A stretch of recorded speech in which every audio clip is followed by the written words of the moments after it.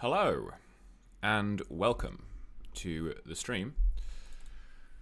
It is Sunday, the 24th of May, and we are queued up for not just another Legacy Challenge, but a Legacy Showcase Challenge. I haven't been able to play one of these for a while. And these are always exciting. They're always a bit of a welcome interruption to the weekly routine. Often draws a lot of players, big prizes, etc. So let's hope we can make as deep a run as we can today. I am running back the mono white list. I tried it in Wednesday's challenge. I felt encouraged by the initial result, first of all, because we top 8'd, but also just the feel. I wasn't as weak into the sort of fair flow state decks as I feared I might be. Sideboard Rest in Peace is helping a lot with that in this metagame, as is, I think, Erode as an extra answer to Tamio. And the sort of core plan of running enough white sources and flagstones to reliably cast White Orchid Phantom. I won't say it worked flawlessly. We did lose to Tron, and we lost 2 lands, and those are matchups where Phantom should be doing a lot of work. But I wasn't unable to cast them or anything like that. So the effectiveness of this as an anti-Tron strategy is still up in the air, but the negative impact on the rest of the shell from running this anti-Tron technology has not been bad. So I'm willing to keep trying it. I'm never going to claim that Tron is going to be a good matchup for, white-based creature decks, but I do feel as though I have a plan going in, and that, I think, is better than how I was feeling with red-white, where I just felt like I kind of needed Teague immediately in the game, or it was sort of over.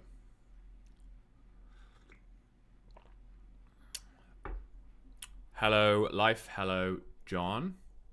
Plainsmaxxing, only 6 planes. Well, there are 6 planes cards. If you count Flagstones and you count Shepherd, then we're more like 12 planes, right? And Shepherd really is 2 planes, so actually we're up to 15 planes at that point. 16. We didn't say basic, right? So that's quite a lot of planes. It's not as many planes as Yorion D&T, maybe, if you're counting fetches, but obviously we are a bite-sized version of a white-based creature deck. The other reason I wanted to switch to mono white was so that I could play 4 Witch Enchanter, because I like this card against Sneak and Show, not only because you can put it in to destroy Omniscience off Show and Tell, but also because you can just cast it to destroy Sneak Attack. And yes, they can obviously get under that. This is a 4-mana spell, and they have Ancient Tomb to play Sneak Attack.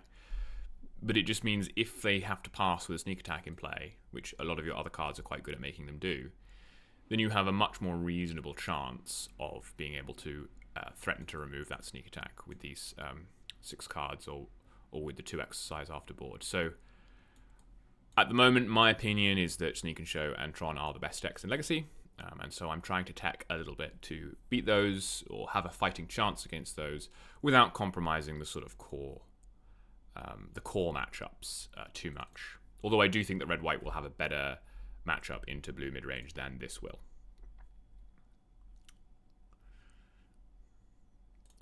Mono-White Yorion D&T is certainly a Plainsmaxxing deck, but who wants to play D&T? I actually think mono white D&T is probably pretty good right now, again, because it's quite good into Sneak and Show. Not so good into Tron, but I guess if you're playing for White Orchid Phantom in 80, that's the same as 3 in 60, but I get to go up to 4 in 60 after board. So anyway, good luck, everyone. Hello, Conrad. Hello, Della L. We are on the play. We don't have a white source though, so swings and roundabouts really. This hand is reasonable on the play. I'm going to bottom the second Witch Enchanter.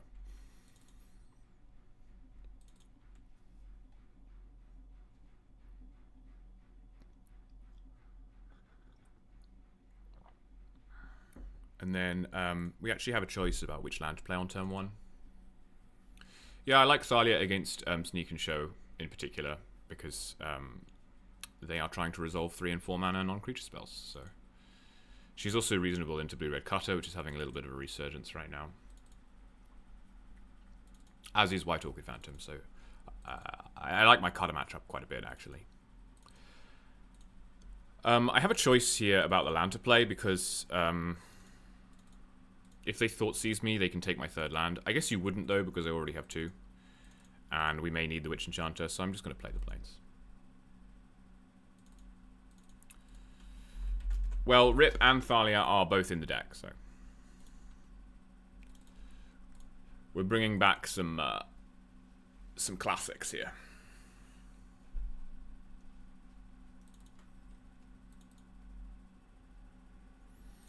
Flooded Strand, go.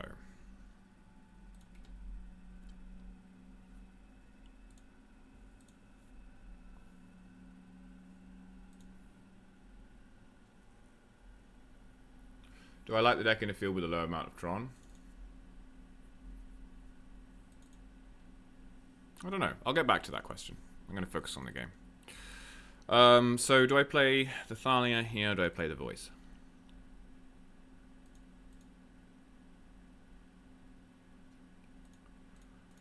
I think I would rather play the Thalia.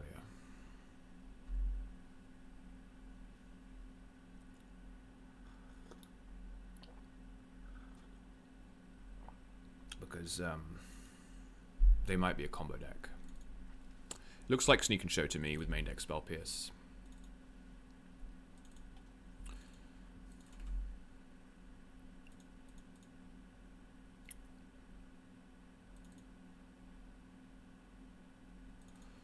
One card on top. Brainstorm. I suppose Cutter could play a main deck Spell Pierce. Could also be some type of control deck. I've seen some Jeskai control lists floating around. Although Spell Pierce is sort of worse in those decks, isn't it?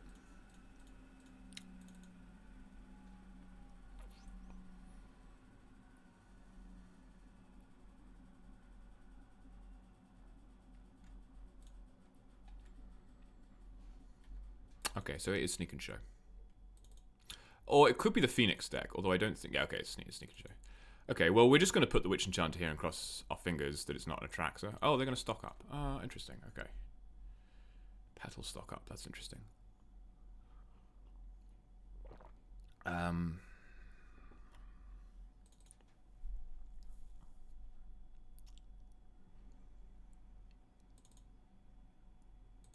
Now I'm thinking it may have been better to lead with the Voice then and protect the Thalia that way, but I think it's all fine.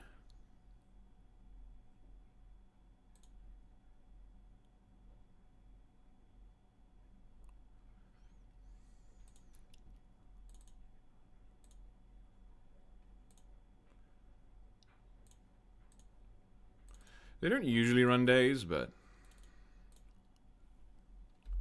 Okay, so they just said go.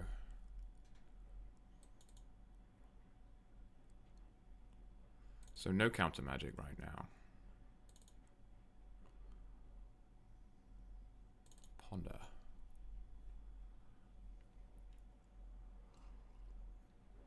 Shuffle. Okay, well, they're stumbling a bit. We don't really have a very aggressive...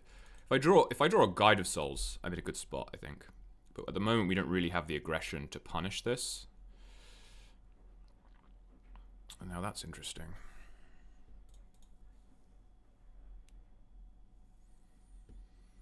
So Ajani is 1 extra damage, but the Phantom removes a red source.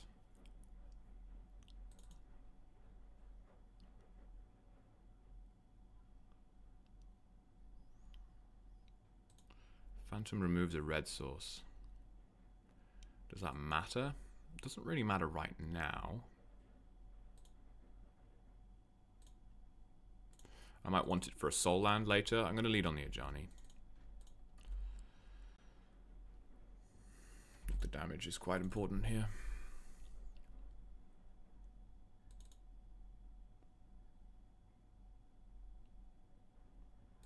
Shepherd. Well, that gets me a Guide of Souls. Problem is the Guide of Souls no longer jumps. Unless I empty my hand, which seems loose. Seems loose to play this as a land, so yeah.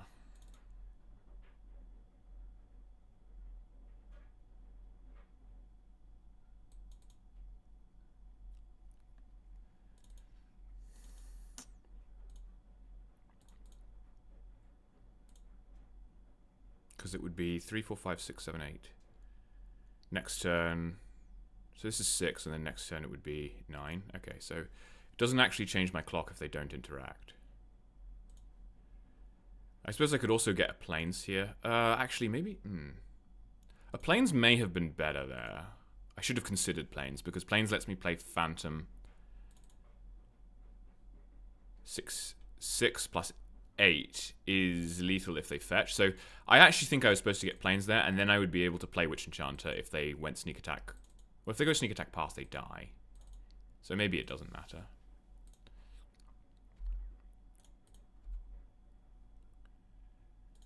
Maybe it doesn't matter.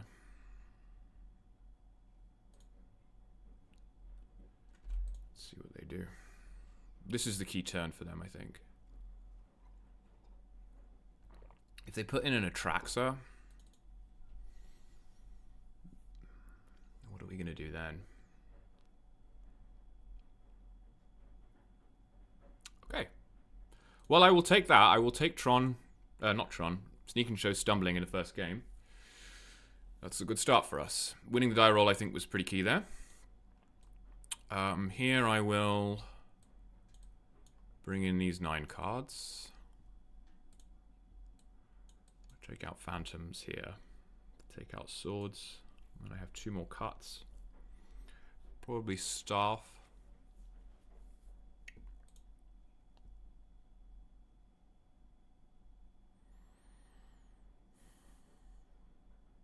Yeah, Felia can blink out an Atraxa on attacks, so...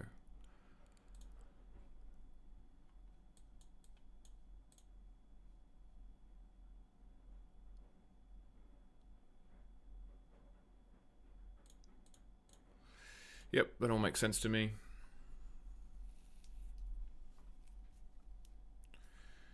Yeah, we got pretty lucky there, to be honest, that they just didn't have a very good draw at all. They weren't really able to recover from the combination of City and then Wasteland on the falls was like very bad for their mana development. Krakus might be our favorite card. Krakus is a good choice. I think I'm going to have to keep this hand. I don't like it very much because it doesn't have any pressure, but I don't really think you can afford to mull a hand like this against Show and Tell.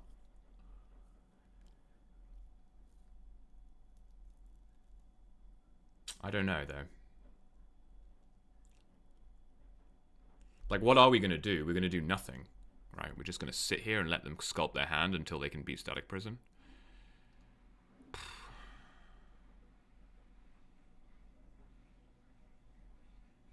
I'm actually not sure if I'm supposed to keep this or not. Because giving them infinite time is like the worst possible thing you can do against the stock-up deck. And like this could only blow them out if they were exceptionally aggressive. It doesn't even have a Caracas to help insulate against sneak attack. I actually think I might have to mull this.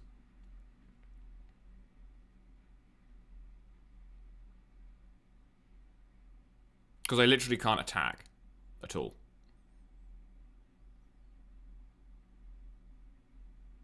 Can't play a Thalia. No voice, no nothing. It's a question of like what's on top, right? Or like how likely are we to just draw runner threats? Like if I classify, here, let's do the math. If I classify these cards by how happy I would be to draw them at this point, I would include these.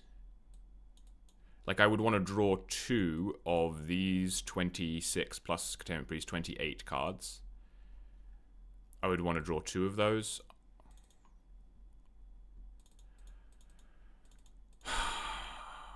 I would, yeah, okay. I think those odds are pretty good. The problem with mulling is that my odds of drawing these kinds of cards are lower than my odds of drawing the cards I'm missing right now, if that makes sense. Like, my answer type cards are a scarcer commodity. Because I have like 6, 10 of those, and I have like 28 threats. Some of the answers are threats and vice versa. So I think I can keep a handful of answers. But I know how I lose this game. I lose this game by not drawing any pressure. Them going to 5 does make this slightly better because it means they probably feel a bit more desperate and like they have to go for it earlier. I don't know. But they're thinking about that one. They're putting a Traxxer in the bin. Okay. So they probably have one. Okay, so that's a bad draw. I'm just going to fire this off to try and give us more time to draw threats. Because we can draw a 1-drop. Okay. There you go, we drew a 1-drop.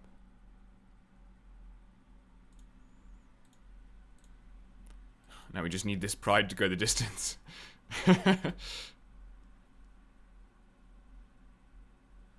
Basic mountain. Okay. Flute.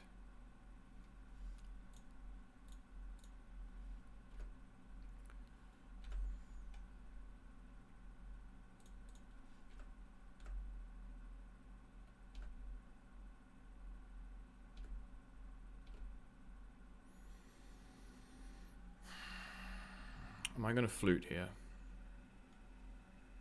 I don't think I am, because I think I want to flute Sneak and Show. Not Sneak and Show. I can never say the words. Sneak Attack. I want to flute Sneak Attack because I'm pretty good against Show and Tell. Even Exercise can remove a Traxxer, although Traxxer is a little bit of a disaster. Traxxer is a little bit of a disaster.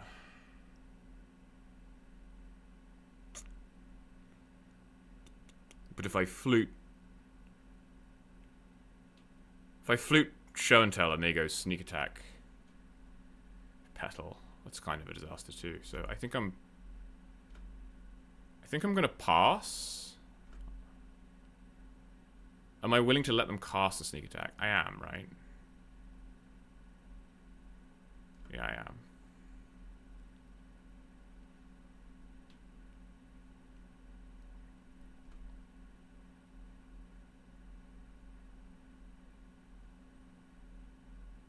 Pyroclasm? Prismari Charm. Surveilling with Prismari Charm. Okay.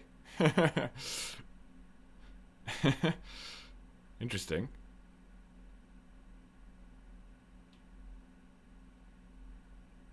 Stock up in the graveyard. Plays out the Petal. Do I want to respond because of Spell Pierce?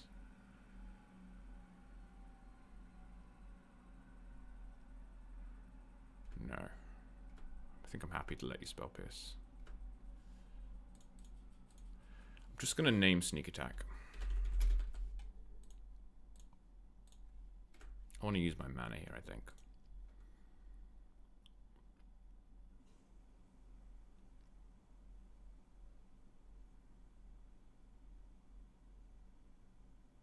Deciding whether to Surveil now.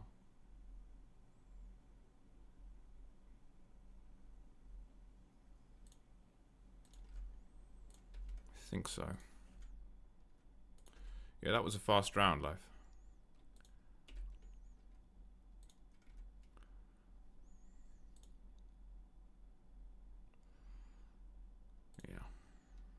Let's surveil. Oh, I guess I should have... I'm going to keep that on top. I guess I should have maybe exercised this before. I think... Yeah, I want to use my mana. I'm going to do this. Yeah, okay. I don't know how good a play that is.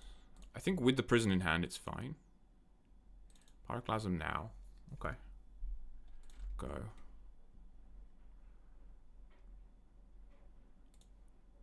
Let's play this. Let's say go.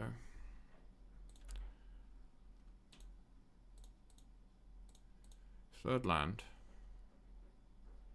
Stock up. Show and tell.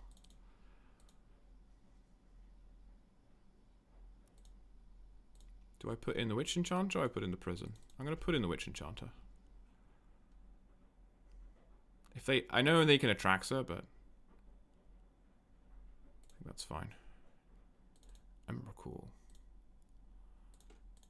Okay, well I guess we lose to Force then. Huh.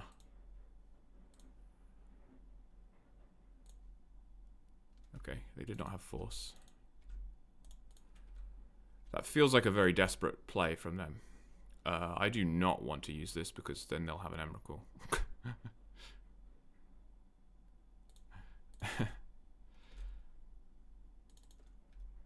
And I can follow up with the silence. I'll keep the Witch Enchanter.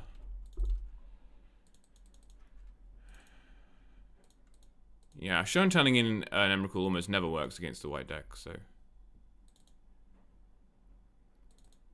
I guess they probably had Sneak, and that's why they were forced to take this line.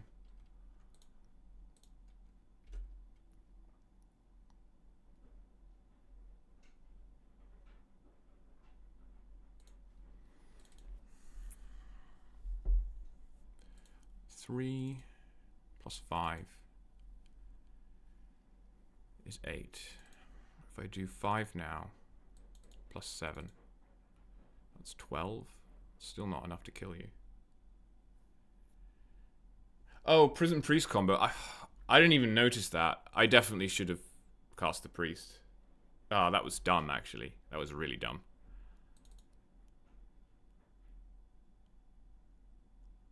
Just wasted an energy. It's okay. Here's what we're going to do. We're going to kill this thing. We're going to attack and pay. Prison Priest combo. Yeah, I didn't even notice.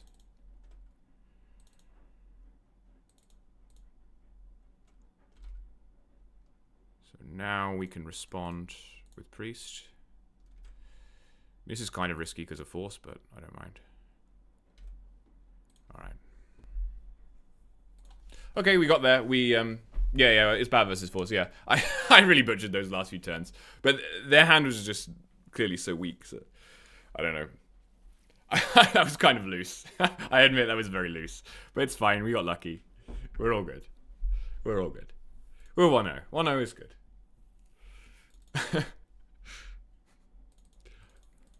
Don't try this at home.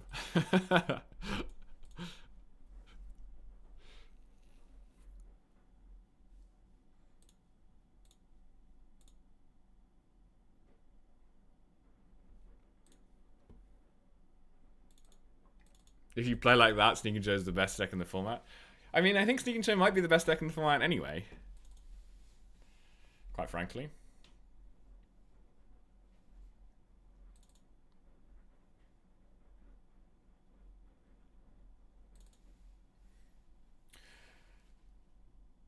What makes me say that? Just the results, I think.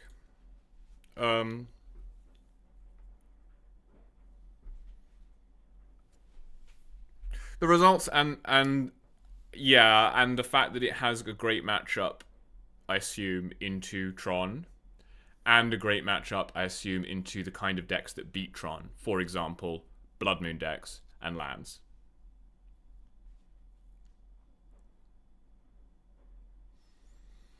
And I think that the matchup against Tempo is like better than it used to be because of all the card selection tools that Sneak and Show has access to now. So I think it just has a very powerful linear plan that a lot of people just aren't going to be ready for in game one. So you have this combination of just a very, very powerful game one, a natural advantage against other top decks like Tron, lands, etc., and a pretty resilient like post board plan. I just think it's very good.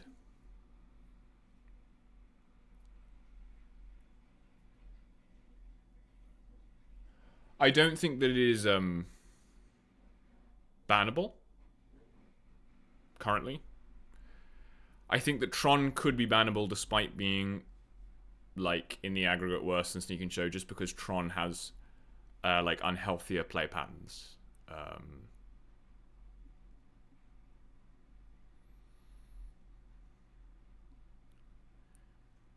Because Tron can play turn one. Tron is like very good on turn one and very good on turn 10. Sneak and Show is a bit more like, I don't want to use the word fragile, but it like has a specific power spike which like varies from game to game. That you can kind of feel out. I feel like there's more counterplay. Put it that way, there's more counterplay to Sneak and Show than there is to Tron, I think. The deck loses to itself more than any other deck. I guess. I don't know. I've never tried playing it. The people who are good at playing it and like know how to mull and how to use their cantrips, I think they bring that. I think those guys bring that fail rate down pretty low.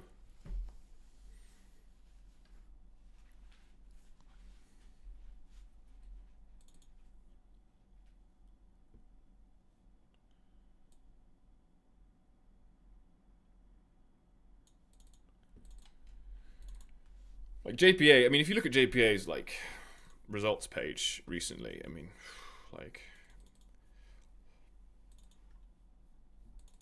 they're a monster, obviously. Not everyone's going to be JPA, but JPA was not able to do that in previous iterations of the format, right? When we had Entomb, and before we had Flow State and Stock Up. But now they are.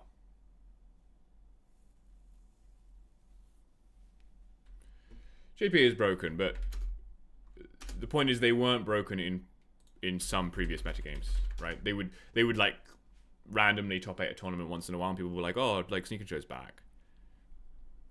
I mean, recently it's all modern, but if you look like a couple of weeks ago, like, this is crazy.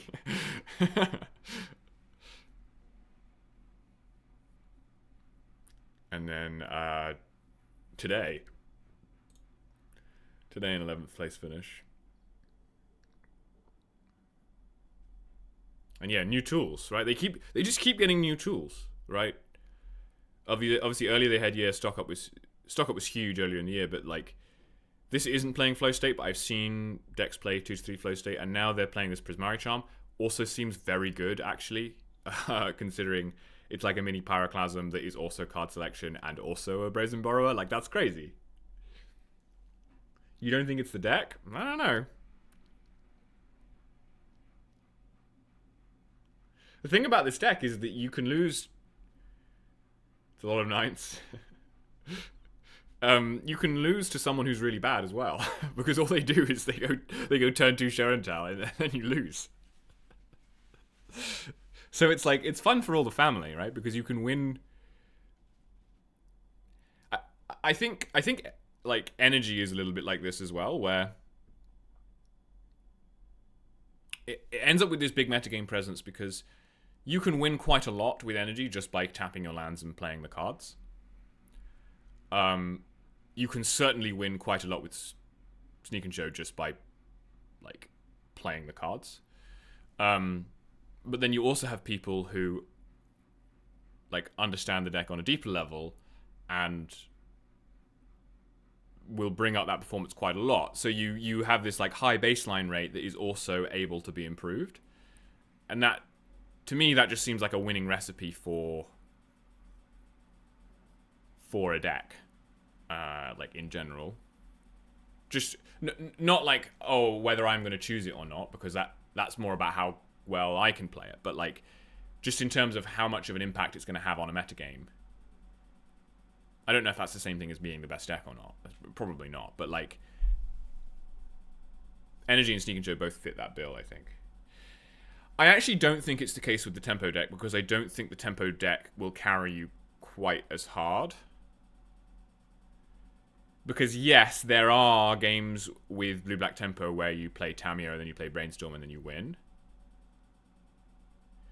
But I think there are fewer of those games. So I think that you start from... There's probably more skill expression in Tempo. One of the reasons why people like it so much is because it has so much skill expression.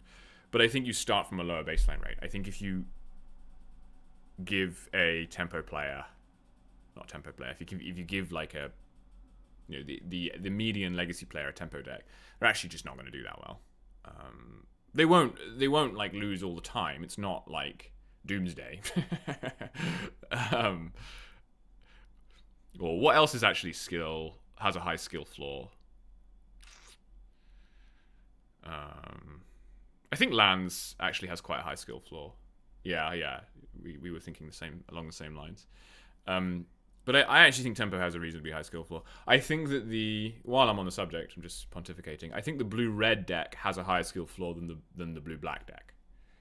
Because the blue-black deck, yeah, you can probably just... You have more games where it's just like, play my Tamiyo, force your removal. Or like, play my Baragoy, force your removal. Play my Murktide, force your removal. There are more games like that with blue-black. When you're playing Cutter... Like, a beginner with Cutter is going to, like, screw themselves over all the time. Because they're going to leave themselves in a position where they just can't trigger Cutter reliably and that kind of thing. Or, you know, they're going to daze at the wrong time. So, like, I think the Cutter deck is a little bit more punishing. The abandoned deck requires the most format knowledge. Yeah. One thing that's kind of interesting about Oops, from a skill expression perspective, is that there is not a great deal of skill expression in the games. There's not nothing. Like, I've definitely beaten Oops players because they made the wrong play. And, like, once you factor in Memory's Journey and stuff like that, you know, there's stuff going on there. But I think there's more skill expression in Oops in the list that you build. And the list that you build in Oops has a massive impact on the games, has a disproportionate impact on the games because you have access to every card in the list in a lot of your games. So, like, going into a weekend, I think a lot of the skill expression with Oops used to be, or it still is, maybe, if it lives. I don't know. We'll see. A lot of the skill expression used to be, like, what am I going to play for the expected metagame? Like, do I expect Grafdigger's Cage? Do I want to play Progenitus Shenanigans in my sideboard? Do I want to play... like, how many Poxwalkers and Narcomoebas do I want to play? And why? Do I want to play a Lotleth Giant? Do I want to play a Disciple of Freyalise? Do I want to play that weird, like, dragon spell that shuffles in? I don't know. Because like, single copies of stuff in the 75 is, like, quite impactful.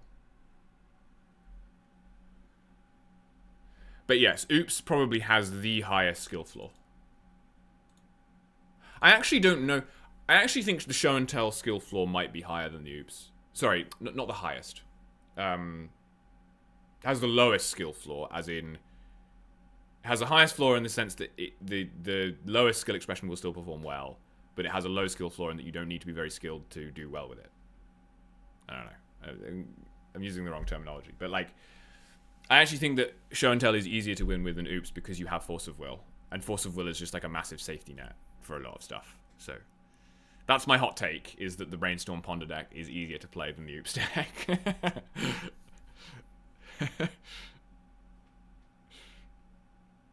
I mean, I own Oops in paper, John. I used to play Oops... like, reasonably often in paper. I haven't played it for like a year because it was more fun when it was a bit off meta, you know? And I actually think it's a shame that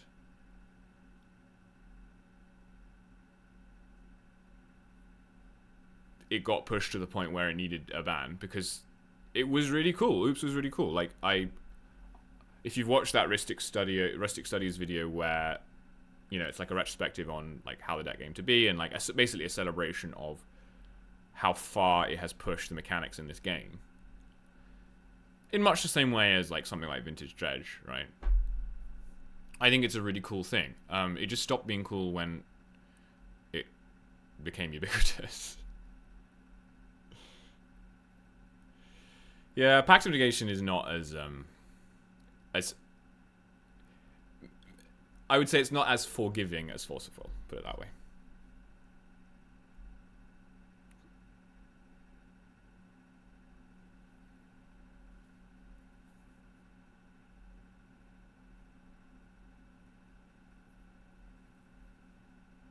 You think that Oops could still be a meta call? Maybe. We'll see. I'm not tapped into the deck enough to really have a strong opinion on that.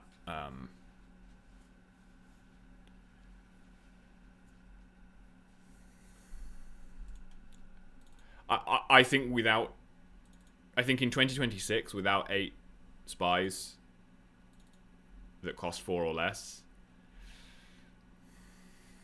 I don't know. I don't even know if you can be consistent enough, to be honest. Like, why would you play it over BSS, you know?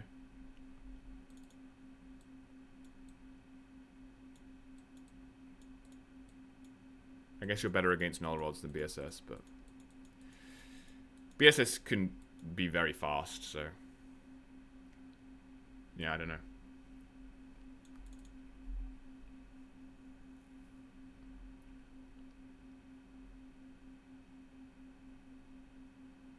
$7K cheaper. Yeah, I mean, that was one of the reasons I built Oops in paper, is because it was cheap. You know, it was cheap enough that I could buy it for myself as a graduation present, which I think is what I did.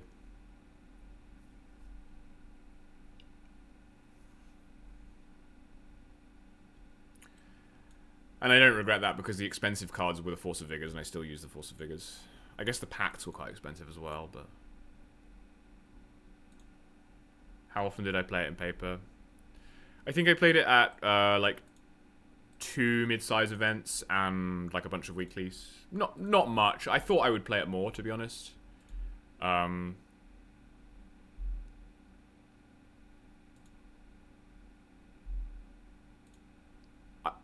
know that sounds funny to be like, why were you surprised that the Oops deck did not have much longevity for you? But because like it's a famously very repetitive deck. But I actually don't think it was that. I think genuinely it was the meta change where it became more popular that turned me off it. I don't think it was the deck itself. I think I would have been happy to keep playing the deck and like working with it and like tuning it and figuring out what kind of options work for me and what kind of metagame I wanted to target, that kind of thing. I think I would have been happy to do that with the repetitive gameplay if it wasn't for the fact that I felt like I was being targeted because it was a popular deck. And not even just targeted, but just like...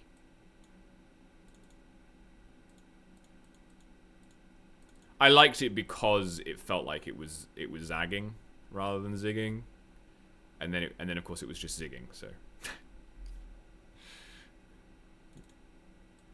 Didn't feel that fun anymore.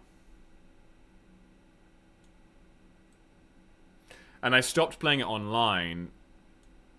I generally like to be able to play the same deck online and in paper so that I can be learning it at the same time in both. And I stopped playing it online because I sold my Poxwalkers. Because I had bought 8 Poxwalkers and I sold them all because I wanted the cash back. But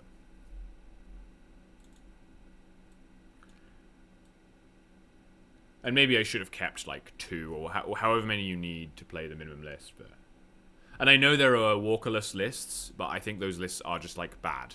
I think Poxwalkers was a very clear power upgrade for the deck, so.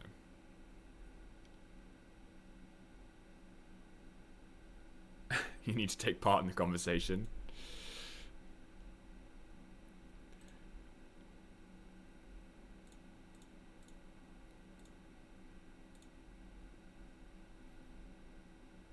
Yeah, we've been conversing. Haven't even been playing Magic, just been conversing. Still got 16 matches to finish.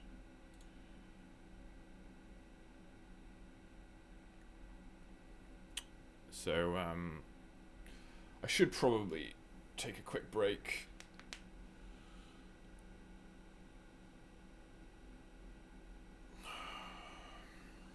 I'll take a break in a minute.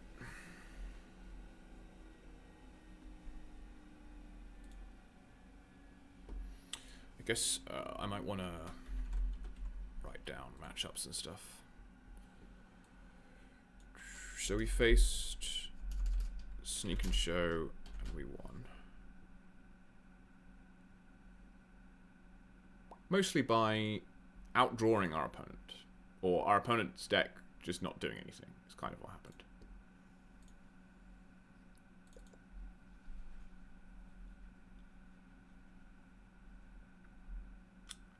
So I saw an interesting modern deck the other day, which I did put a post about in the Energy Discord, which was playing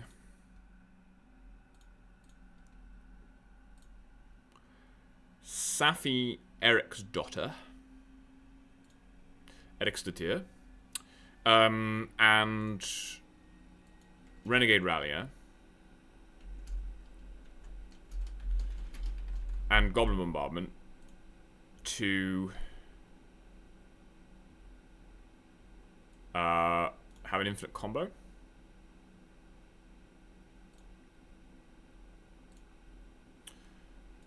And it was also playing the Rescuer card, whatever it's called. I can...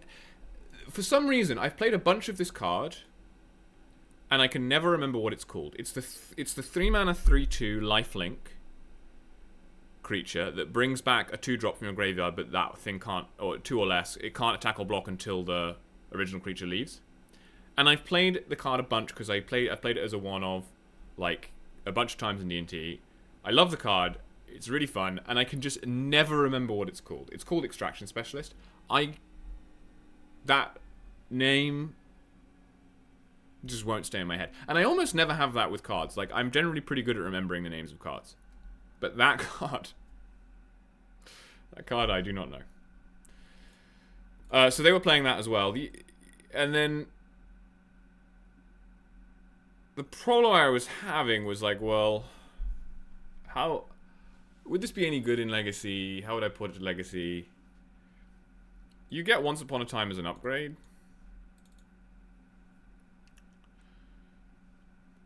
And you get Wasteland, which is good with Rallier.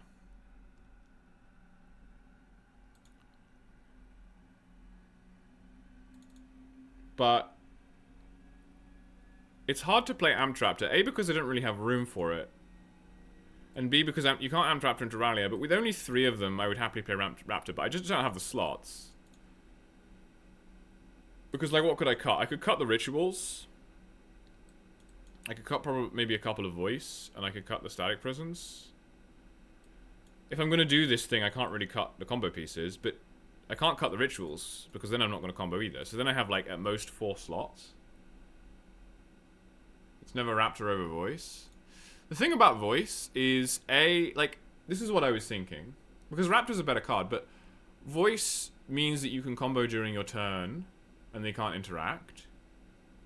If it stays in play. Or, like, it forces interaction. And you can sacrifice one of the tokens to put a 1-drop into play with Ritual.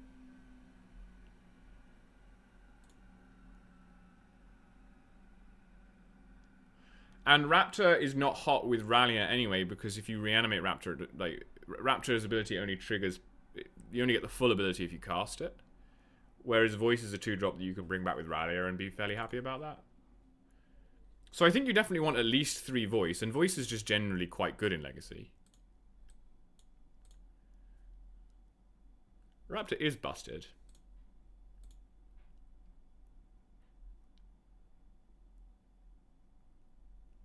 Which is probably why you just can't play this, right? Because why would you play this over red-white? Just regular old red-white. The only reason is because it might be sweet.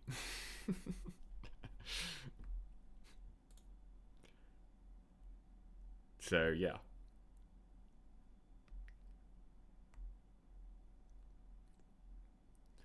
I could see maybe running a 4th Rallier. It's a lot of 3 drops, though. My laundry is done. I'm just gonna put my laundry in the dryer.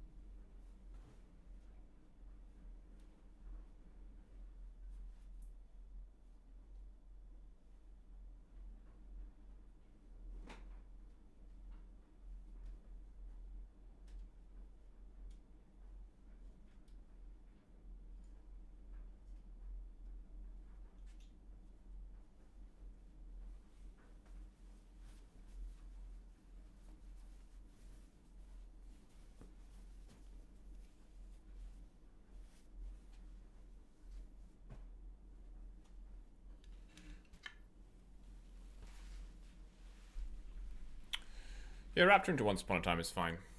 No, this deck does not grind better than red-white. I mean, very few decks, other than like actual D&T, grind better than red-white, to be honest. That the way I build it with the 4 scouts and everything, that deck grinds like nobody's business.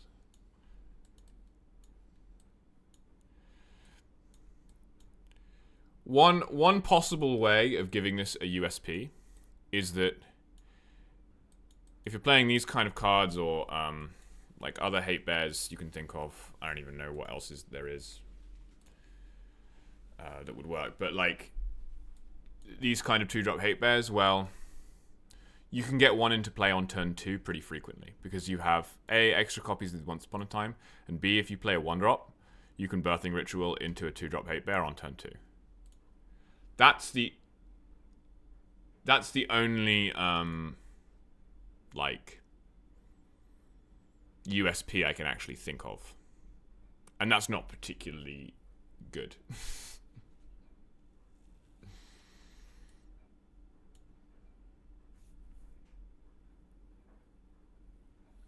Unique selling point.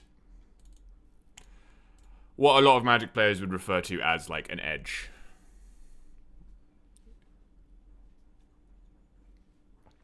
Yes, you asked me how is mono white when you don't expect Tron. I think you could still play mono white.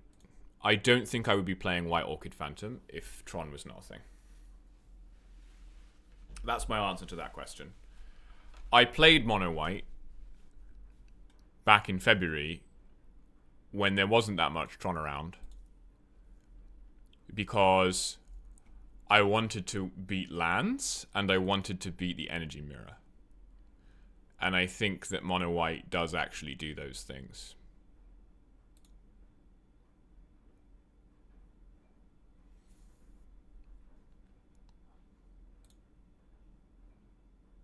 More effectively than red white. So yeah, I would run a list that looked very similar to this if Tron were banned, but I was expecting lots of lands, or like more lands than usual. And I would just be running something over the Phantoms. Yeah. What would I run over the Phantoms? That's a good question that I've just asked myself. I mean, you would be able to cut flagstones. I would probably run something that looked a lot more like the original list. So I'd cut these lands. I'd probably just play more basics. And I would probably go back to the Helios one in this slot. And then in the Phantom slots,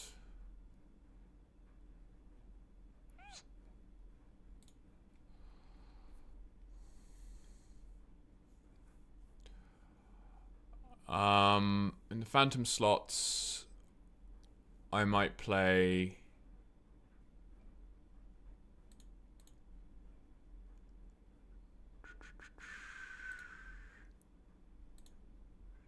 some Leonardos, maybe.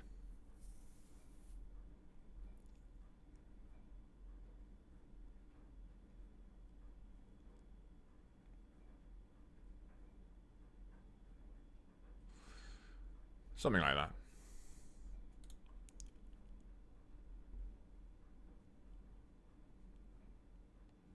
This is a different list from a while ago. But I think it would look more like this if there were no Tron. Maybe not Conqueror. I'm kind of off Conqueror these days just because there wasn't an explosion in like Welder decks like I thought there might be, and Cradle is just gone. There's just no Cradle.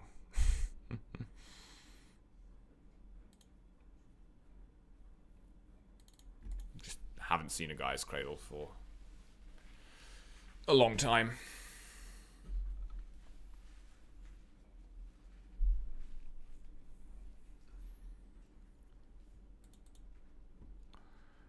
And you could put the fourth Shepherd back in and stuff like that.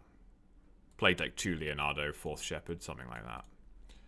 Fourth Shepherd is another copy of Guide of Souls for the Energy Mirror. So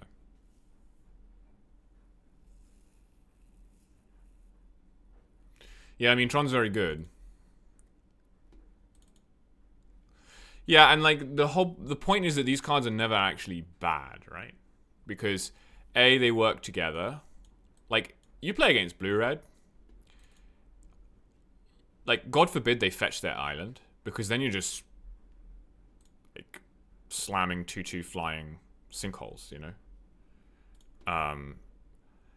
And the flagstones means that you can also ramp with the Phantom, which is pretty good in this deck, gets you closer to Shepherd, etc. Like, that's actually almost better than running Tomb, which a lot of people are doing in mono white, and which I don't really like that much. So again, the point is not to like tunnel vision on an anti-Tron plan that screws everything else up. It's to play what is a pretty powerful card generally, support it properly, and then via that have a plan against Tron that like may work some of the time. Again, as I should stress, as I said at the top of the stream, I do not think I have a good Tron matchup. I just think I have a slightly better Tron matchup than I would if I were not doing this and playing a different energy deck. Thank you for the follow, Janky B. That was 15 minutes ago, but my gratitude has not lessened in that time.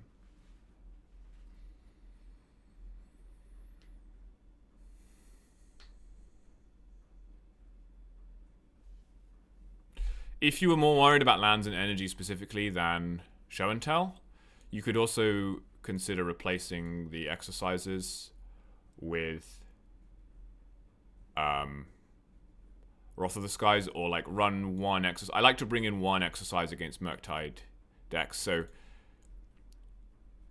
you could run one and then you could like cut these two for Wrath of the Skies or something like that. Because Wrath of the Skies is very good against lands, I think. And it gives you like a safety valve in the energy mirror as well. So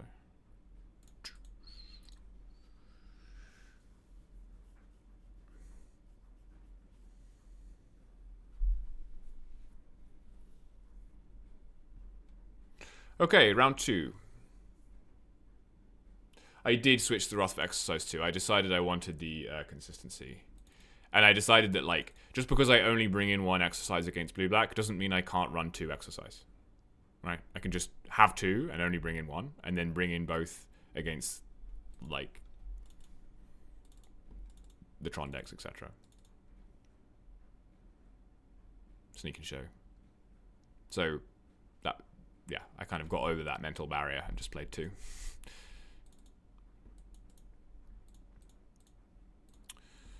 This hand's missing a second white source, but it's still fine. One thing I really like about playing mono white is that even when I don't have a lot of lands, I have so many lands that can't be wastelanded that it's just such a load off my mind. It's like this white source is going to go into play, it's going to stay in play, and it's going to be there forever, right? And they can't Blood Moon it, they can't Back to Basics it, they can't Harbinger it, they can't Wasteland it. If they Ghost Quarter it, I'll get another Plains out of my deck. Just feels safe. I'm not going to draw any cards that I can't cast with the Plains, or that the Plains won't help cast, put it that way. Just feels great. It's a warm, fuzzy feeling to play mono white.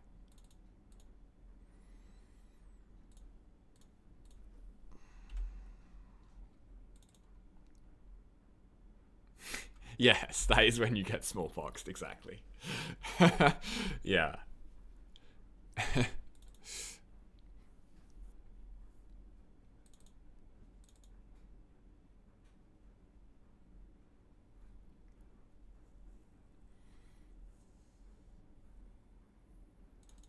Or what's that card? Flash Fires? Flash Fires destroys all planes. Okay, Sea Ponder.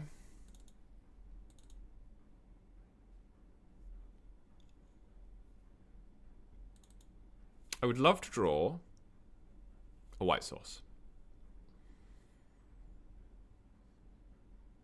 That counts.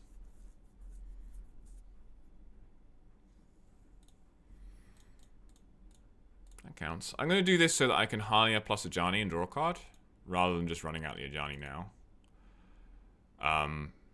If I knew this was Doomsday...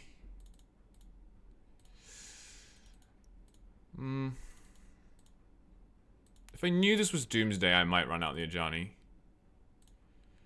But against tempo, this is definitely better.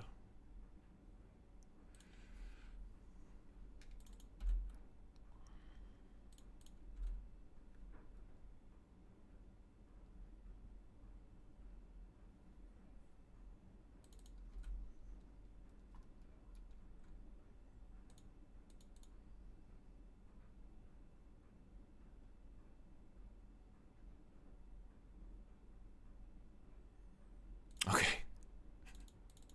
And it's unlikely to make the difference anyway against Doomsday. Played Doomsday last 15 leagues? Okay, fair.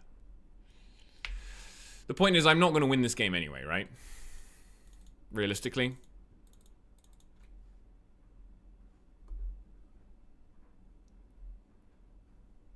I generally don't Google people's names just because I don't necessarily have a problem with it from a fair play perspective. I think it's fine, but I think it puts you in the wrong mindset, because really you should just play the game that's in front of you. That's kind of how I feel.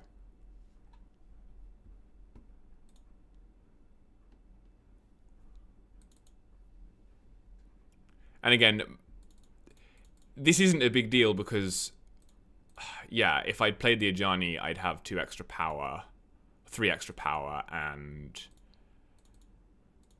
I would still lose in this context.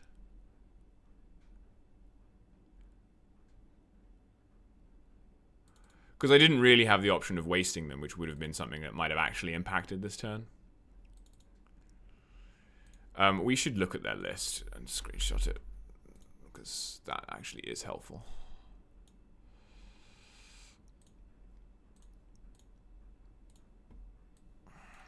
So they're on main deck. 3 Veils, 3 Teferis. They're on 4 color, 1 ring, flow state, Doomsday.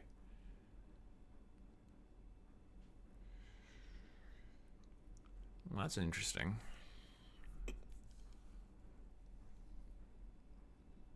So they don't have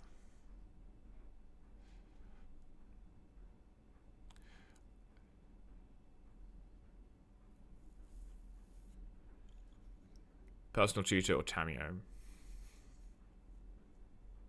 So we need to be able to beat the 1 ring as well. I imagine they have a creature pivot in the sideboard. I also imagine they have a basic. Yeah, they have an island. No swamp, though, which is pretty important.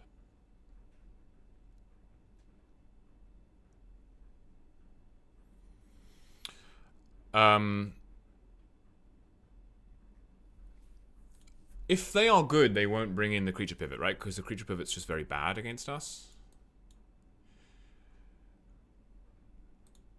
I think I like Trap here. I definitely like Flute. I think I want Exercise for the ring. And I do think I want Phantom, if I have space for it. I guess these are kind of up in the air. As I say, I don't think they should bring in their creatures, so I'm going to sideboard as if they won't.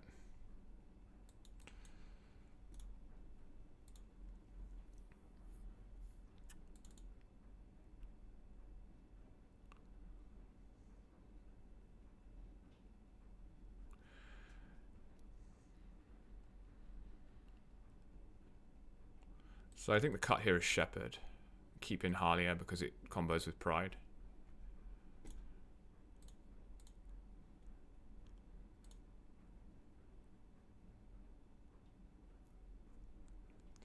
I think this works for me. I think we're going to get browned, but I think it works for me. We could bring in Erode for the Teferi, but I don't think the Teferi really matters. I assume they probably bore out Teferi, right? I don't know. I guess it's a catch-all for Flute and stuff, but stops you dying to your own ring. I don't think we're going to need to destroy a Teferi. I think we're going to attack a Teferi, and that's going to be fine. As a Doomsday player, I'm aligned with your choice. Okay. Good.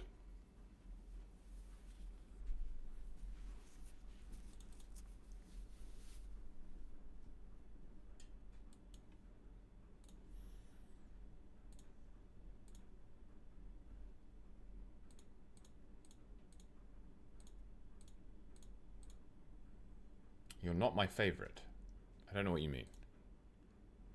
Thanks for the follow, Universe. 8 minutes ago. I need to get better at spotting those. I think I'm going to keep this. It's... Oh, in this match, I see. Yeah. No, no. Like, I can mull to stuff that interacts. They can probably beat that anyway. this goes turn 1 guide, turn 2 double pride. If they stumble at all, this is fast enough to get them. I'm gonna keep it.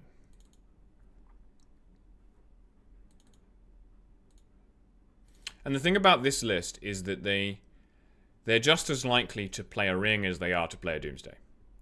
And if they play a ring, they might not find Doomsday. Now, they might find Massacre or whatever it is they have out of the board, off the ring. But you don't just die. They're supposed to multi-fast kill. They kept 6, so we'll see.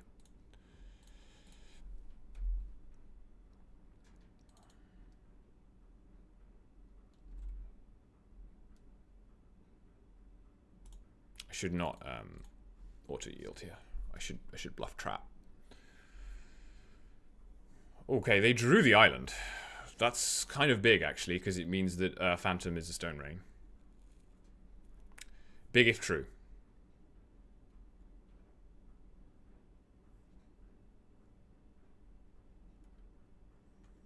Okay, Dark Ritual. So now I'm going to wait to bluff trap. Okay. Where's my Wrath of the Skies? That's Caracas. Okay. Play Pride. I actually wonder if I'm supposed to play Voice there, but I don't think so. Oh, you would have played Voice? You play Voice first and then you have Phantom next turn?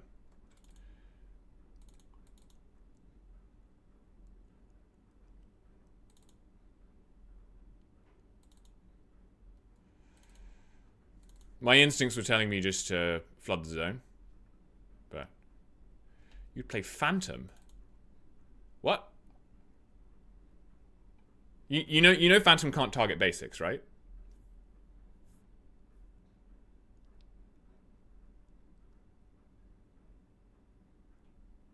Yeah, okay. I thought so. Yeah. No, I can see Voice. Voice to protect the Phantom.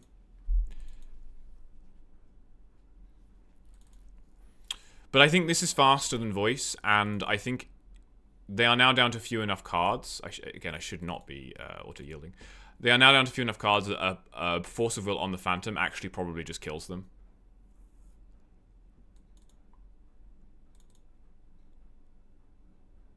We'll see.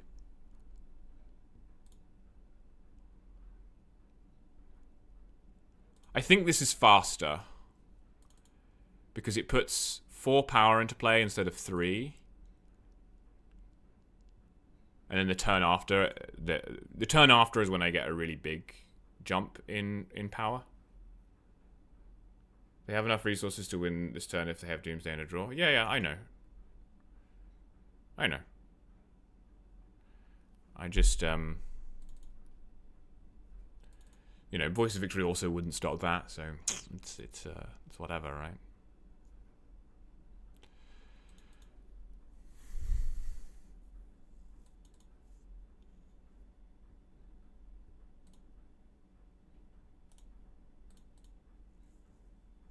I mean, this pause means they're probably working out the pile.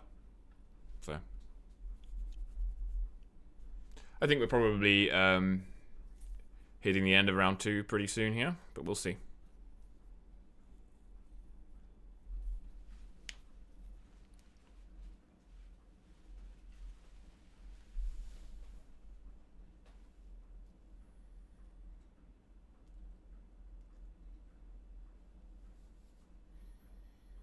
I don't think it is any harder. In fact, because you're more likely to have the 1 ring in play, then it's actually easier.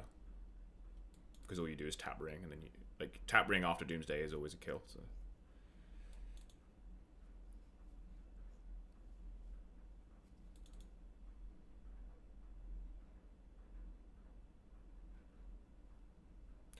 The problem with 4-color, like the downside of 4-color, as I understand it, I mean, Orishetta will know more, but as I understand it, it's not that you have trouble winning after Doomsday, it's that you're less likely to be able to put Doomsday on the stack. A, because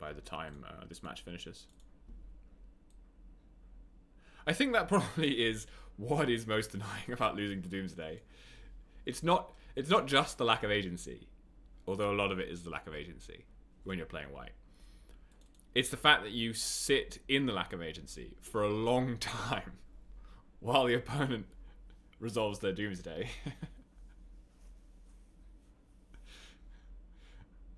Like time spent winning versus time spent losing.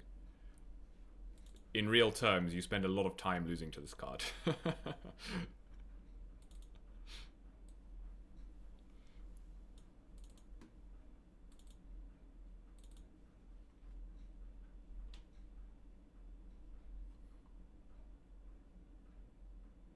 Leonin Arbiter. I had an idea for a Leonin Arbiter deck. I mean, you could just put... Once you cut the flagstones... no, you can't. Actually, you can't do it with Starfield Shepherd. I had an idea... This wasn't the Leonin Arbiter deck. I had an idea for a Leonin Arbiter deck. Oh, here we go.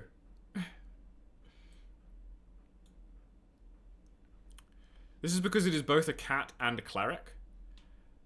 This is a cleric and this is a cat. So you play Cavern and then you can name either cat or cleric. And then everything's either a cleric or a cat, and some things are both cats and clerics. But the problem is I don't think this card is actually playable, so I never actually... Did I play like one game with this? I think I played like one match with this and then scrapped it. But Leonin Arbiter is not a bad card. The problem with Leonin Arbiter is that you can't play good cards with Leonin Arbiter, right? You can only really play it in mono white. And you can't play any of the good cards in white because you can't play Stoneforge Mystic, you can't play Recruiter, you can't play Starfield Shepherd even.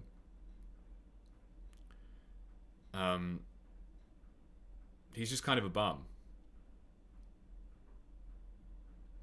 But I do have a very special place for Leonin Arbiter in my heart.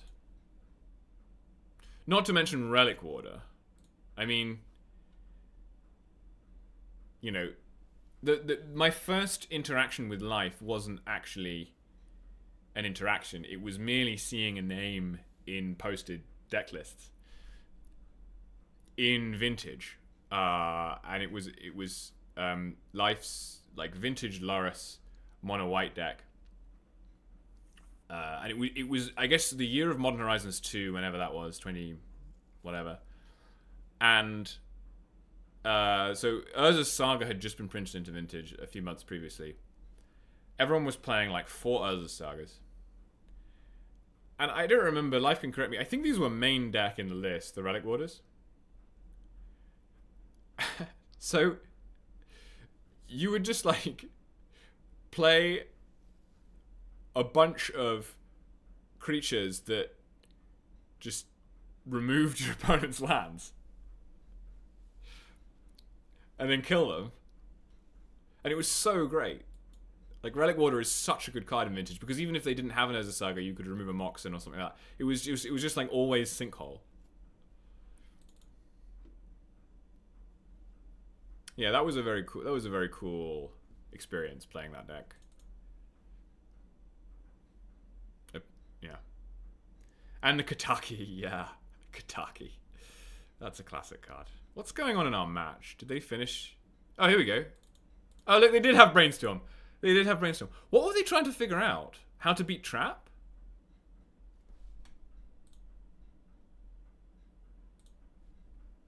Because I could trap this, and I think I would trap if I had it.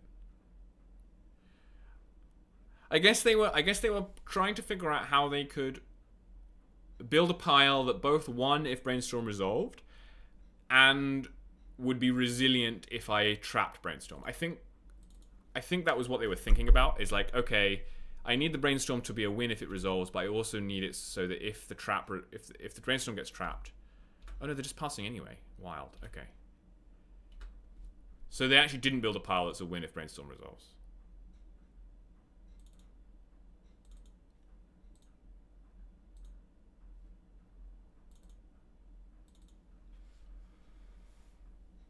Yeah, it doesn't make much sense to me either.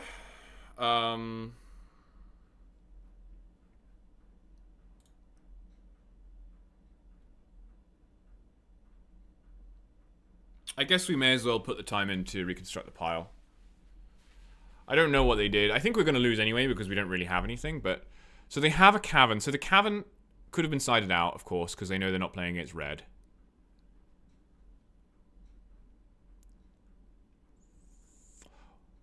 What I really want to know is what mana sources they have in the deck. So 2 petal, 3. So there's no petals.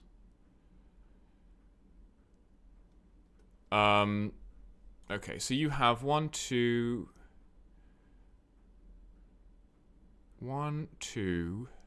3, 4, 5, 6, 7, 8, 9, 10, 11, 12 lands that are not underground sea or island. And sewers. 13, 14. Yeah. No. Just 13. No, 14. Here you have... Oh, hello. Here you have 1, 2, 3, 4... Oh, you brought in a basic plains. Okay. 5, 6, 7, 8, 9, 10, 11, 12. So they have the second underground sea in the pile. Right? Tundra is here. Drop is here. And a fetch land? God, I hate doing this. It's so... I should be better at this with how many times I've done it. 4. They've got 2, 3 deltas. Here we've got 1, 2, 3 deltas. So it's just underground sea, but that doesn't quite match up. Counter magic. 2 Fawn in exile. 4 Force in exile. They could have a Fawn, unlikely. Days. No days. Brainstorm. So it's like... Must be the Consider, right? The Consider is... Oh no, there is a days. Hang on, because there's a days in the graveyard here. Okay, so they have a days. No, there's 3 days in exile. Oh my god. I hate this so much. So... 3 rings. You're only playing 3 rings? You're only playing 3 rings. Your pile is Sea Oracle.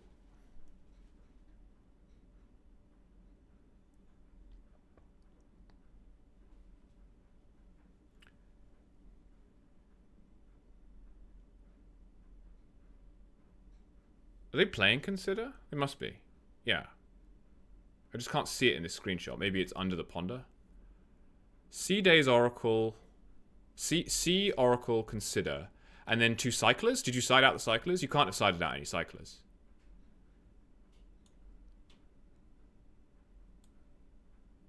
In which case, why didn't you win? How did you not win? Cycle, crack LED. 3 cards. Consider. 2 cards. 1 card. You were playing around trap, I guess.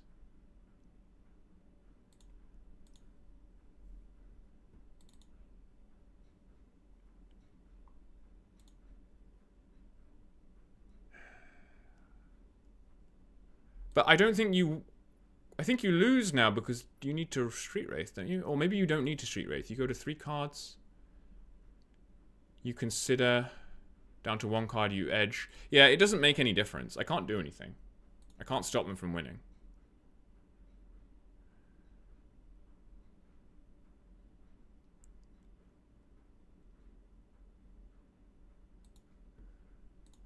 It doesn't matter.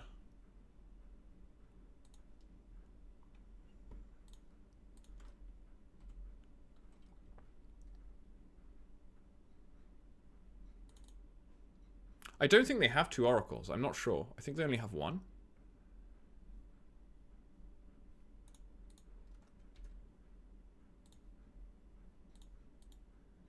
Yeah, I had no decisions to make there anyway, so it was kind of a waste of time to even bother figuring it all out, but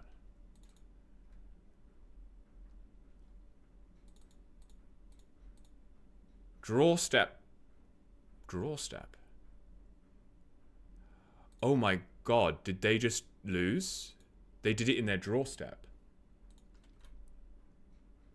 So the mana's gonna empty. Oh my god. That's so unfortunate. You can't cast it in your draw step. Oh my god. Well, we reconstructed the pile correctly. So that's nice. That is so funny. Oh, I didn't take a picture of their postboard deck. I should have done that. We saw basic planes, which is relevant, and we saw prismatic ending. And I don't think we saw any Teferi. That's so funny. The worst part is it's not going to matter because they're on the play now. They're just going to run over us, whatever. But hilarious. Just hilarious.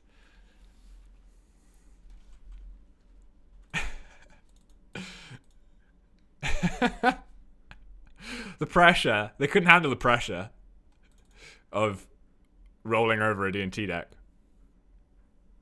Confirm no creatures, yeah. This isn't Mull, I think.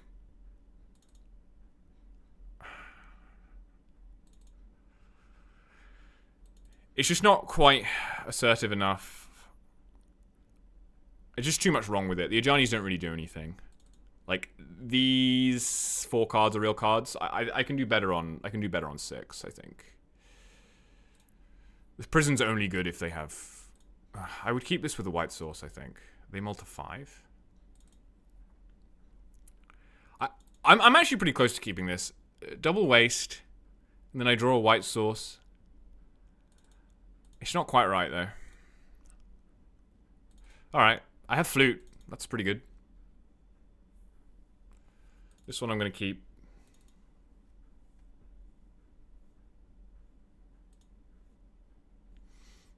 I'm going to bottom the prison and the witch enchanter, I think.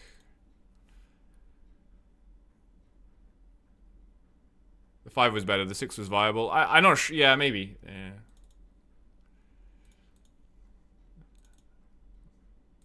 I felt like I could do better.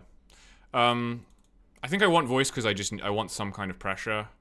The prison is only good if they play 1 ring, and then really without any pressure it doesn't do anything. So I think I'm just bottoming. You bottom prison and planes. Well, because this is strictly better than planes.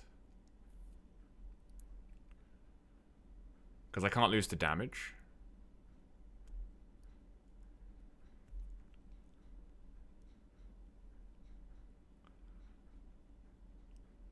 Yeah, I guess.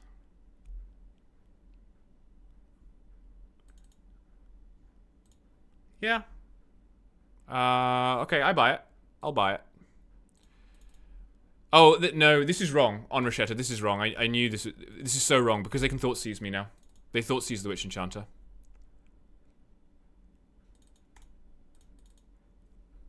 Yeah, so it's actually a big punt there not to bottom Witch Enchanter.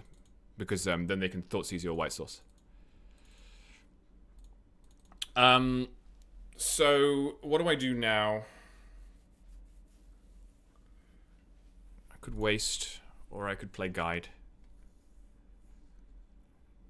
I think I'm wasting. I think if I were them... Yeah, I don't know.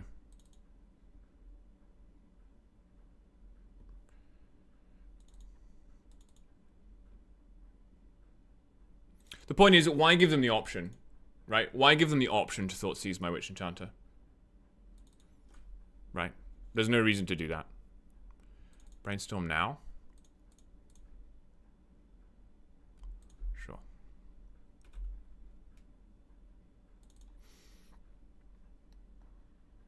because I may flood.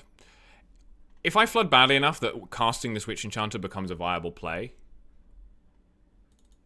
why would you let them resolve the Brainstorm? They can just draw, they might draw, why would they put the wrong 2 cards back? Why are all our plans relying on them playing badly?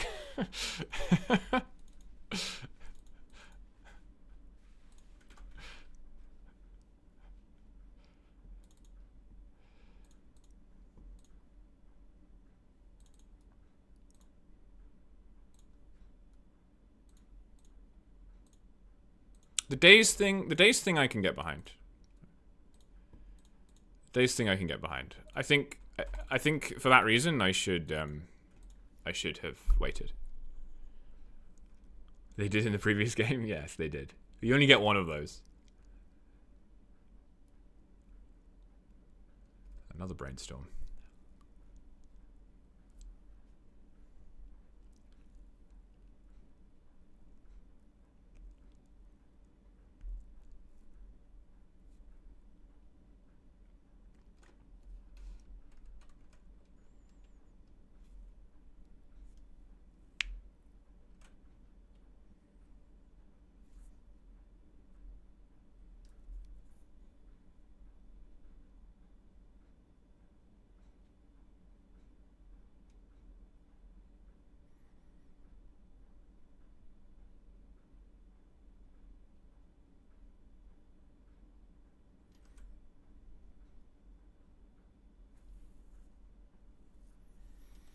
No, I'm not playing voice here.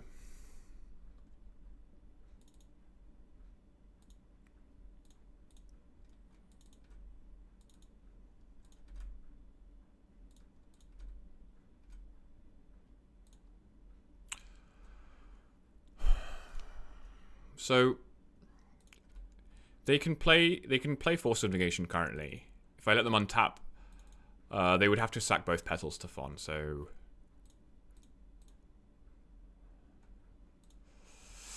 problem is, if I flute Doomsday and then they play the One Ring. But they didn't have a land drop there, right?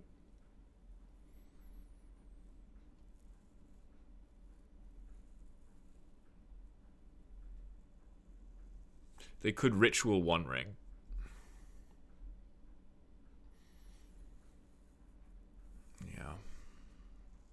The problem with fluting Doomsday in the upkeep is they can play a One Ring and I probably lose to the One Ring. They had Ritual One Ring. Well, by that logic, they had Ritual Doomsday, so why didn't they do it?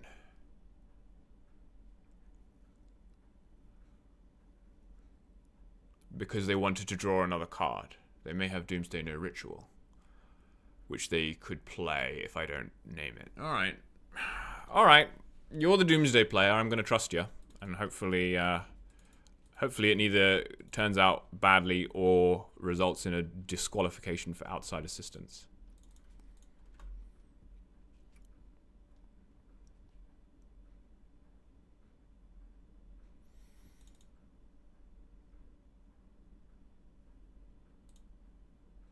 I may be getting dazed. That's fine. There was also the line of just playing voice, which is better into a weaker hand. Because, okay.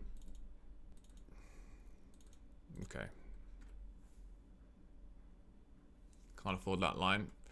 I don't know, if I can afford this line, I can probably afford the other line. Because if they Doomsday, they're not gonna... Well, I guess they could Cycler. Yeah, they could Cycler and then Brainstorm. Yeah. I guess this plays around that.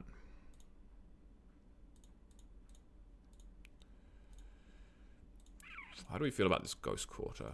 I don't want to use it. They can get Plains.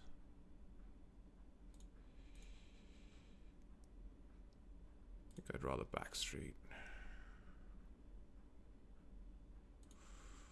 Interesting. I'm gonna...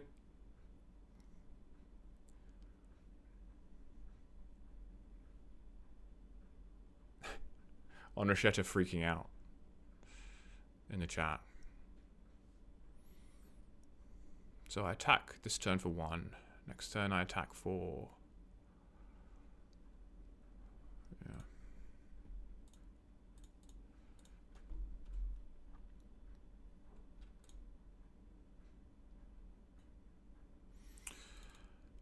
It's a significant increase in clock is the only thing on Rochetta. But pretty much any creature is a significant increase in clock here. Did have a cycler, okay. Consider.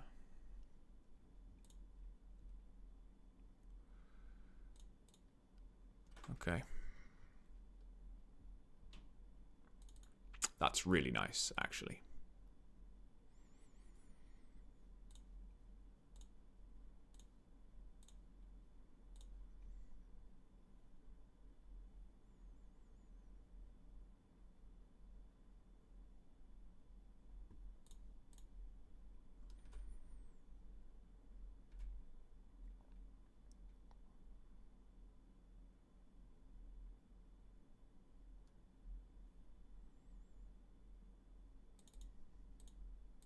Okay.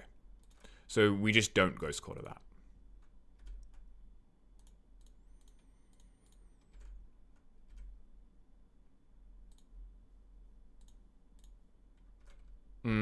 I shouldn't have put it on this because of bounce spells. It doesn't matter too much.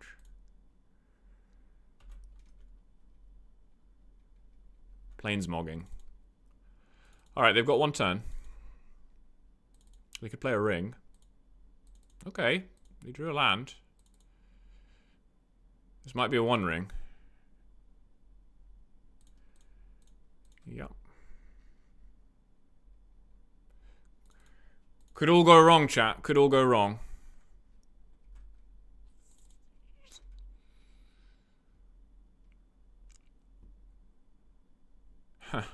That doesn't help.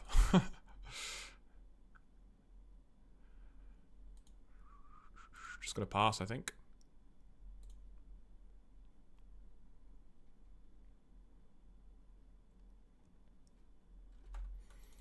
On Rochetta, very confident. I am less so. I guess the flute... The pending is gone, and the flute's still on Doomsday, so maybe we're okay.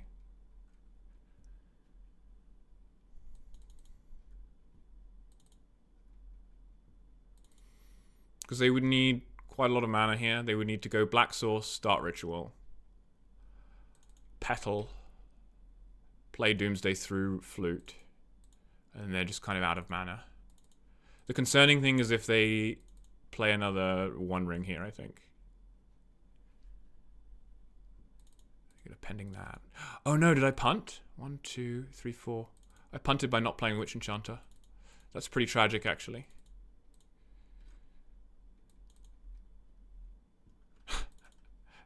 That's kind of tragic. I would have had lethal in play if I just played out the Witch Enchanter. I was like saving it for, I don't know, like Petal Pass or something. They do have a Black Source now.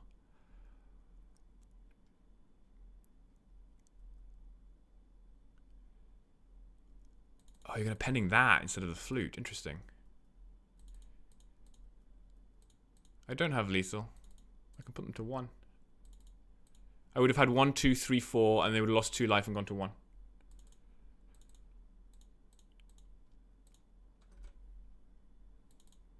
I didn't before either.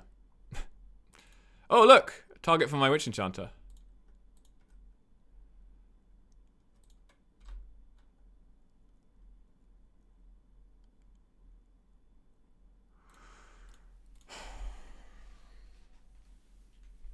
One life is lethal. Okay, yeah, fair enough.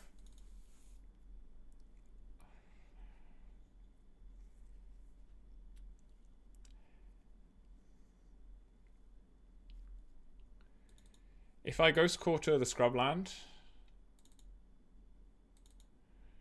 they get a 2nd blue source, but they have no black. And I can play Deafening Silence. I think that's better than Witch Enchanter.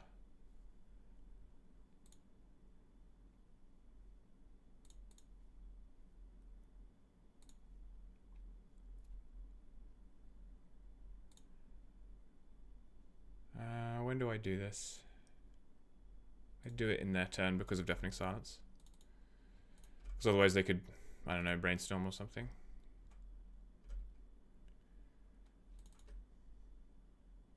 Maybe they have black removal, but they have white removal. We know they have white removal. They would have slightly more mana in their upkeep. They'd have 4 mana in their upkeep. I don't think it's relevant. I think it's more relevant just to... do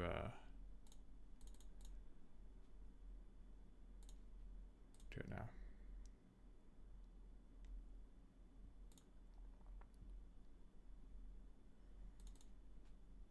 Gets the island. Goes to 3.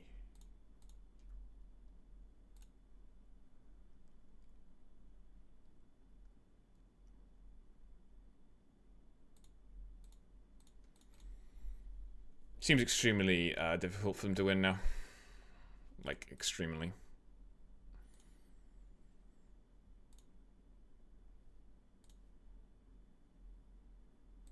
They have to somehow remove silence, then get my creatures out of play, then get this ring out of play.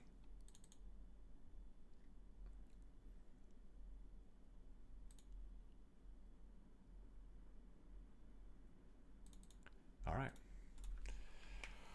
Woo, we got there. We've been a lucky little boy today. Against a Sneak and Show deck and a Doomsday deck. We only won because our opponent tried to cast Thassa's Oracle in their upkeep in game 2.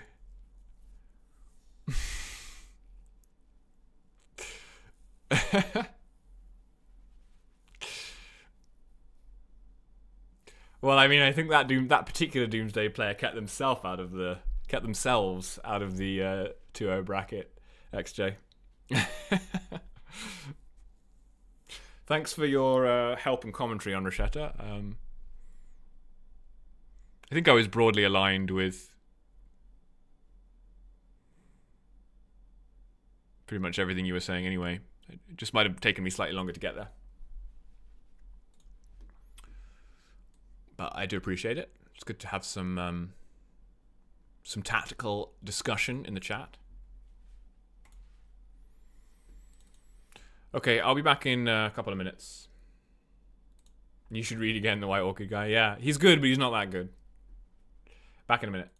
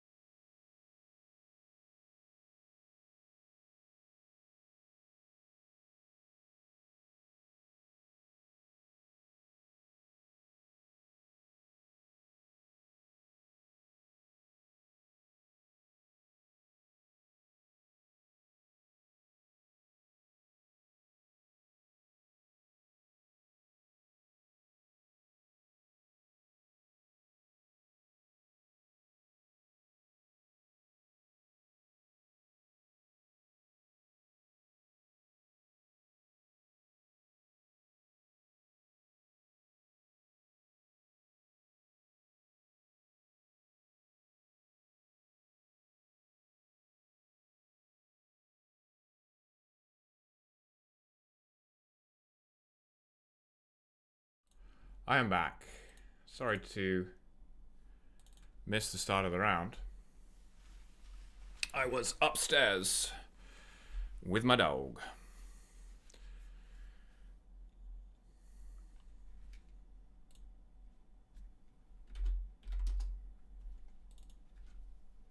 I did miss about 5 minutes here.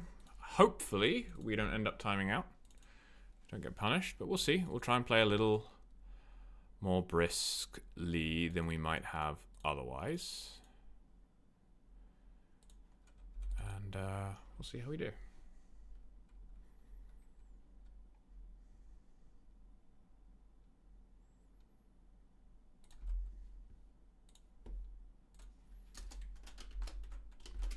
Wasteland, okay, it's probably a tempo deck.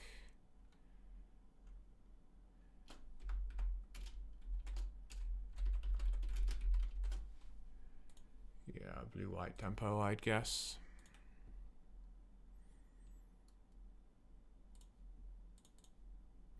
It's possible you should hold the Witch Enchanter, hold the Caracas there, but it's also possible that we will want to Witch Enchanter something, so.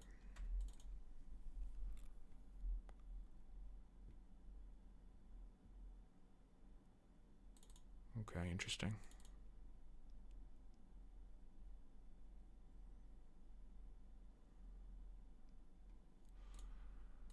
Yeah, so they probably have a failure. What I'm going to do is I'm going to grab an Ocelot Pride so that I can combine it with a Harlia.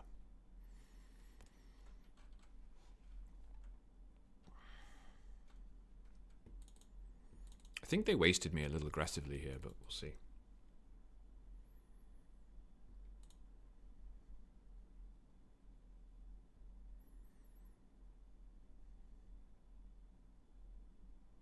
Because if they are going to try and failure me, then having a Wasteland for the Caracas would have been more relevant. I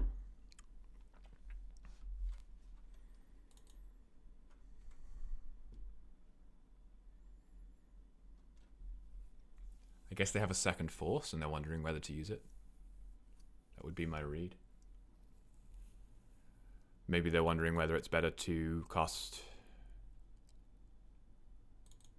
Oh no, I don't think you'd ever cast failure this turn, so maybe they're wondering whether it's worth consigning the Surge trigger. Not sure.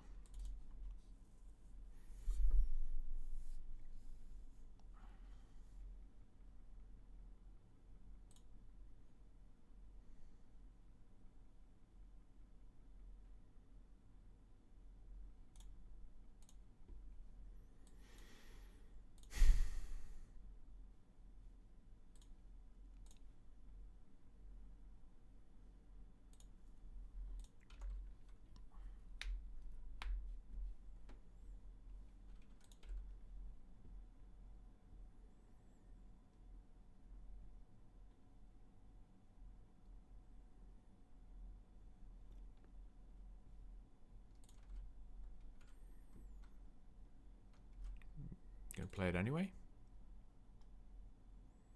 Brainstorm. Alright.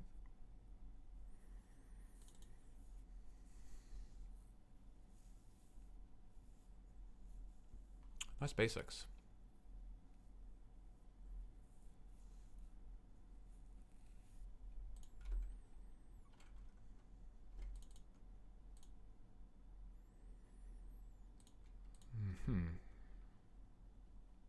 Oh, that's interesting. I think drawing is better here, though.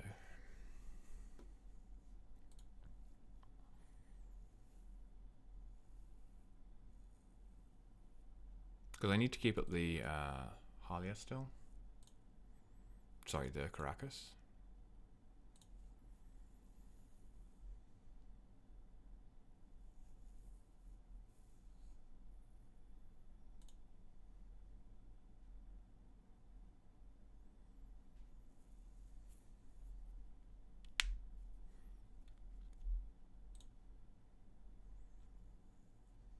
Swords it.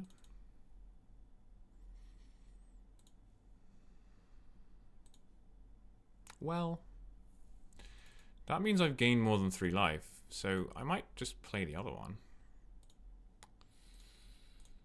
Yeah, I think so.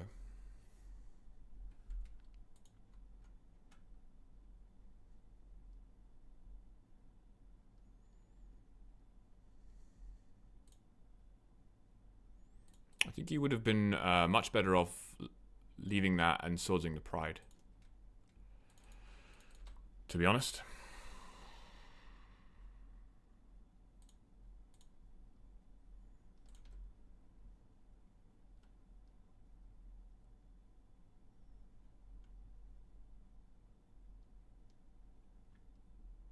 Gonna stifle that.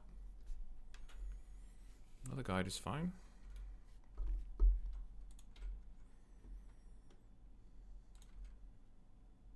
Archive? No. I wonder if they're actually a dress down deck. Yeah, because this... but yeah, Wasteland? I don't know. I think holding up this Caracas is working. But...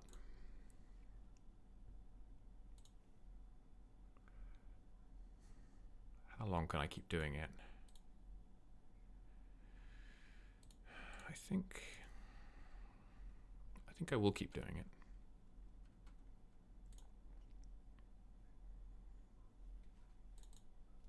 What I'm kind of afraid of is like end step dress down, untap Null Drifter, but that deck is so much less popular than the Felia deck.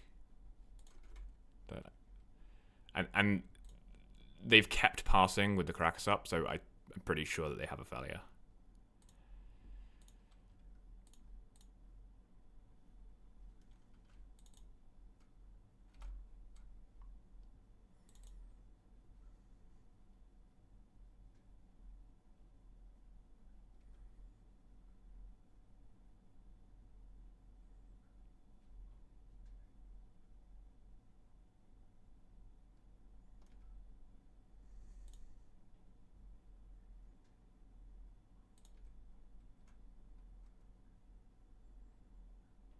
They have Standstill. Wow.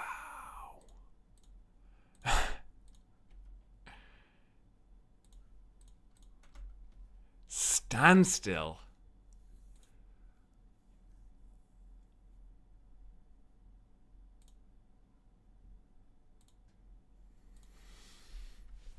They are cooking. They're 2-0 with Standstill.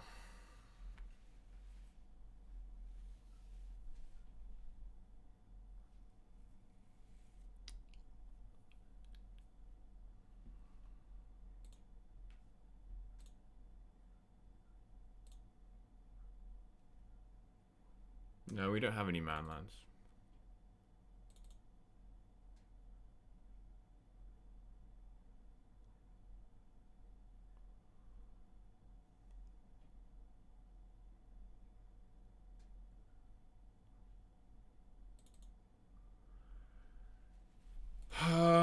What do I do?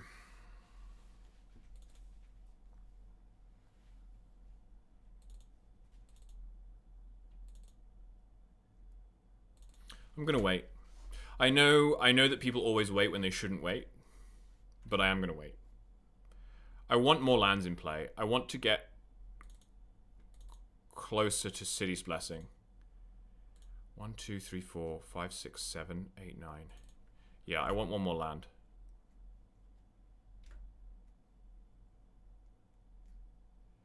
If they kill the Caracas here, yeah, perfect.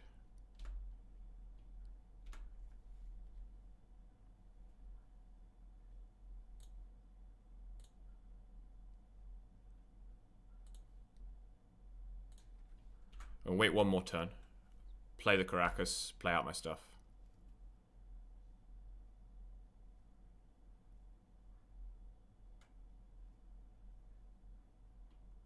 Because they are not like effortlessly hitting land drops here. Like they missed a land drop, then they wastelanded. Now they're gonna play a Volk. Oh, stuff.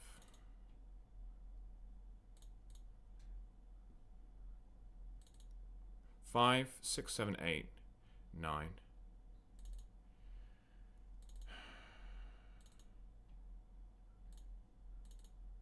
Start with guide.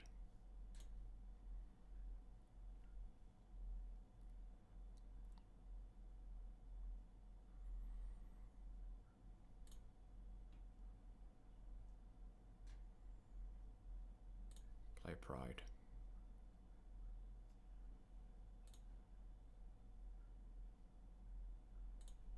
Five, 6, 7, 8, 9. Yeah, I'm going to play this one.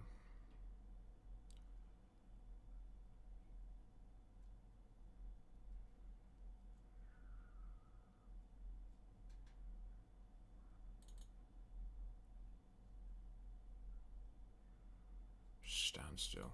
Spell Pierce. Okay, Spell Pierce gets me. 5, 6, 7, 8. Yeah, I'm just gonna do it. I'm just gonna play the Pride. If I can get City's Blessing here, that's a big deal. They probably have removal. Okay. So I am actually expecting a sweeper. But I have Shepherd to follow up. It's possible I should just not play the second Pride if I'm expecting a sweeper. I was kind of hoping that Staff would resolve. I wanted to play either Staff or Hylia to start getting cards flowing. Maybe we should have gone with Hylia because we knew that they had Spell Pierce, but we'd already seen one. It's pretty unlikely to have the second Spell Pierce.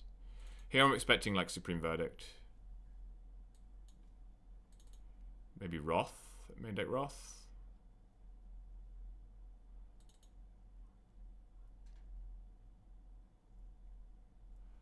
Wrath and store the energy. Yeah. Yeah, I mean, this is going to be an uphill battle, that's for sure. We have a Phantom, we have Shepherd.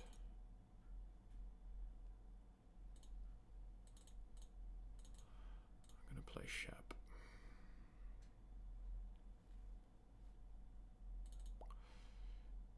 Yeah, I didn't see this one coming. Not the right round to turn up 5 minutes late to, that's for sure.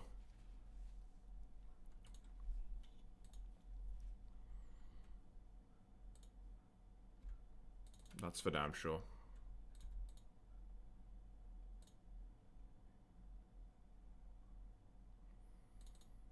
Standstill, that's wild. Do you think they're on flow states as well? Surely not. How do you wouldn't have room. How do you win under your standstill?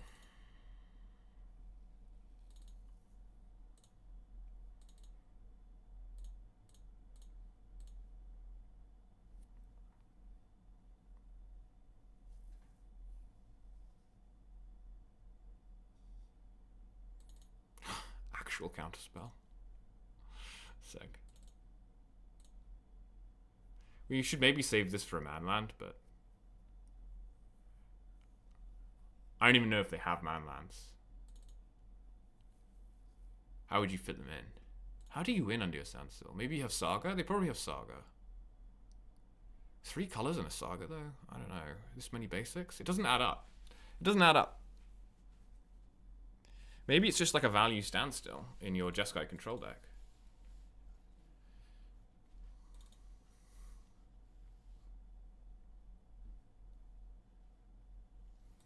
Yeah, because you play standstill, your opponent doesn't do anything, and then you play out 10 lands and 4th Erlingus them. Right? I don't know.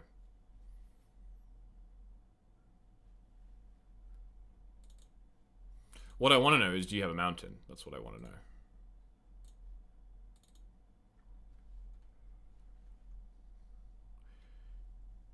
I want to know. Do you have a mountain? No more basics. So 2 plains, 2 islands is the basics. Interesting.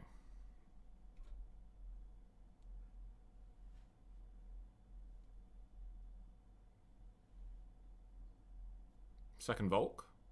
Plateau. Underground Sea. 4-color standstill. So how do you win under your standstill? What would have happened if I just not cracked it? You know?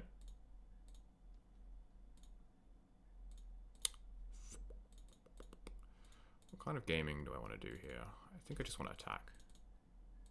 Oh, Shock Typhoon. Yeah, nice. Good call. Good call.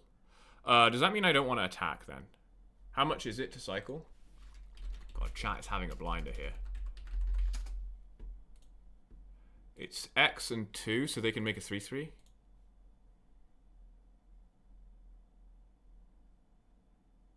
Yeah, I can skip 2 damage. I can skip 2 damage.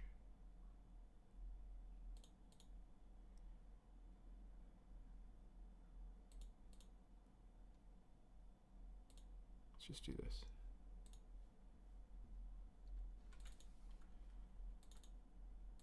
I'll cost force, okay. Yeah, I should have done that before combat then. Let's say go.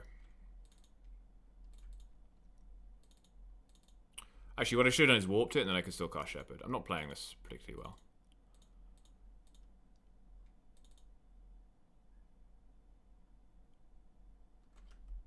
The important thing is that I don't go down on time any more than I already have. Play this.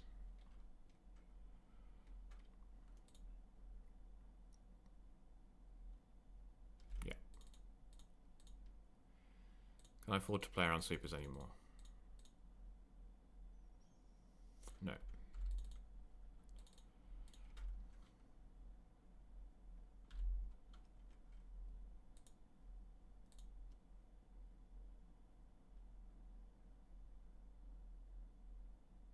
Looks like they might be... Is the loin revealed? Yeah, okay. They are executing the game plan. They've used... They have extra energy, so they can just Wrath for double white. I imagine they have like 2 to 3 Wrath. Yeah, I will play this. I'm going to swing. I'll put the counters on this thing. I'm just kind of like pretending they don't have Wrath now, because I don't really think I'm beating a second one, so. Like, this puts them under a 2-turn clock. That's fine for me.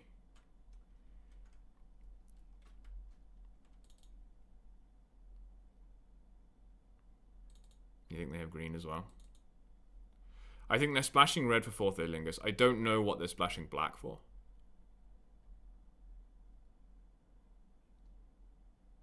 Bowmasters? Baragoyf? Cyborg Baragoyf would make sense, maybe. Looks ambitious. Deck looks ambitious, that's for sure. Yeah, and I guess you run pending as well, so the splash improves that. Just pending value? Just pending value, I think, would be a little sketchy. Like, I think you need to have something to cast. Even if it's sideboard surgical or something. Otawara. I guess that's pretty good with standstill. This is 2 mana. Snapcaster, Wrath of the Skies. Yeah. What's good is that we're getting equal on time here. Because I think time is going to be key. Because this is game 1.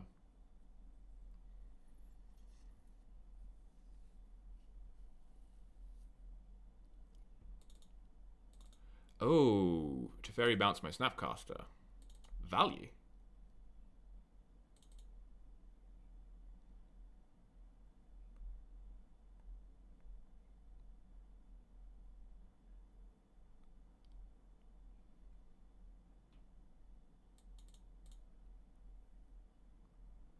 Four-color Wasteland, yeah.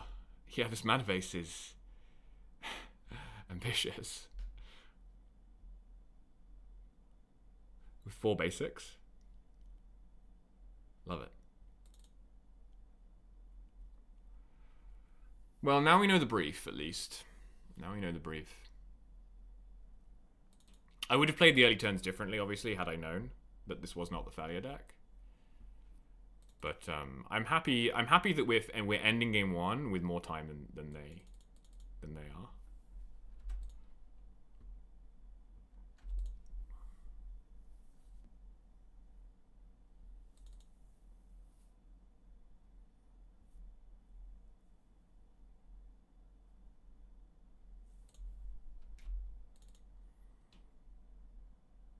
I mean, I like ending game 1 with a win, but in the absence of that, I will take winning with more time.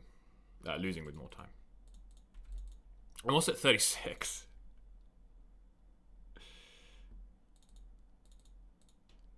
I'm sure he has reasons to not play a standstill there. Times Dragon. This is sick. There's a standstill, yeah.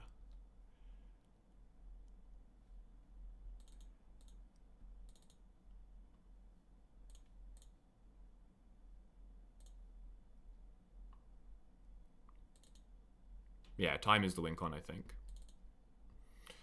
Like, I'm at 36. It's going to be quite tricky for them to win quickly. Dovin's veto. Okay. Madovin's been vetoed. Veto and Madovin. Yeah, I mean, they won't run out of cards. That seems pretty much impossible, but... So there is a plateau. I thought there might be. So I assume they have 4th. And if they find 4th, we die quickly. Until they find 4th, we can eke out a few more seconds from them.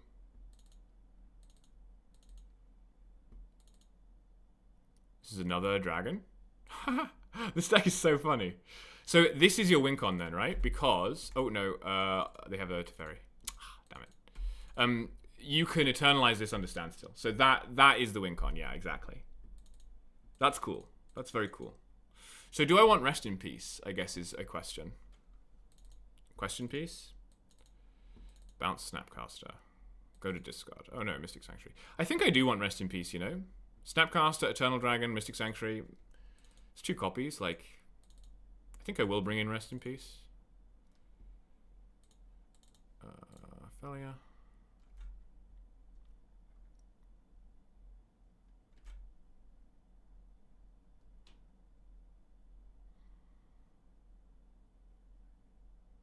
You think it seems like a reach? I don't know. A lot of the...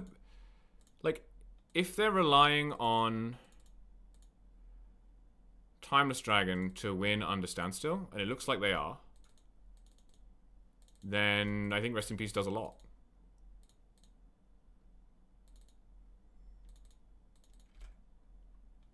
To be honest.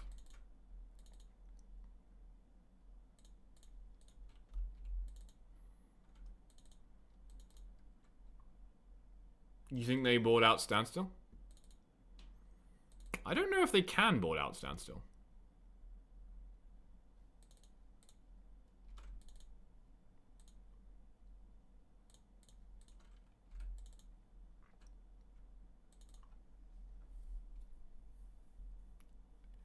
We'll see, I guess.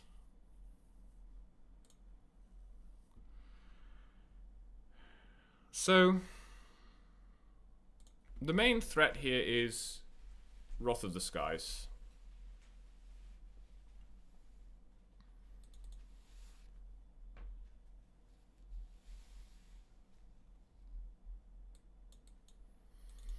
Yeah, the point is if there's a Rest in Peace in play, they can just hardcast the dragon, right? But, I mean, do I care about that?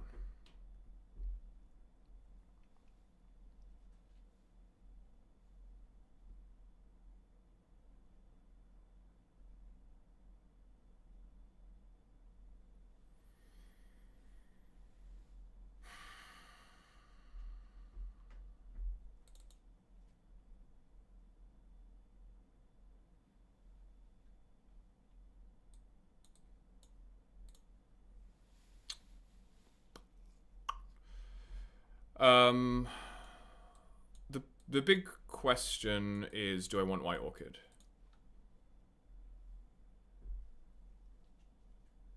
Sea Priest type the standstill with Flash Dudes. Yeah, that's funny actually. Yeah, I mean they won't care. They won't have back to basics in, I don't think. I don't think I care about their red or black spells, so I don't think Phantom is useful.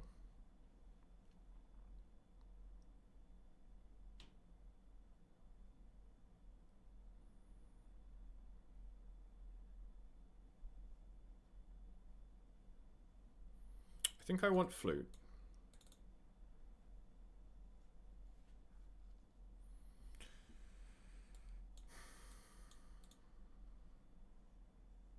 This kills Timeless Dragon. Genuinely, I think that I do want Priest because it has Flash. Like, literally just because it's a Flash Bear. Which means that you can hold it... Like, I can put a threat into play on the turn that they Wrath. And I think I want that over the 4th Swords. Because I don't think that Erode is doing very much here. Like, killing Teferi... Like, you don't... It's not very good against Teferi. They don't seem to have Tamiyo.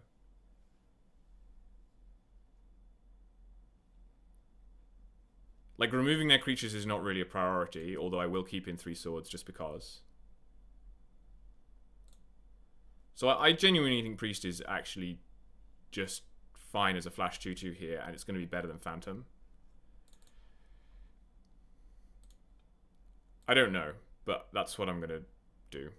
Just because I think Flash is one of the best keywords I can have here. I guess we get to test that theory out. Could get wasted here. We'll see.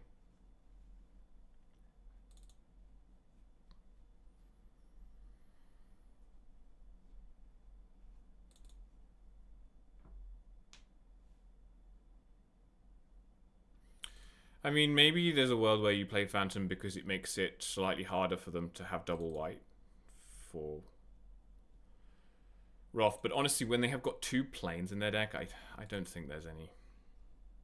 I don't think there's any point in trying to do that.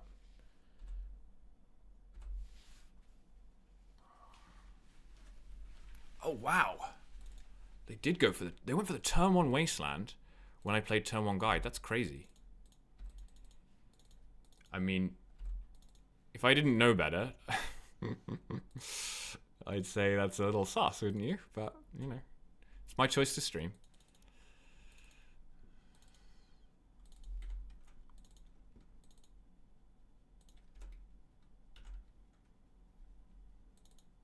Maybe they just made the read that because I led on Caracas, that was my only white source, right? Because if you had another white source, you'd probably lead on the other white source.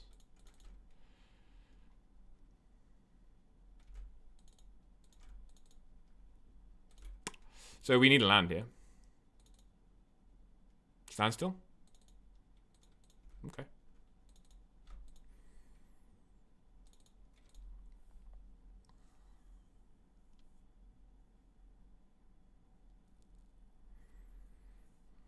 Now what?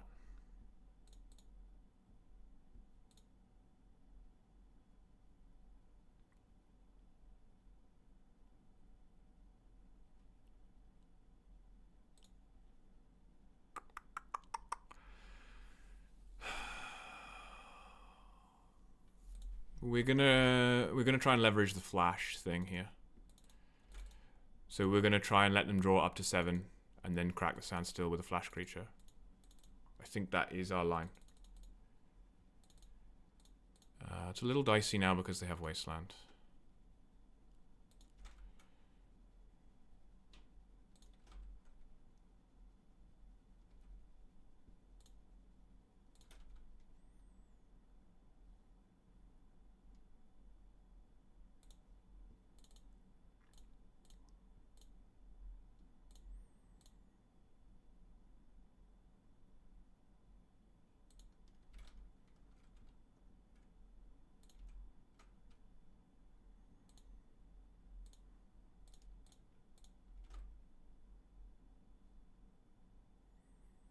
Now I would have to go to discard. I think that's fine.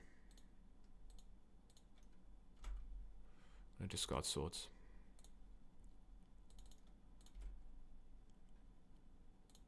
So now I'm going to play Priest.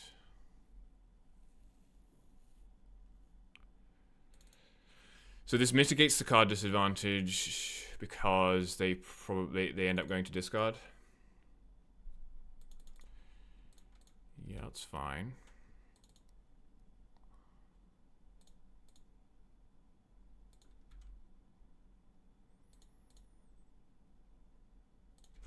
And then you discard a card. We drew a land. That's good. That's very good for me. Do I voice? Or do I Thalia? If I Thalia, you can still sword, so...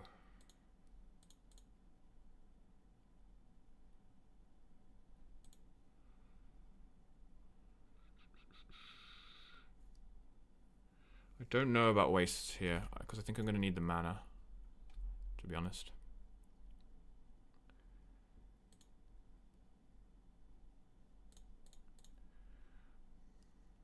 I'm going to voice.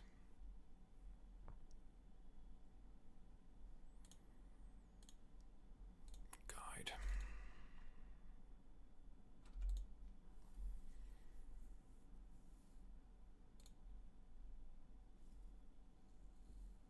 Swords this.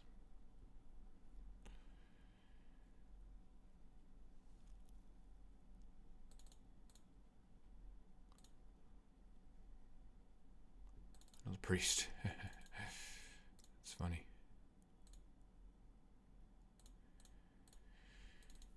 So now I have to start thinking about Wrath of the Skies.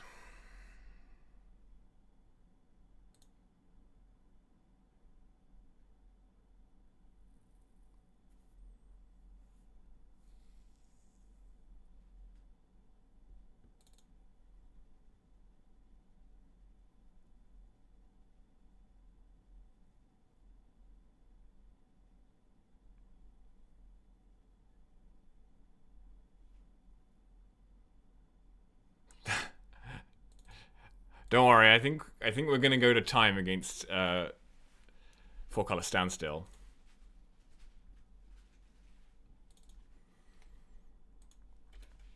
This is probably a Swords on Guide.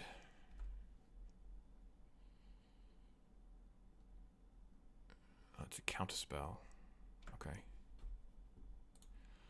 I'm gonna... I need to... Like, I can't just not present a threatening board. So I'll play this into the Wrath. I expect they will use it here. And then... God, they still have so many cards in their hand. We'll have to go from there.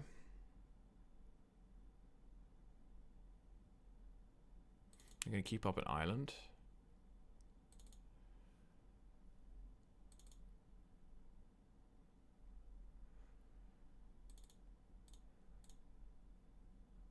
So they're getting into Snapcaster territory now. I'm going to rip.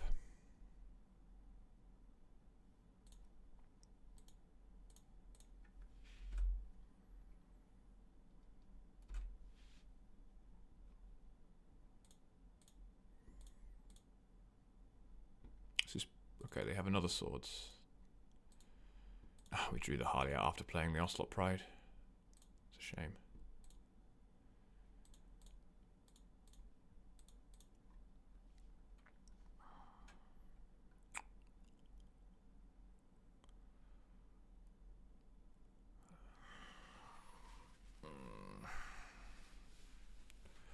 I'm just gonna wait. I can't really waste because I need more lands. I need to be able to play Halia and then protect it with Caracas.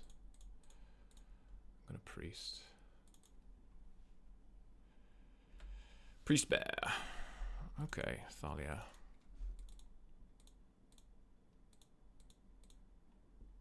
I'm gonna assume no Shark Typhoon. Maybe this will end up being a bad play, but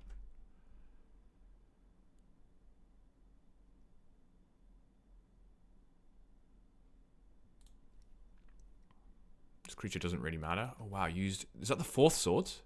Okay, they've used all their swords.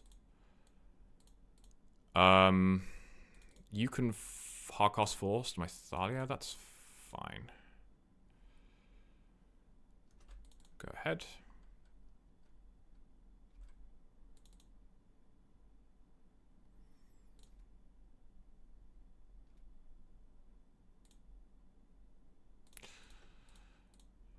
Kind of concerned about like a 4th Aerlingus here.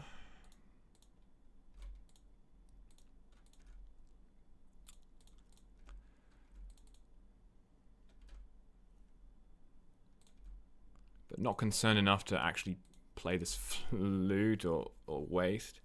Like, I can't really waste because then I can't cast any spells. Unfortunately.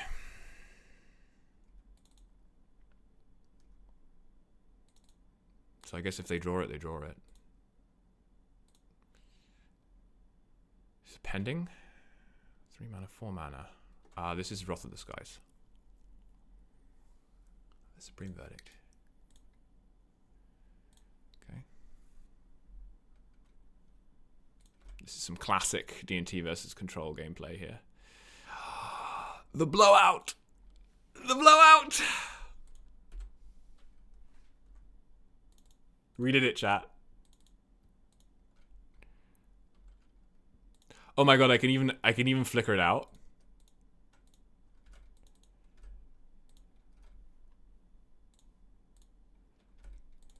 That's hysterical.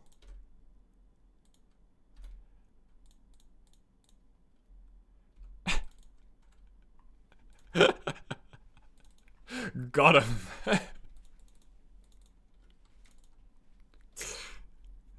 That was the turn I drew it as well. Okay, they now have 5 minutes and 59 seconds to win game 3. Yeah, I know. I'm aware of clock. Did we see anything surprising in that game? No. They just played swords and wraths like we expected.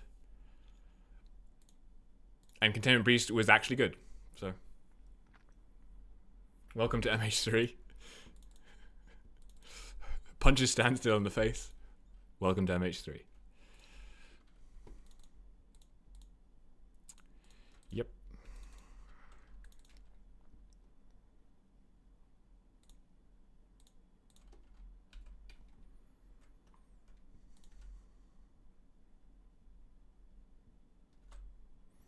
I wonder what they kept. Like, what hand would they be confident enough about keeping?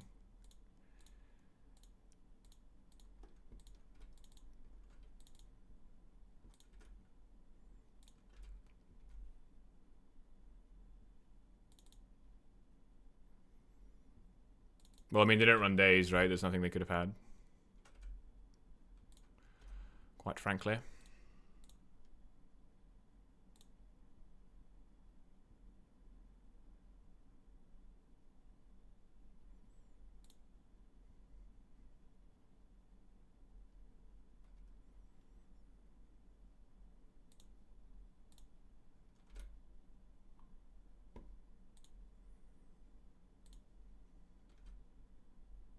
I guess we could get back to basics here.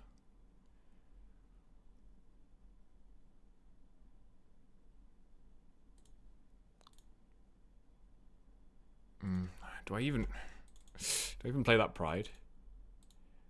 Just get Wrathed. I'm gonna draw a card anyway. You play a land, you Wrath. I'm gonna play it. I want to force it out.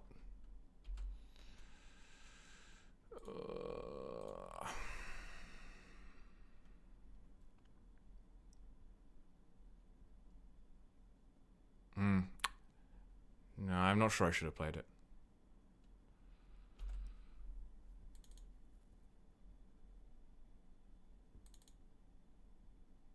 Whoa, okay. Interesting.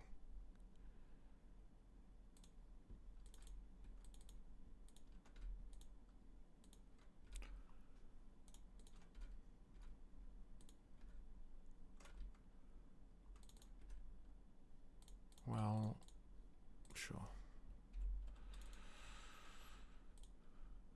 Oh, yeah, I did draw enough. I did gain enough life. I'm fine. Okay, kiddo, you've got less than 5 minutes to kill me at 32. Okay, so this is Supreme Verdict now. That's fine, because I drew a card off the Halia anyway, so it doesn't really matter. Fine.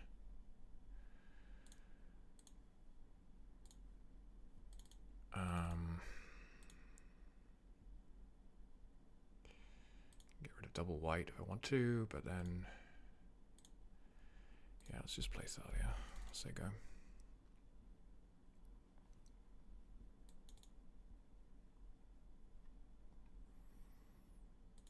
Which forces that, okay.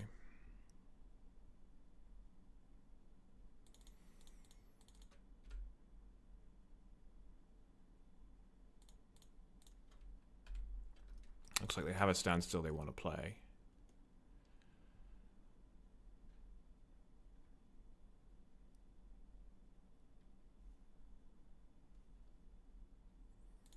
Another wasteland. These wastelands are pretty good. Yeah.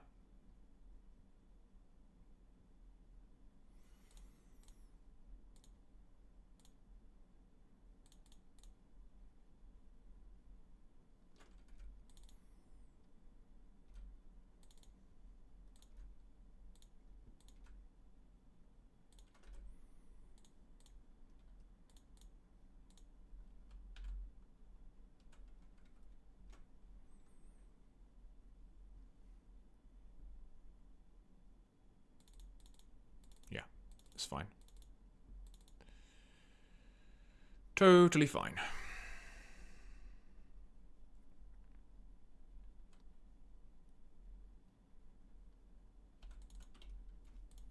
This is a good example of what's kind of the ideal draw against these control decks. Like, basically everything I played pretty much drew a card, right? Like, I drew 2 cards off the Halia. I'm drawing 2 cards off the Staff. Right? Gas is just flowing. Gas, gas, gas, gas, gas. Interesting choice. Very interesting choice.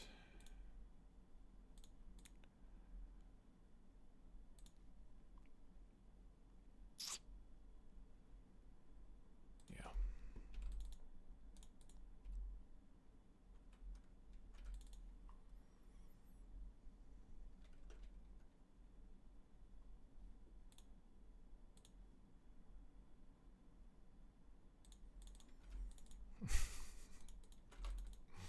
I probably should have just shocked there, but I got spooked. I was like, what if I end up losing because I shocked?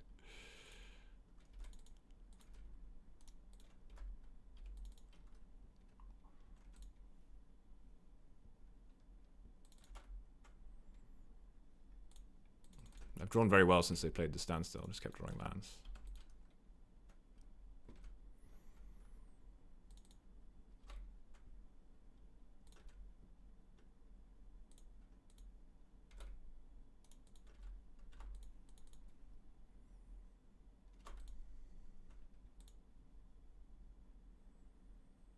Mm-hmm.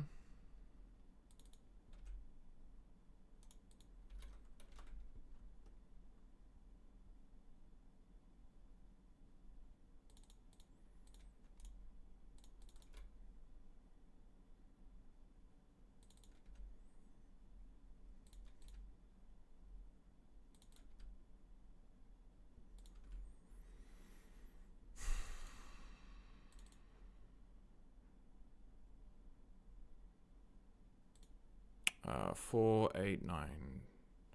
Quite a lot of cards in my hand. Let's do it like this.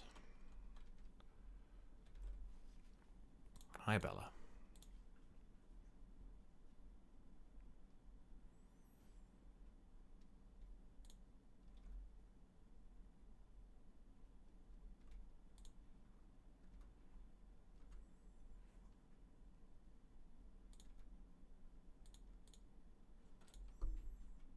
Yeah, I'll just say go.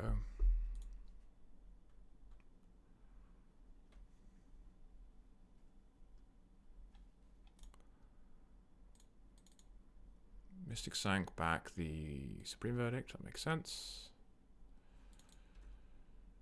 It costs a lot of mana to Supreme Verdict. Let's just get rid of these. I'm actually just going to flute.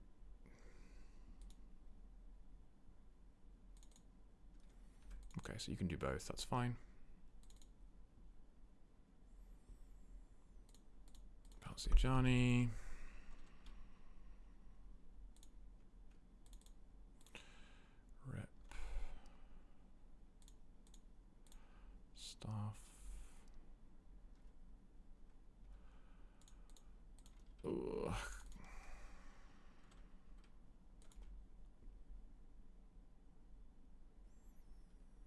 Brainstorm.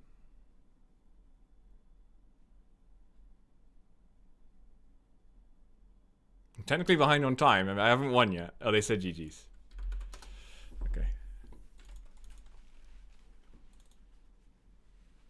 Okay.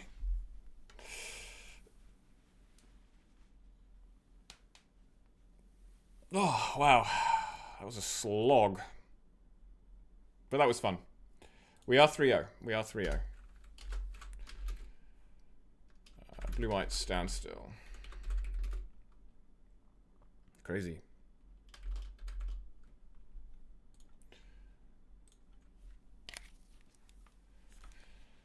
Okay, let me get you a chewy. Huh? I'm gonna give you a chewy. Yeah.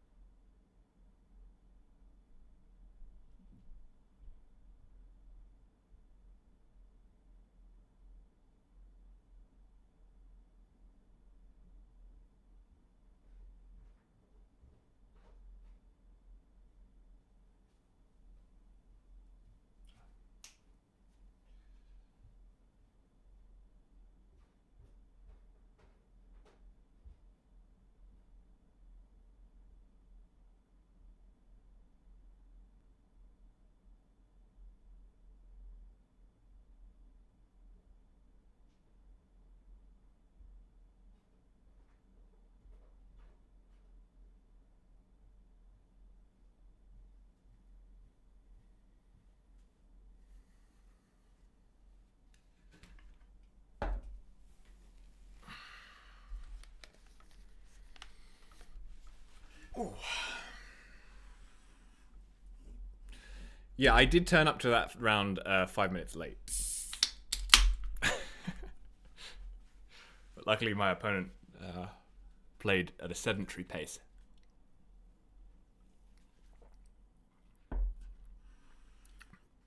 That was fun. That was very classic, you know, like bouncing my Thalia with Caracas in response to your Supreme Verdict is, you know, that hits the spot for the Legacy old heads, I think.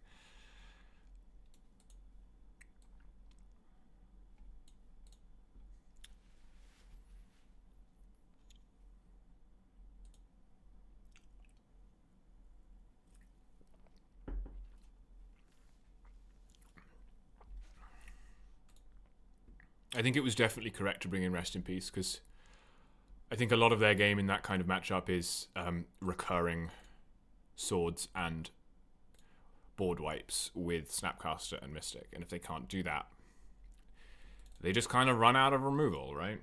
Because they only have 4 swords.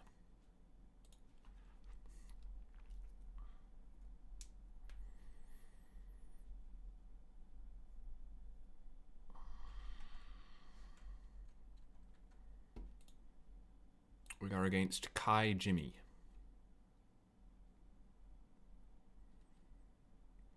Jimmy. Thanks for the follow, Rob Fighting.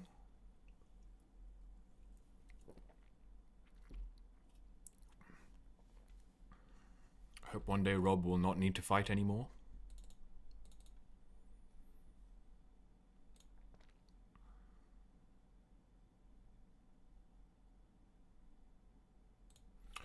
Be aware, if you do look at the deck list, that for some reason Stream Decker has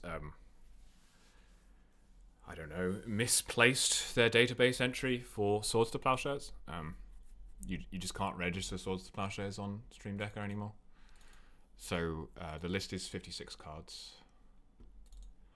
And the 4 missing cards are Swords to Plowshares. They banned it. They straight up banned it. They thought this card is too good. It's been oppressing Magic for far too long. We will no longer platform this card. We will no longer acknowledge it. Let me keep this hand.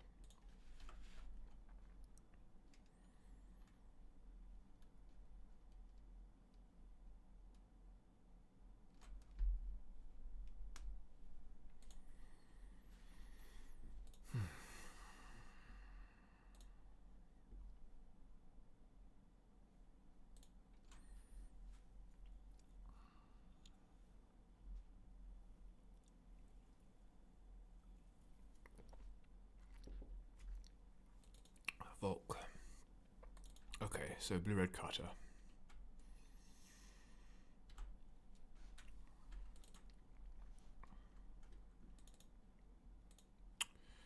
So it's not ideal to prison on turn 1, but I will do it in these sort of situations to try and buy a little bit of time.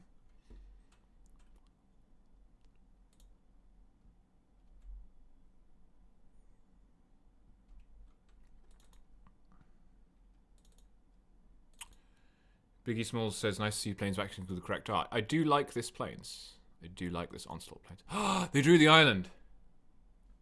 They drew the island. You know what that means, chat.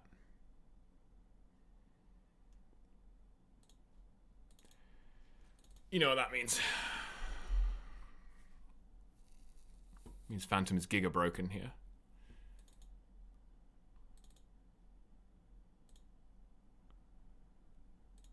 I almost want to lead on Thalia.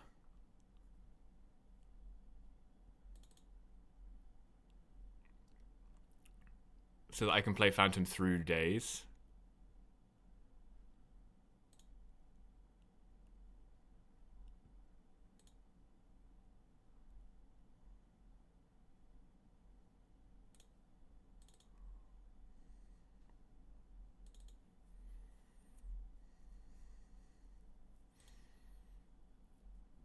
Yeah, I think it's correct to lead on Thalia, but it's close. It's very close.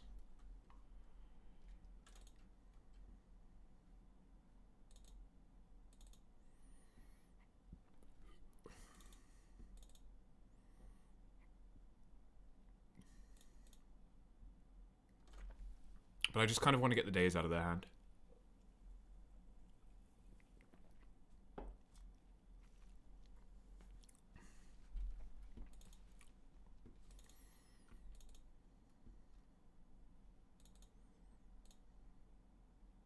Brainstorm. Mm-hmm.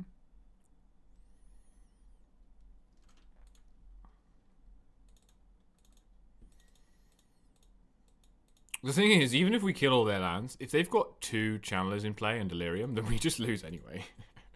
So, we're not in a great spot. The second channeler is very dicey for me here.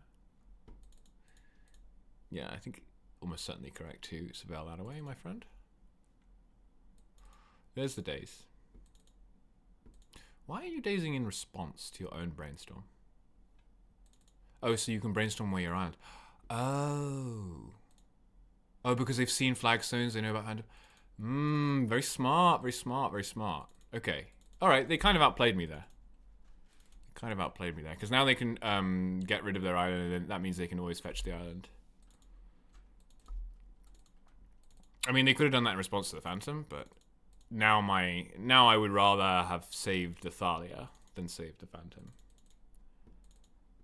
Particularly because Thalia is protectable with Caracas and that sort of thing. So, I think we took the wrong line there, to be honest. I think we were trying to get a little clever.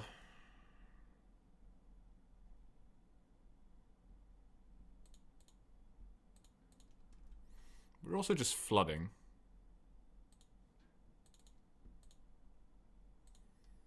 It's not ideal.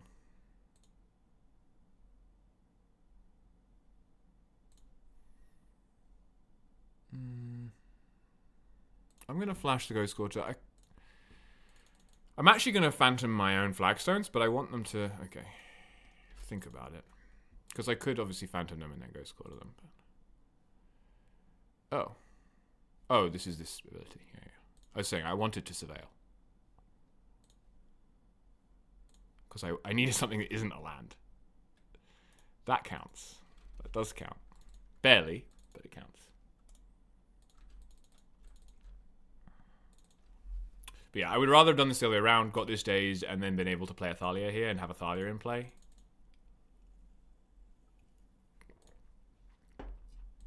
Because now, we're just going to get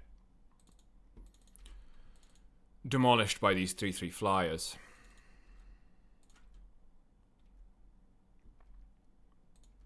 To be honest. Yep.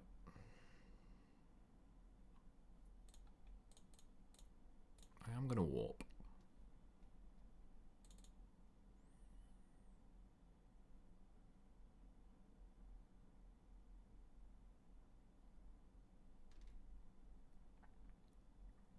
I'm going to grab Pride here.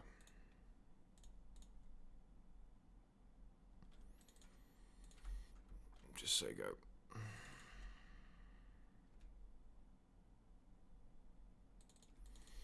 I get Pride because currently they're not able to block. So I think that makes it slightly better than Guide. I don't know though. I guess if you get Guide, you're getting an extra energy. Play Shepherd. Yeah. I don't know.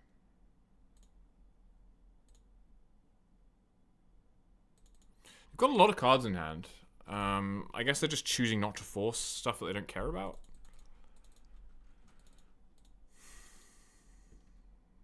Maybe they're just flooding? I don't know. Now that's interesting.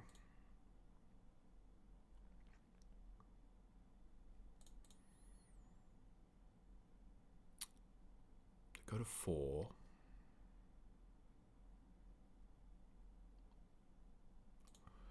Yeah, I'm going to play that. Maybe I should play the Shepherd.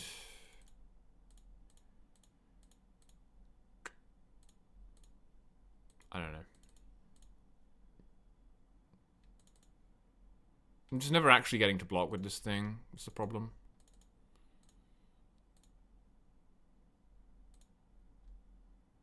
Oh, you're going to Sank. Oh, okay. For Brainstorm? Or you're going to put Force on top and then cantrip into it?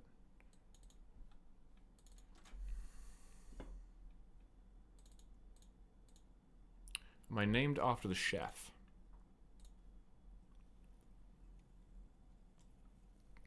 What, Jamie Oliver? Good lord, no. I'm named after my uncle.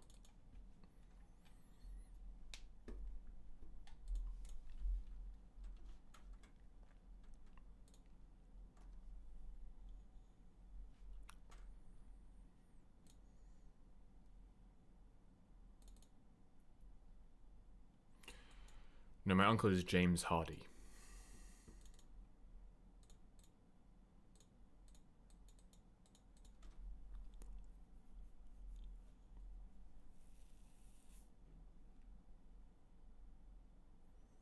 My uncle is not named after the chef because my uncle is older than the chef. If anything, the chef is named after my uncle.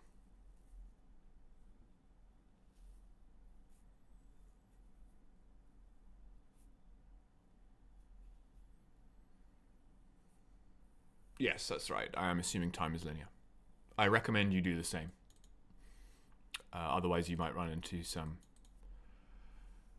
you know, organizational difficulties.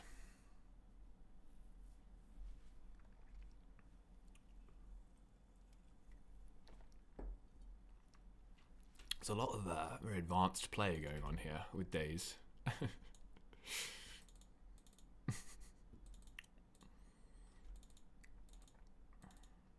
Opponent's really, really flexing their skills.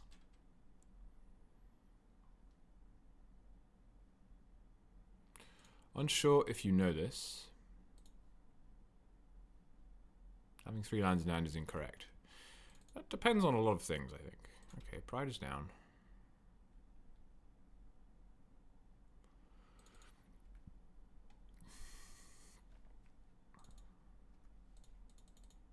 Yeah, I probably should have only put 1 Caracas in my deck, actually. Fair enough. Brainstorm's on top.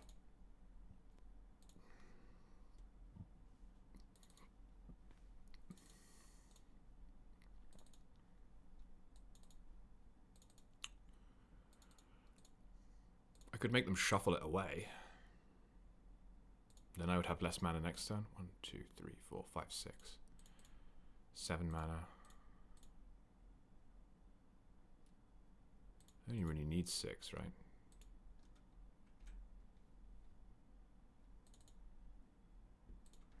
I think I am gonna Ghost Quarter here. I'm not gonna attack because of Cutter.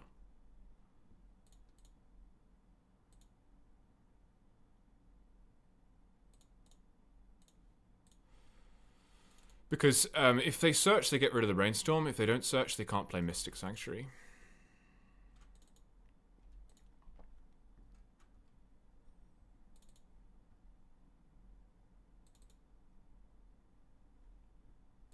I don't really know how I'm getting out of this. I guess it involves resolving this Starfield Shepherd. It's not a mandatory search, no. In a coffin.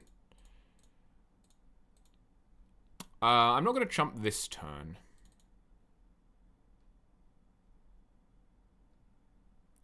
If they had double bolt, they wouldn't have bolted the Ocelot Pride. I don't think.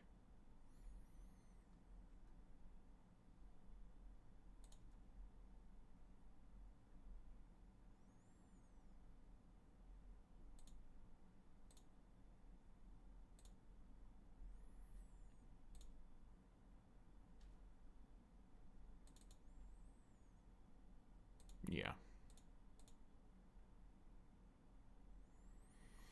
So your hand is Brainstorm.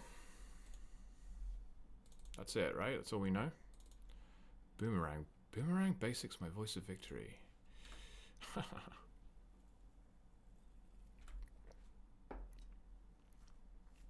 Boomerang Basics.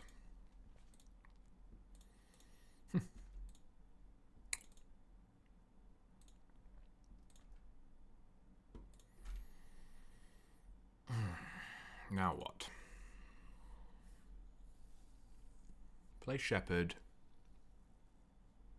Play Guide.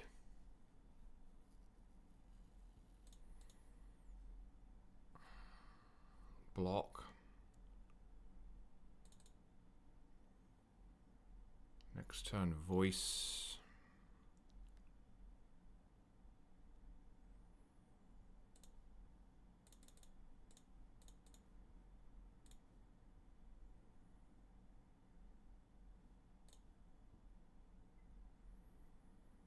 I mean, do I even play the Guide or do I hold it, right? I guess I hold it because of days. Could still have another days.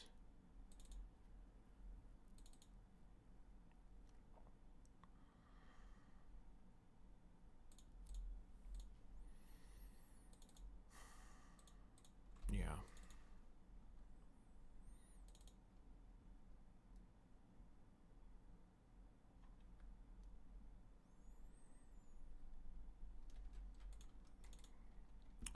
Phantom might be on chump duty this turn.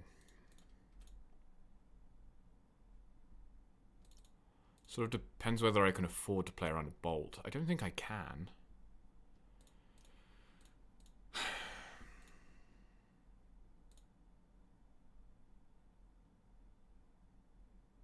I think I have to go to 1. I don't think I'm ever beating a Bolt.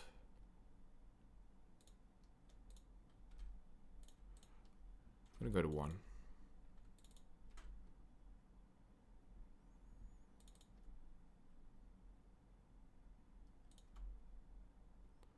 Creature, maybe?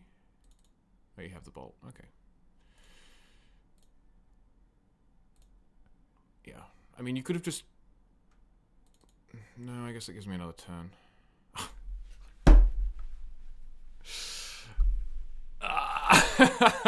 That's why you can jump, right? Is to draw removal. It's just like they're more likely to... I guess they... I felt like they were more likely to have a cutter or a Murktide than a bolt, and keeping the Phantom in play is better against those things, but... Yes, I was doing no attacks, no blocks because of cutter, right? I have a two power first striker is valuable against a cutter deck, even if it's not attacking or blocking.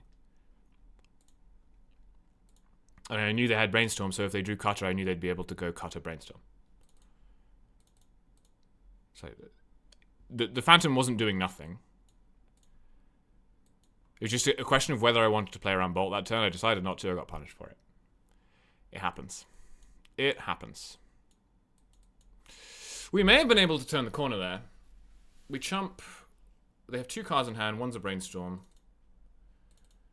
The problem is if they don't bolt me, they untap and bolt the Voice. And then I'm just basically just dead to any threat. But they do have to find the threat. So, yeah. I was trying to high roll them basically by not.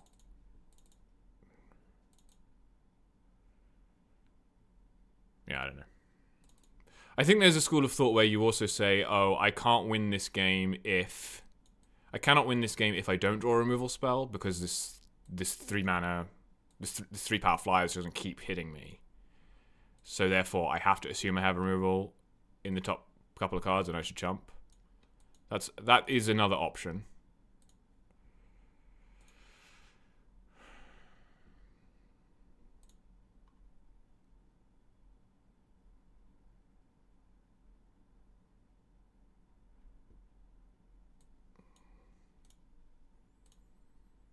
I think I like this. I think Exercise is better than Staff.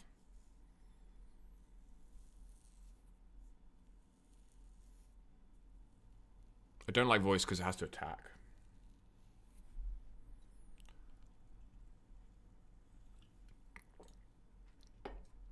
Yeah. Okay.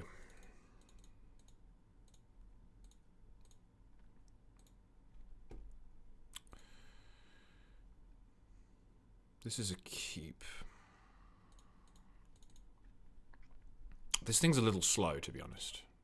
Honestly, it might be better to have a Voice or a Feather in over the second Staff, because it is a little slow.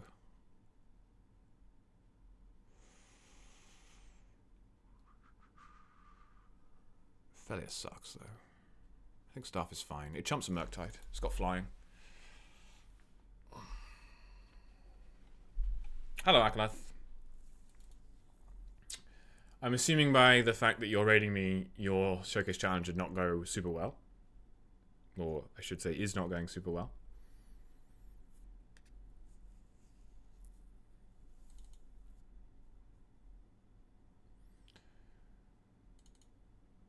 Ah, you have no QPs. You're one of the poors, as they say. I mean, crushing is overstating it. We've had a good start. We've had a good start with 3-0. We are a game down against Blue-Red Cutter. I made a questionable decision in game 1 that I nonetheless am willing to stand by.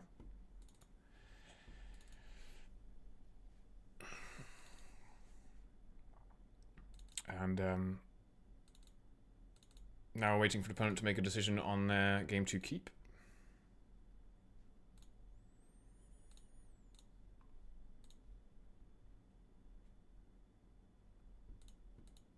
Interesting. That's a top, I think. Gains life.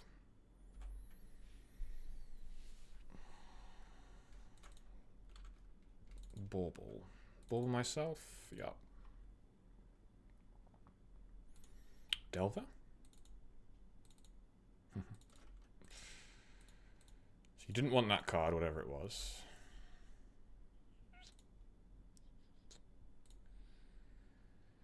Do I just staff here?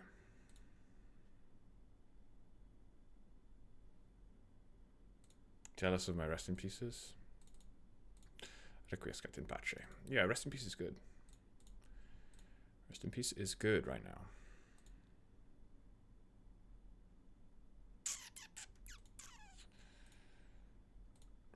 I have a couple of options here. I think basically it boils down to waste, guide, or place staff. And I don't have enough lands for wasting to feel like a good idea. I'm gonna do this.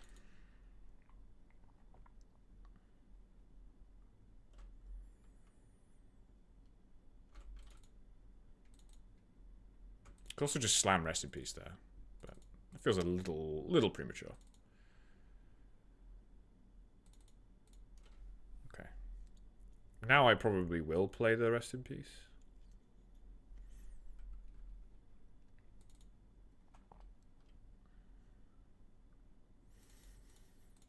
The timing on rest in peace in these fair matchups is kind of interesting because I think you want them to make decisions based on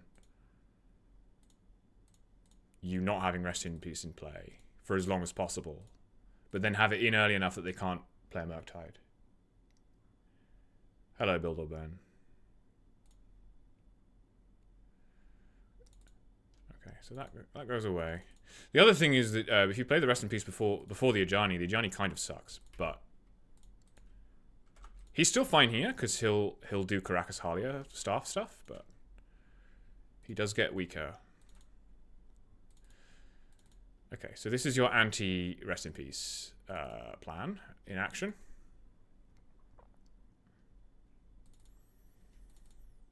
So that's fine.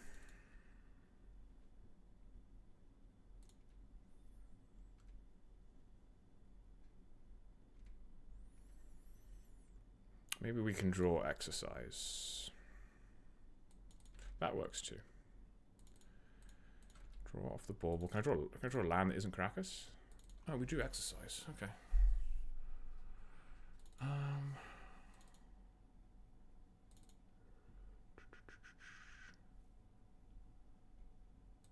Interesting.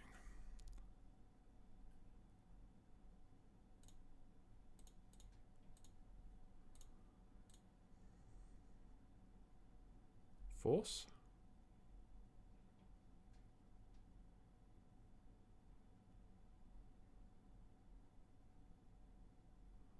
No.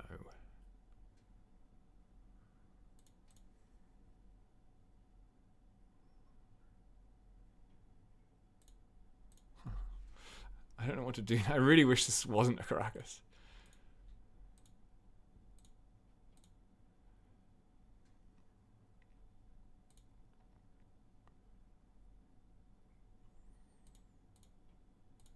Yeah. I'm playing into days. I think that's fine. I don't know if I want to attack or not. I think I will.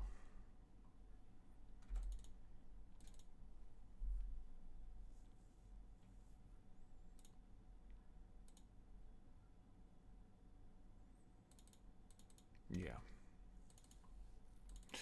Because, like, obviously with Caracas, you can engineer a situation where you have Thalia plus Caracas. The problem with doing that is you're still quite low on tempo that way. They did not play a land that turn.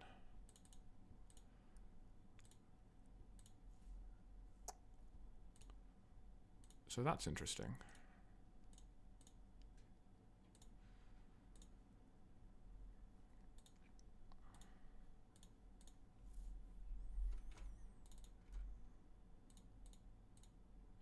Five, 6, 7, 8.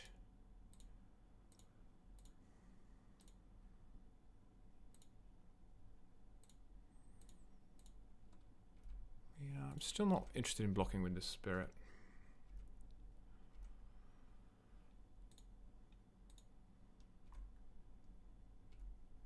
Yeah.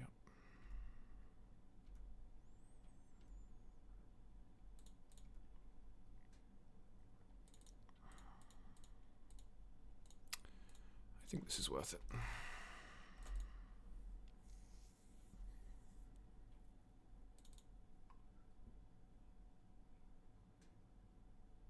Mm-hmm.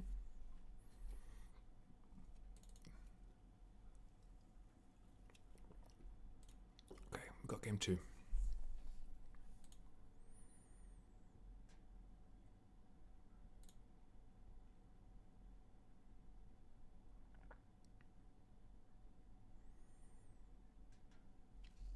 We drew all of our good cards in that game. So not super surprising. I'm almost wondering if we want another copy of Staff, but I think it would be a disaster to draw both, to be fair. So I think I'm happy with this.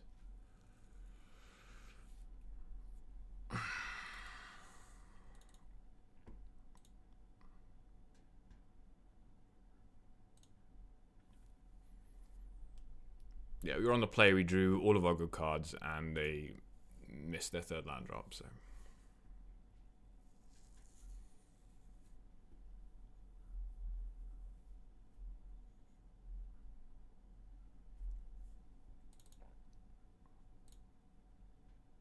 And they didn't have a threat on turn 1 even.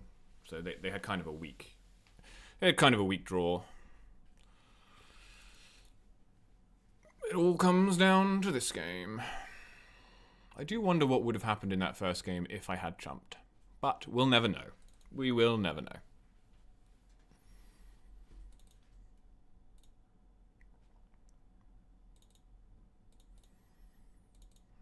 This is a keep. The 3 Witch Enchanters are pretty spooky here because of the life loss. But this is nevertheless a keep.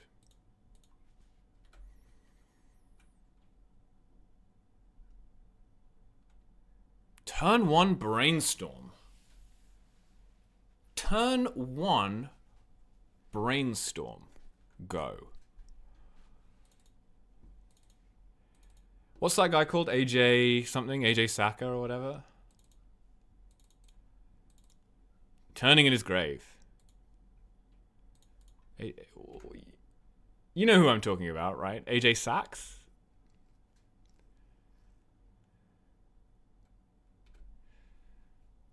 AJ Saka, yeah. AJ Saka is turning in his grave. Wow, main phase Surveil? We're getting all the unconventional lines out here.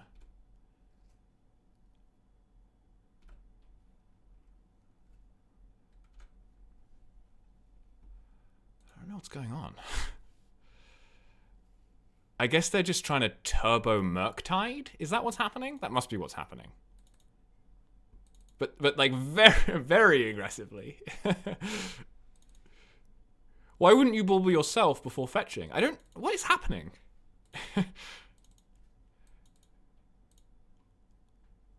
Well, here's Athalia. Anyway, here's Wonderwall.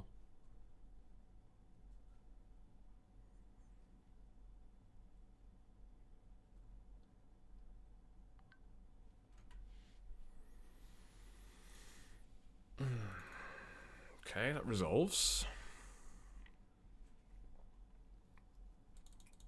Cutter? Oh, fire. Okay. Well, we don't have anything proactive to do now, which is a little spooky. I like to be able to put a bit of pressure on these cutter decks, because if they ever play double cutter, you start losing very quickly. Aha! We drew something to do. Do I want a plains? I guess is the next question.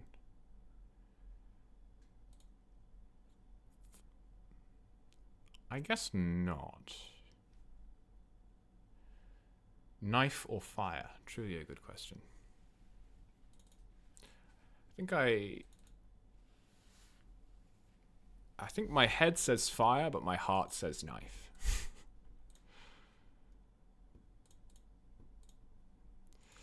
I don't really want that to get dazed. I don't really want that to get dazed, nor do I particularly want to lose 3 life. They didn't daze the Thalia. I want Bridal Guide here. I think I want...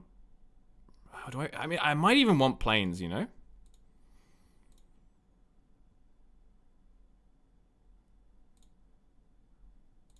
Yeah, screw it. I want plains. I want plains because I want to be able to... I want to be able to hardcast this Witch Enchanter on a Quarry Steel Cutter, and I want to be able to Shepherd. So I'm getting plains. Exactly. My hand is set up to go long. Although, we can't outpace flow state, so this could be a problem. Needs creature, no? Yeah, but just one creature. Like, if my hand had a Gianni or Guide or Pride or Halia, it would be much easier to pick which creature to get. But just having a Guide or a Pride and nothing else is not that great. I mean, this flow state stuff is going to kind of crush us if we can't get something going, but we are intending to get something going here. That is what we intend.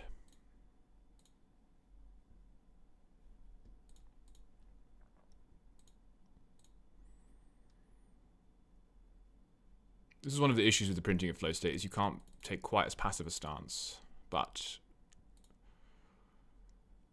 as I say, I don't think a single Ocelot Pride would have helped us out that much here anyway, so.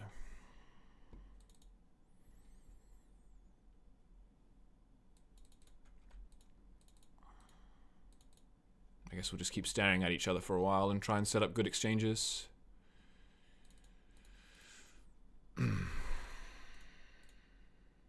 Yeah. Yep, I think we might get crushed here by the flow states. Hello, Misplaced Ginger. Thanks for the raid.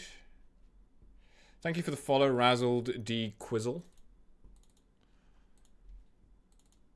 Okay.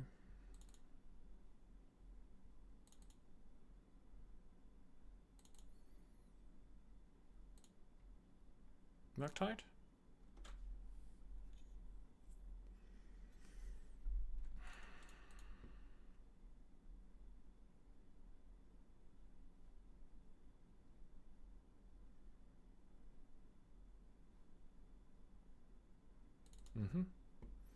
Keep sorcery instant in graveyard.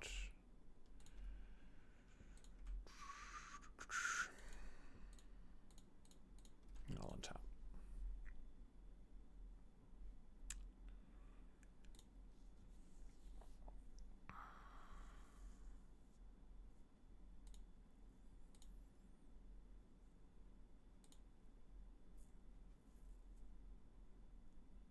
What removal spell should we start with? I'm going to start with Prison, which I know seems counterintuitive probably, but it's just what my instincts... I could like puzzle it all out. I'm just going to do what my instincts are telling me to do, just to play Prison here. There's a cutter. Poor ball. They didn't play double cutter. There's that at least. What game is this? This is game 3. I think it says that next to my face, actually.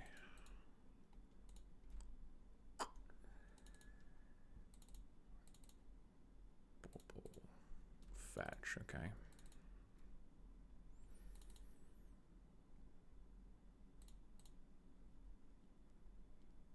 Darcy.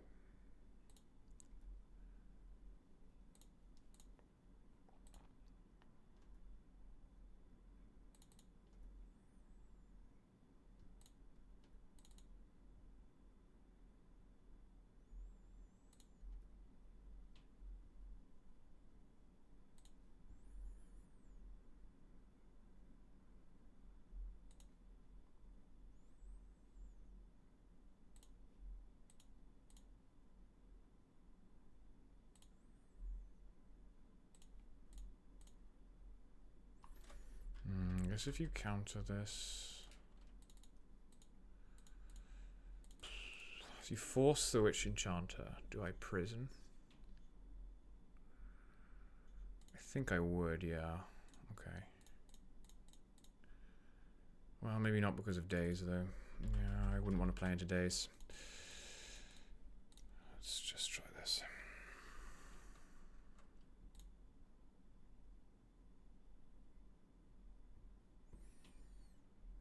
Force is pretty scary here. I'm gonna brainstorm. Brainstorm into force is even worse.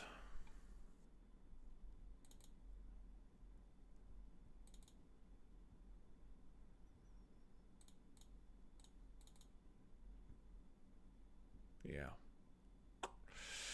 I don't think we're gonna win.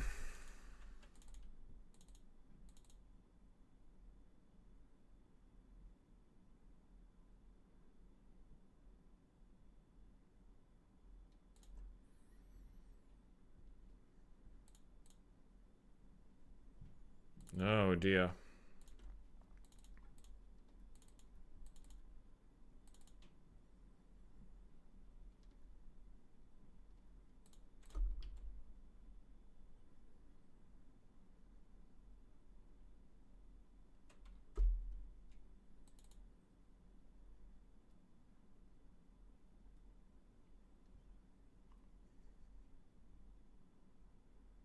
A death? That's just death, right? Okay. Yeah. I don't know about that game. The only real agency I had in that game was whether to get... Well, I guess I could have tried harder to remove the first cutter. But the only real agency I felt was what to get with Starfield Shepherd, whether to get Ocelot Pride or whether to get Plains. And I don't think the Ocelot Pride would have made a significant difference in the outcome of that game. I think it would have eaten a bolt, and then the game would have gone the same way.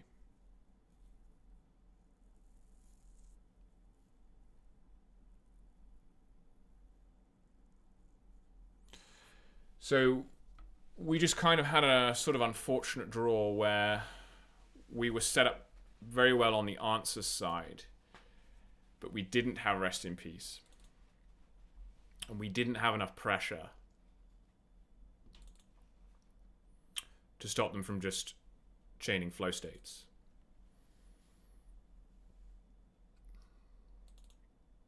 And that's kind of out of my hands. It's not really like you would mull that hand, right? We just sort of needed to draw a bit better. So.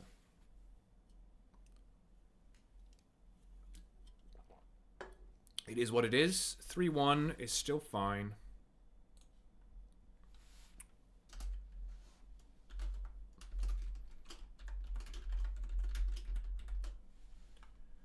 The first game maybe would have been winnable if we had chumped on that final turn. But of course that means we're on the draw in the second game and so on and so forth. So.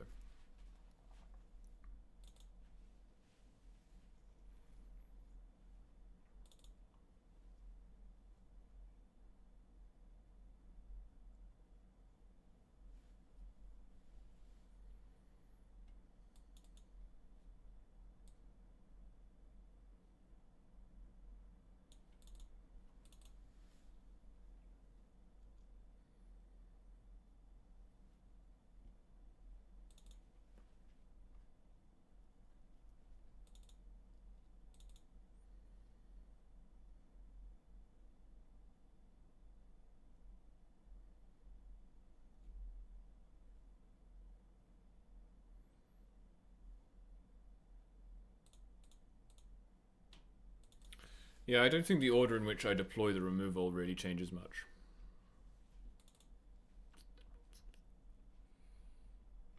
To be honest.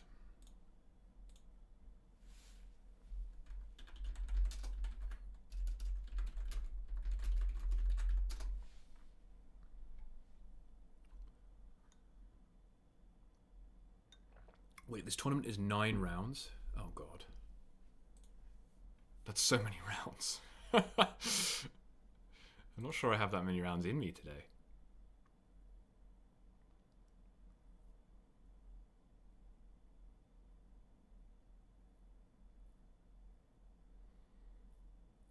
6 matches in progress. Okay, I'm gonna go and take the dog to the park. I would appreciate it if someone could ping me on Discord. I'm sure someone in this chat has me on Discord. When the next round starts, so I don't miss it. I'll be back.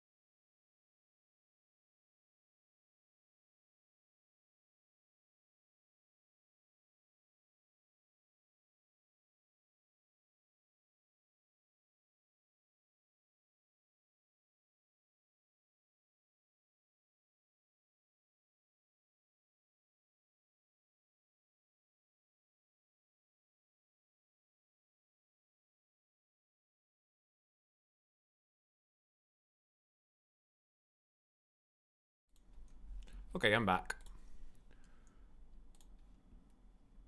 We're ready for round 5. Playing against Harmony Woods.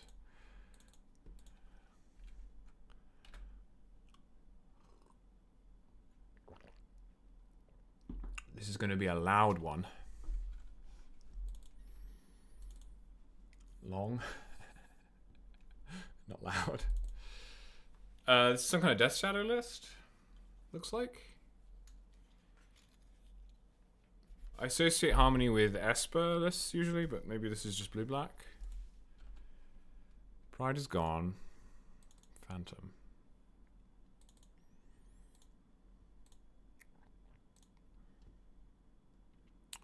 I wonder if I just waste here. It's probably a bad idea. I'm going to do it because if Phantom resolves, then I get to ramp anyway. We'll see. And if they play a threat now, I get to go prison Phantom. We're not wasting any mana, basically. Yeah. So what I can do now is... do I need to prison this? I think I will.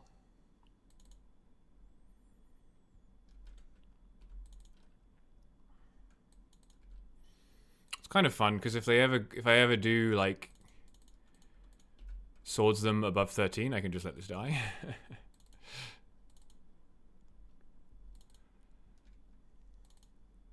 Down to 10. Says go. I'll pay. Yes. And I'm gonna try and do the Flagstones play. Loud game actions. Okay. We're just gonna we're not gonna bother surveilling here, we're just gonna get nice clean mana. Well, having said that, I have a Caracas in my hand, so maybe I should bait the Wasteland. Waste, and then I have... yeah, okay. Oh yeah, I like that. Although with Staff, I'd rather have 3 planes, but there you go. Flow state, activated, sure.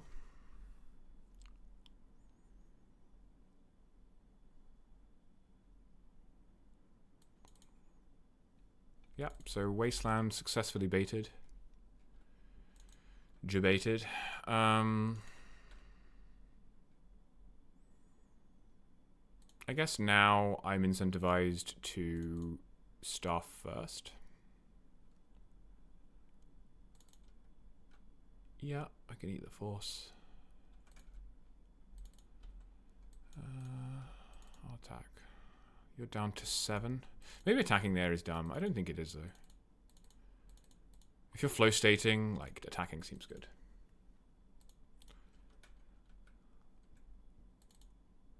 Fetching down to 6. Playing a Moonshadow. Got it. So that thing's gonna die. That's fine.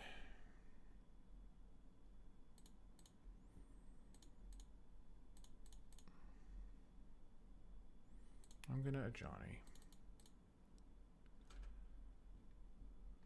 I'll play Caracas, and I am gonna attack here.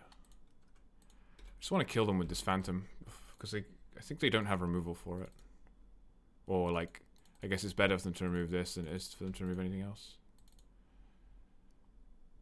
There's a Brainstorm. That's fine.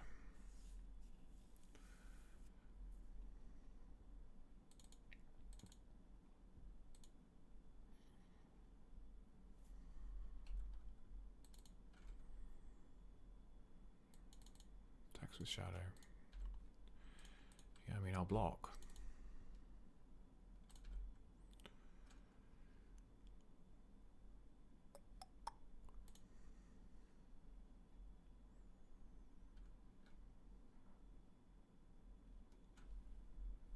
All right, I'll take it.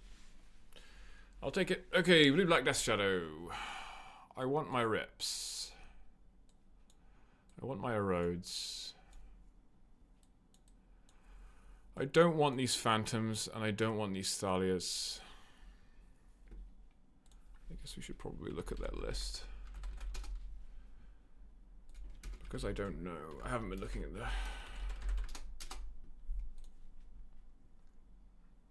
Death Shadow lists. Moonshadow, Murktide, Death Shadow. Snuff out Flow State. You do have Murktide, so I think the Rest in Peace is worth it. Cyborg Baragoy, Cyborg Dalthy, Cyborg Harbinger. Okay, Harbinger's interesting. Oh, this list doesn't have any basics. Oh, there's a Cyborg Swamp. Yeah. It doesn't matter anyway, because all their threats cost 1, so like killing their lands is not that important. So I don't really want the Phantoms. They don't block or anything. I do want these Exorcises for their big monsters.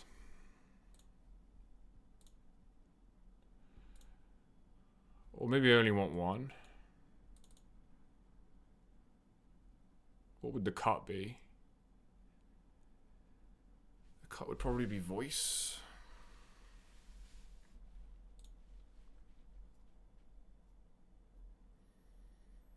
This list I'm looking at doesn't even have Bowmaster,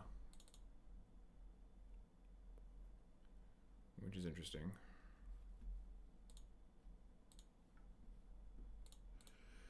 Yeah, I think I'm willing to shave a Voice here.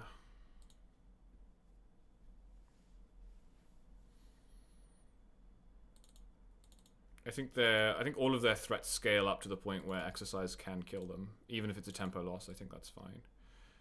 2 Plows? Can't lose. Haven't you guys heard that Legacy Death Shadow can't beat Swords to Plowshares? I heard that somewhere.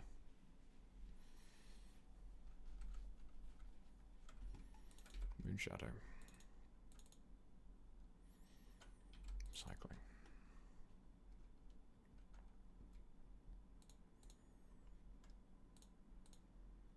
Do we plow?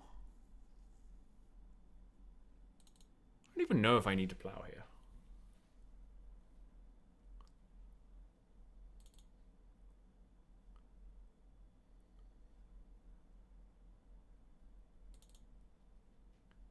Could play Guide and into a Johnny. It gets kind of dicey. I think with 2, I'm gonna plow. Up 1 game, avoid greedy plays at Waking Intent. Yeah, I don't think that's a good way of thinking about things. I think that you make the correct play for each game. I'm not saying I'm immune to that kind of psychology, but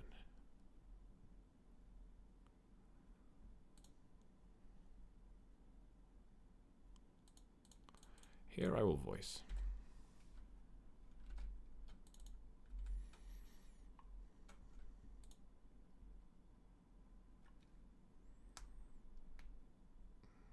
We're going to test for removal.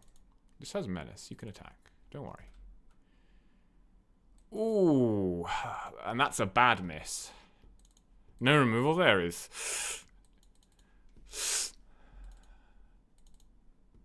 Okay, so now, yeah. Now we just get to go to town.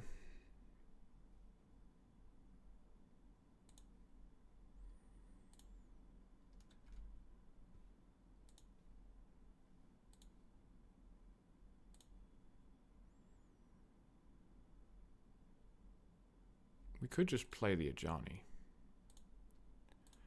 I think no, playing the Halia is better. Playing the Halia is better.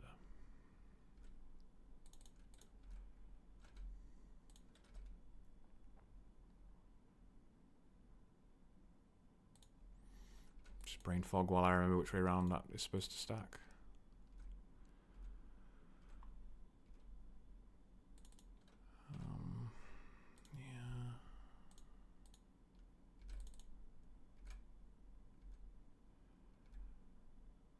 Just gonna use... I want to use my mana while I have the Voice. I'm just gonna kill that.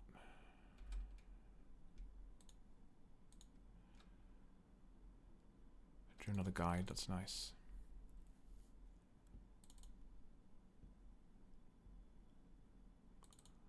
Wasteland. Oh, deluge? No, Paraguay. Okay, well, I guess now maybe I wish I'd save the plow. That's fine. Yeah, having a plow here would be better. But it's all good.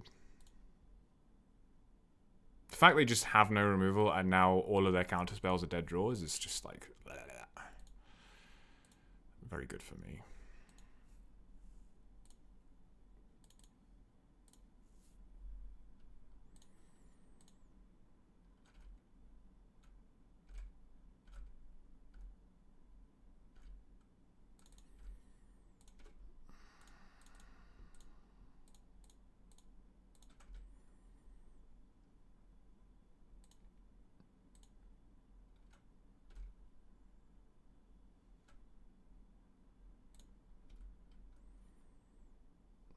Oh yeah, I mean, Massacre would still be good. I'm kind of playing into it by not jumping my guide as well, but I just think this play is funny, so I'm going to do it. Put them to 1.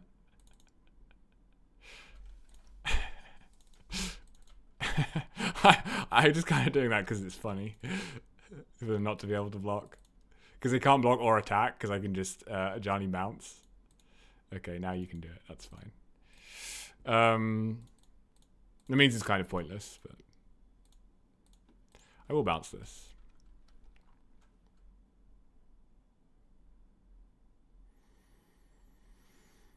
I don't think I'm afraid of any creature.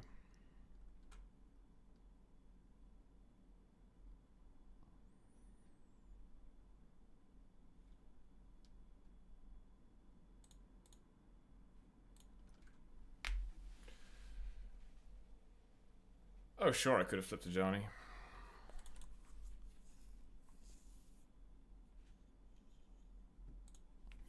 Well, that was quick.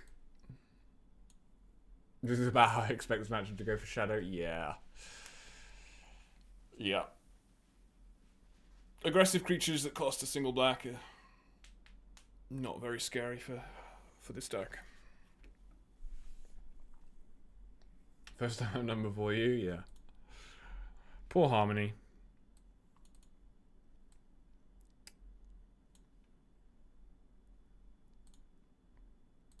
Alright, we have a bit of time now. That's nice. That's nice.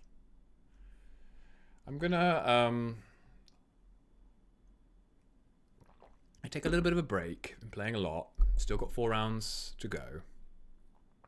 6, 7, 8, 9, yeah. My round battery. I don't know what that means. So I'm gonna have some lunch. I'm gonna feed the dog. Take a bit of time. And then I'll come back for the next round. Yeah, 4 more rounds. So we're over halfway. And we're 4-1. The loss against Cutter, I don't feel great about it. I think in hindsight it was a clear mistake not to chump. I can explain why. I was at 4 life. I had Guide of Souls and Voice in my hand. I was thinking, if I chump, then I only buy myself 1 more turn, right? Because they just attack again.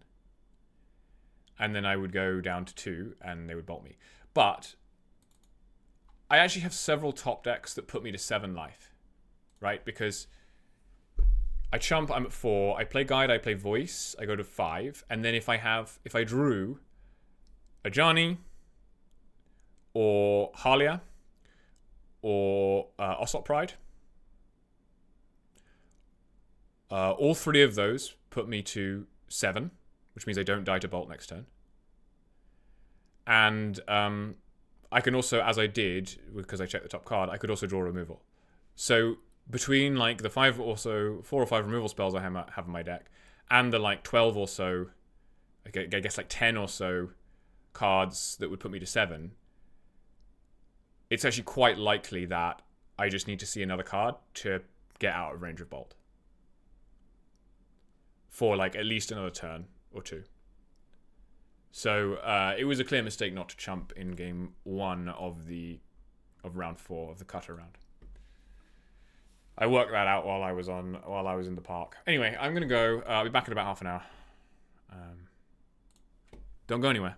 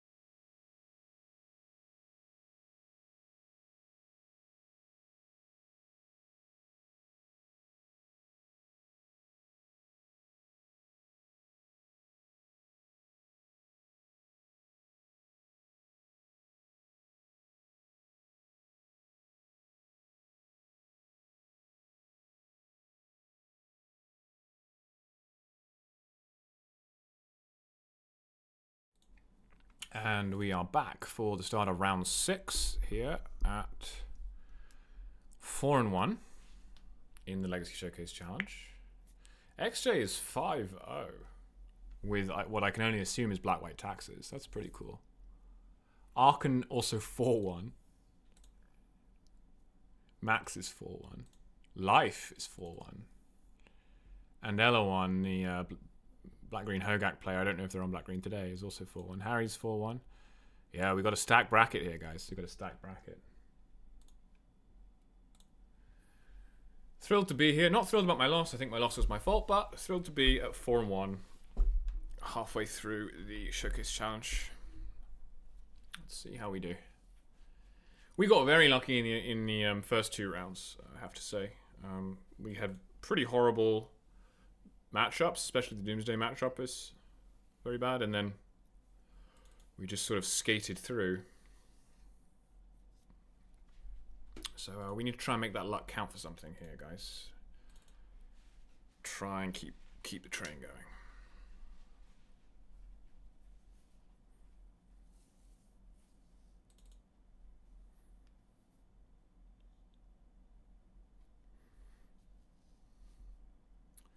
Prophecy is true. I don't know what prophecy you're referring to. Round 6. Viscount Strange.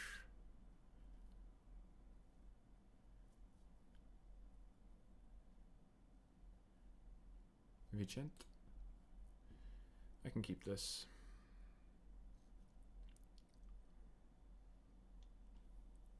It's not brilliant, but I can keep it. I don't know what my opponent is playing. Oh, Chalice? Oh, okay.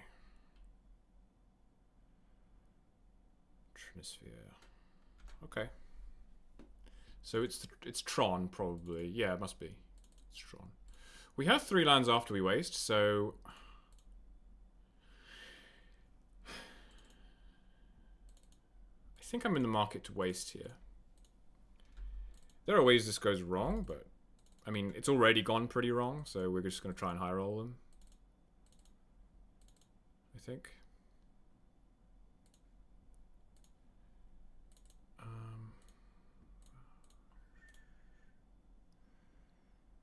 Guess we want a static prison probably at some point.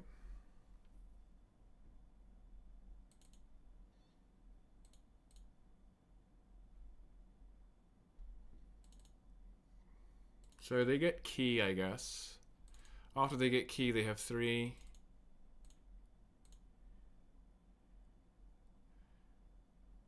No, they have 2, 3. They have 1.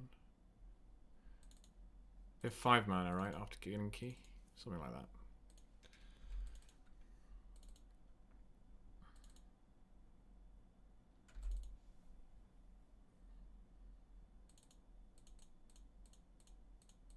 Maybe it's better to hold waste and waste the Saga? I don't know. As I say, I was just trying to kind of high roll them. Obviously, they would have had 3 mana on turn 2 if I hadn't wasted, so... Okay, so now you have more mana. You have more like 6 mana? Yeah, you have 6 mana. You can play 2 things, or you can play something expensive. Play a 1 ring. Okay.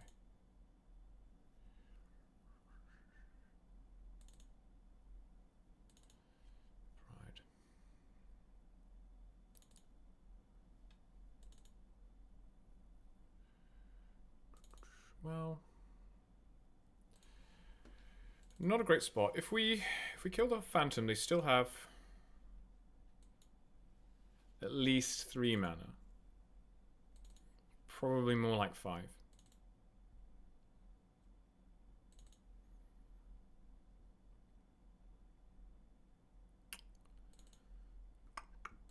If we play Thalia, that doesn't really do anything under Trinisphere, actually. So I guess the play is sort of forced. I don't think Voice is going to get there. I do think Nexus is the correct hit here. See if you have a basic. They might. Okay, no basics in this list. That's a glimmer of hope for the match overall. Some of them are running basics. Second Nexus. 5 mana.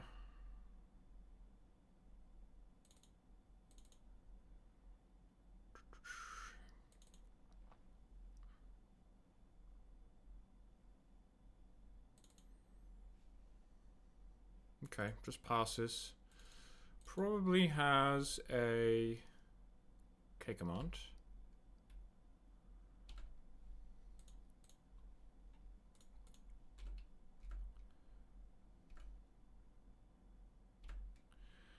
I'm just going to play the Thalia.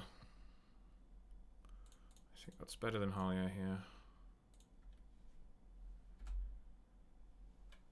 I can't kick him on the side. Okay, just passes. What do you have? You have... How much mana do you have now? A lot, right? You have 3, 4, 5, 6, 7, 8, 9, 10, 11, 12. 12 mana. Okay, so you're just doing me? Fine. Yeah, 2 Nexus was too many Nexus.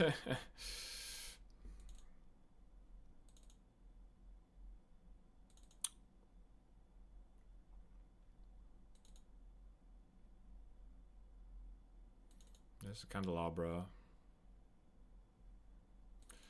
Candelabra. Candelabra.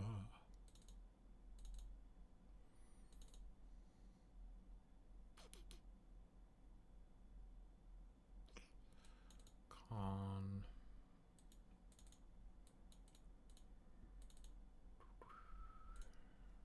Just gonna see if I can get a smidgen more information before we concede here.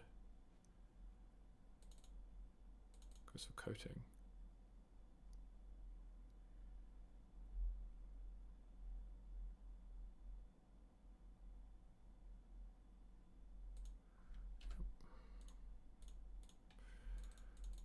Yeah, I'm not going to play that because I'm trying to get information without giving information. So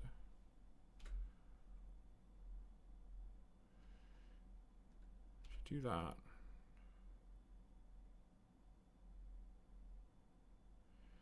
What, you want to play with your food here, or no? Okay, you just get the lattice, lock it up. Yeah, okay. All right. They're drawing. I don't know why they're drawing, but they're drawing. This means I can, again, get some information from the discard, actually. So, I mean, I'm almost certain I know all the cards in their deck, but...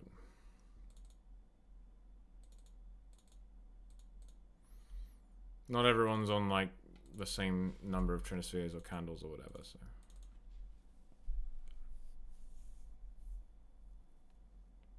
It doesn't really cost us anything to wait for a second here.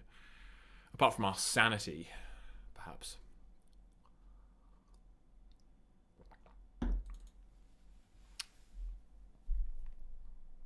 Like, I think they're going to show me an Emrakul here, which is actually very useful for me to know about. When they could have just played Lattice.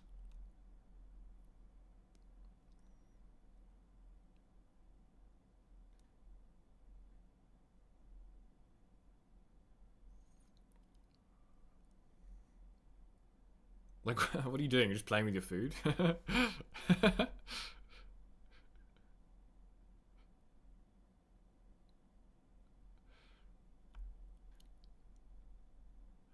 You just got to make extra special sure.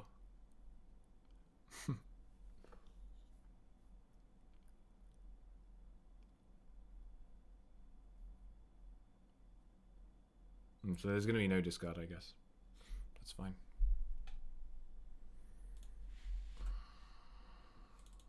Well, we did 14 damage to them via their wandering.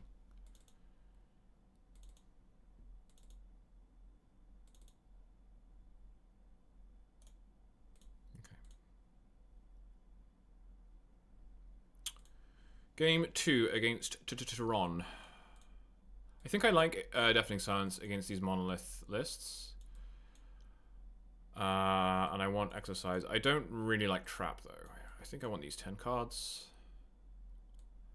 I don't like Voices. I don't like Staff.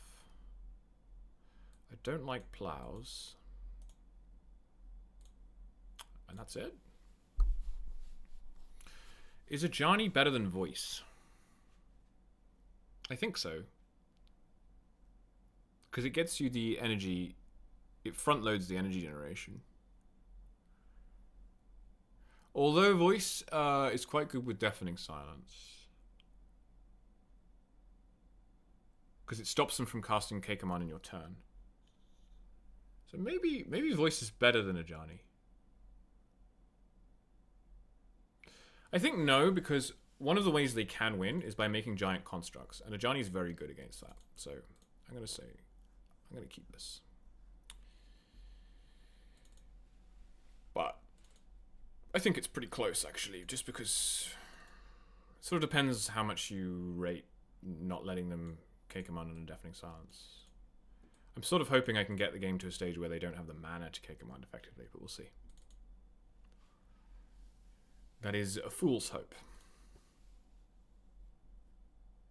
We could also cut shepherds for voices. Yeah, that's not bad either.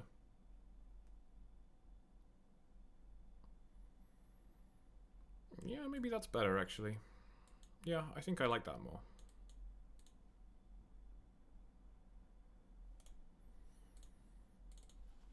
Yeah, let's do that.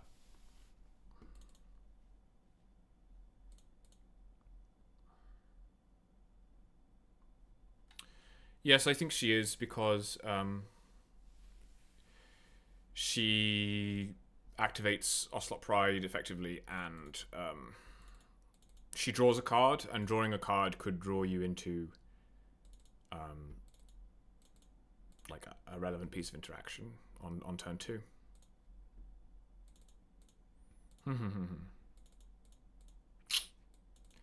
It's very tempting to keep this, but I just don't think I can.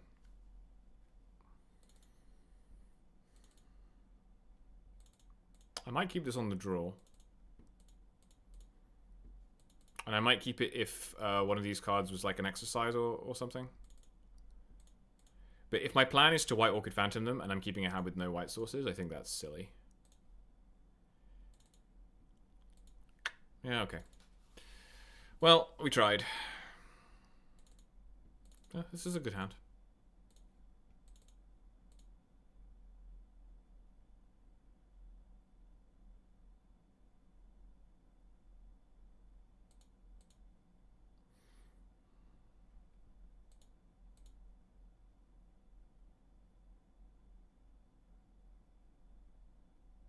Man, I wish I could keep 6 or 7 of these cards. At 5, it's very hard. I think I need silence and I need prison. I want both guides. Like, if I want one guide, I want both, I think. To start getting a clock going. But okay, I think I'm just gonna have to try and hope to draw. Maybe we should get rid of prison.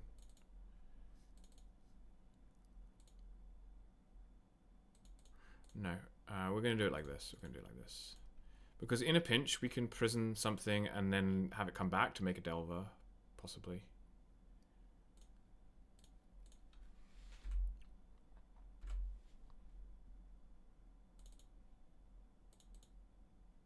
There's Saga. Needle naming. Wasteland? Yeah. Okay.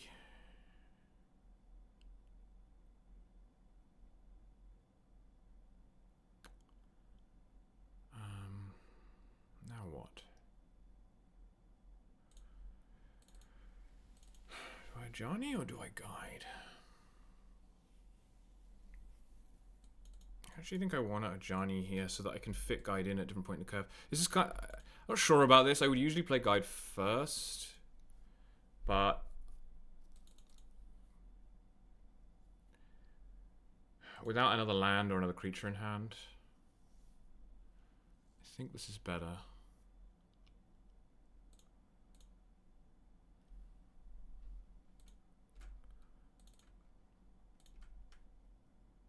I'm gonna attack.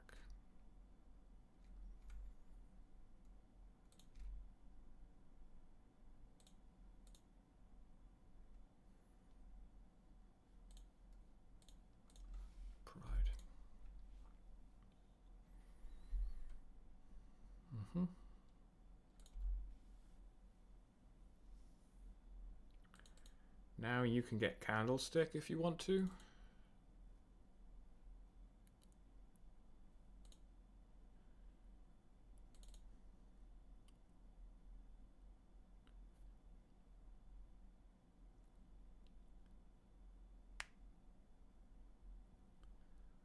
No, you're gonna get a guy.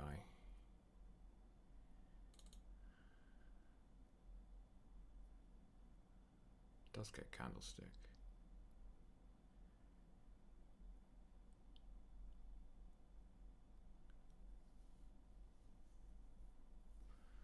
Tower, second Candlestick. So next turn you have 2, 3, 4. Huh.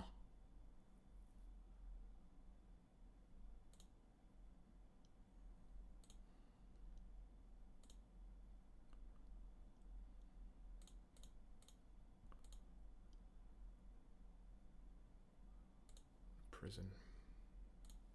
I think I'm actually going to take one of these.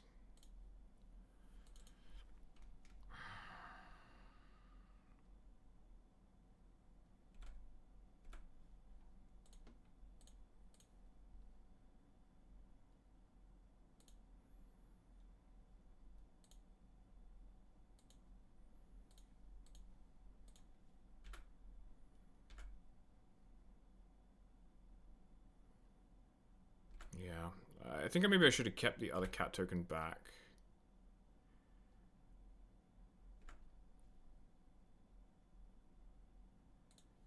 Yeah, because if I'd done that, I'd have 5, 6, 7, 8. No, I still wouldn't be able to get City's Blessing.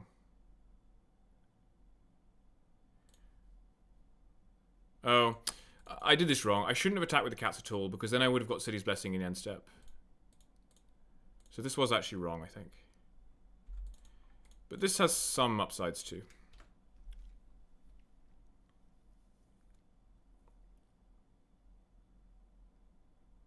Oh wow, 2 tombs.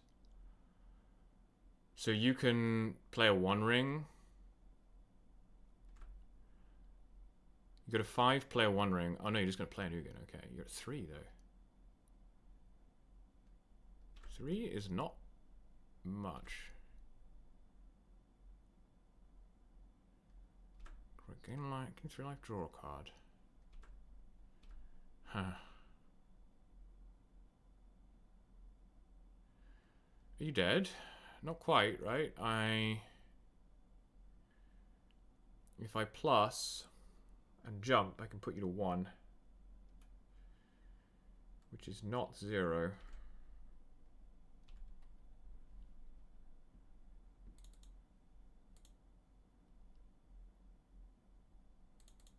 I think I might have punted by attacking with those cats last turn. I don't know.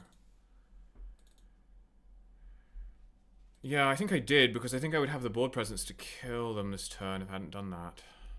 It's unfortunate. Very unfortunate.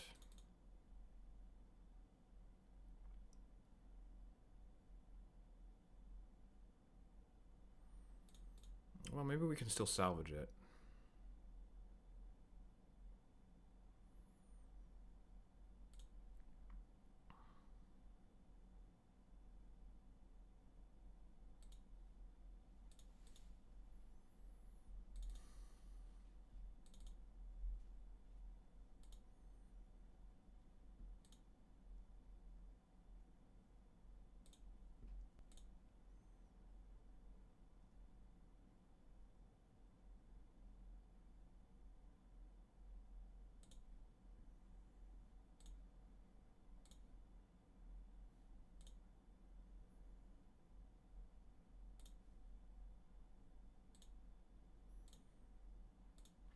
Problem is, Guide's going to die next turn. I guess everything's going to die next turn. Well, I guess not if I play a second Silence, huh?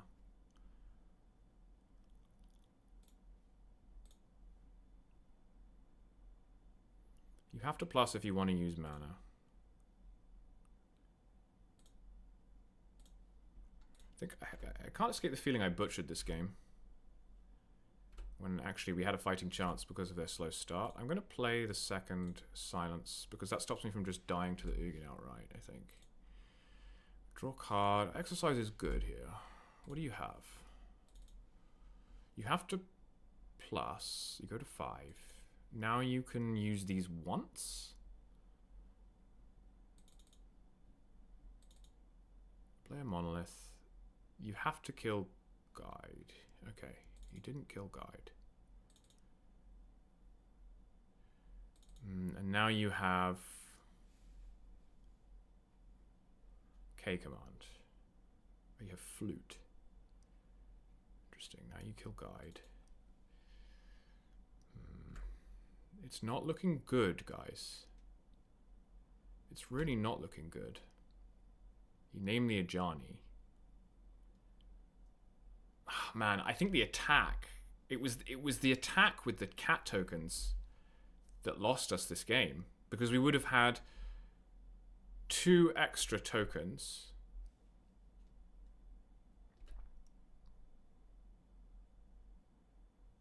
Another deafening silence. That's not going to help us. We would have had 2 extra tokens. And now we just can't do anything. All we can do is exercise the flute and try and get to the Ajani ult. That's it, right?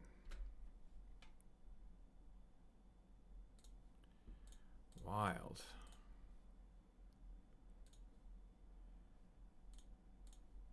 But you can just kill Ajani. So we're just completely boned. We're completely boned. Ah, I think I messed this game up with the attack. I was thinking I would want to flip Ajani anyway, but I think it was more important to get City's Blessing that turn. And get extra cats. Just go wider. Yeah, there's no way, because you just exile the Ajani. Yeah. And you're gaining 3 life a turn? Man. Man, oh man.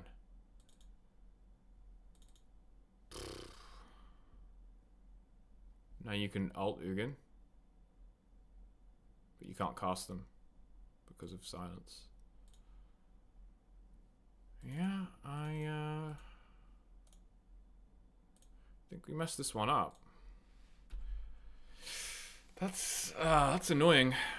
That's really annoying because we had a chance in this game. We really did. And I don't think we didn't get unlucky. I think we just messed it up. So now you get a 1 ring probably. Exile one of the cats. And I don't think there's anything I can do at this stage of the game. Thanks for the follow, Semiotician. Nice to see you again. I don't think I called out Spike Plays MTG, DJ Hoderays, and Dav922 either. Thank you for the follows. We are here not every week usually, but I try and do maybe twice a month streaming white creature decks mostly in Legacy. And if you're interested in energy decks at all, I have a fairly lengthy primer/guide linked on my Blue Sky,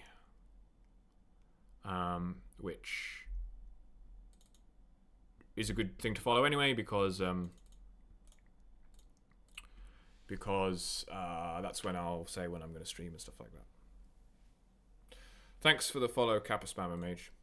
Yeah, I don't think I have anyone to blame but myself for that loss. I mean, there's no guarantee we would have won that game, even with the extra creatures. I think I would have been able to swing for lethal. I wonder if we can check the replay, actually. I think we would have been able to swing for lethal the turn after they played the Ugin, or the turn they played the Ugin, if I hadn't attacked with the cat tokens.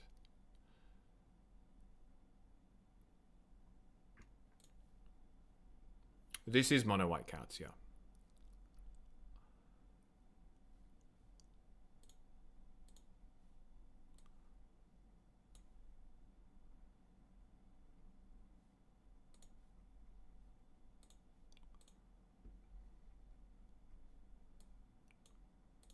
And of course, there's no guarantee that we would have been able to.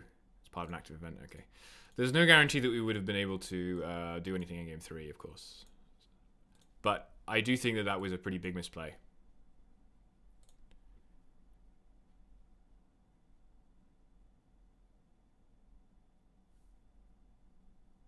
You're playing bad today, live?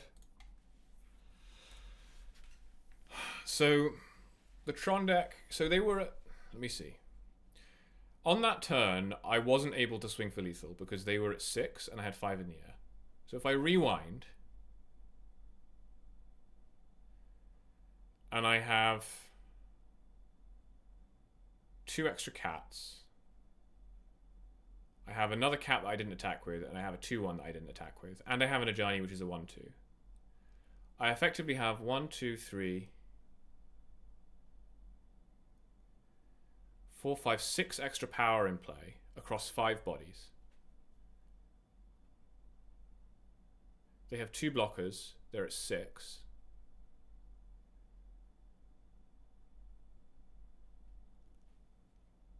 Harry got you. I'm trying to remember what I had in play. Let me check the log.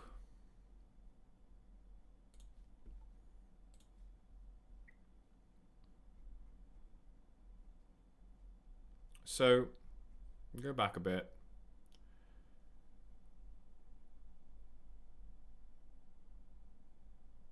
I static prisoned. I attacked with this cat token and this cat warrior that died.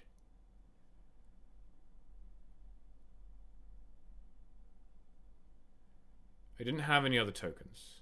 Right.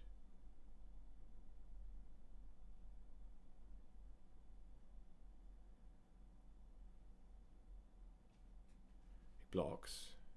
Transform. I got an extra 2-1 off that. Okay, so I do get an extra 2-1 off that. So what happens is they have 2 blockers. I have a 2-1 and a Ajani, a Guide of Souls, and 3 1-1s. I have 6 attackers. They have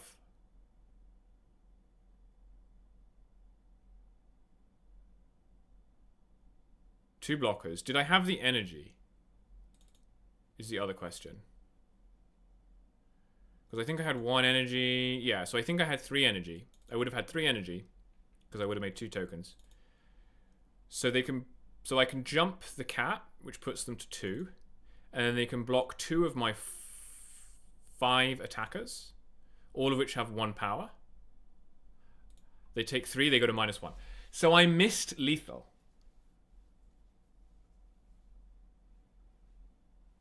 I literally missed lethal because I attacked with the tokens the turn before. That's bad. That's really bad. It's really bad to miss lethal like that. And it's a learned play pattern from red-white, I think, where often on that sort of board state, or like off the top, in red-white, I'm going to be able to find a red permanent, and then the Ajani being flipped is a lot more damage. But here, that's... first of all, I didn't have a red permanent in play, and I can't draw a red permanent off the top, because my only red permanents come from voice tokens attacking. So flipping the Ajani was of almost no value to me.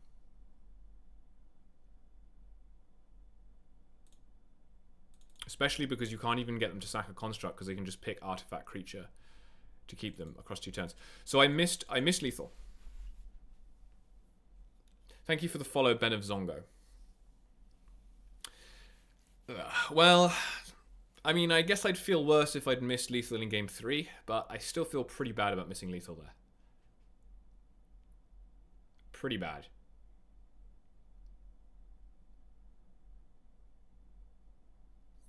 What are you going to do?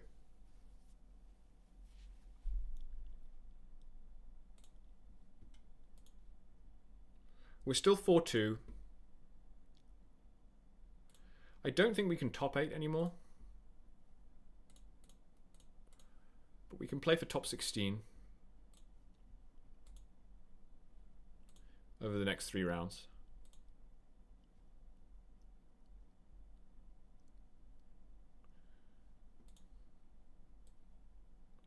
225 players.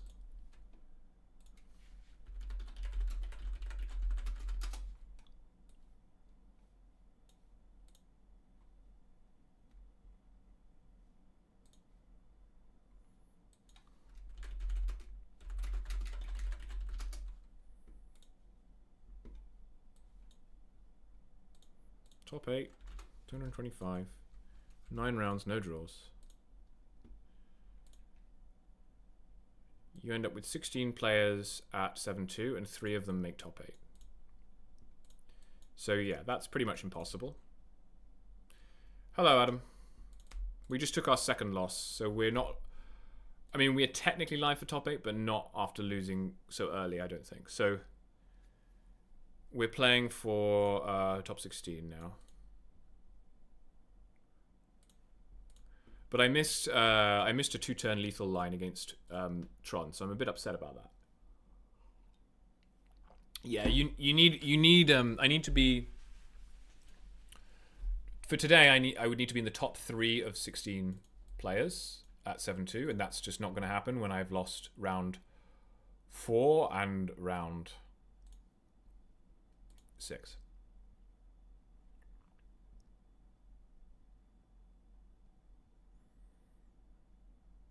I mean, who have we played against? We played against...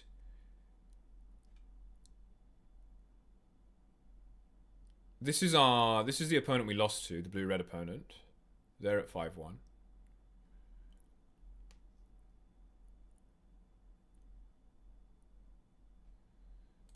The standstill player, we remain the only loss for the standstill player, which is incredible, to be honest. They're playing still. So we've got good breakers on them. Obviously, we have good breakers from the player we just lost to.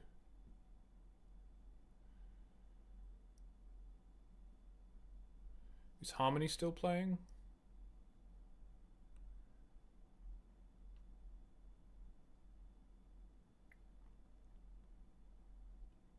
Yeah, if my opponents do well, and some of them are doing well, we might be okay. Where's Wakama?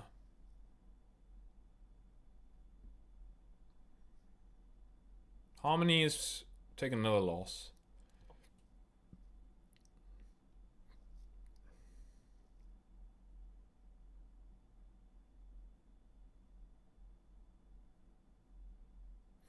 So actually, the person who we lost to who could be XO isn't. Kaijimi has just taken their first loss. So we're not going to have... I don't think we're going to have very good breakers. We shall see. Summer Troll's still playing. I think I played against them. I guess I can actually see who I played against.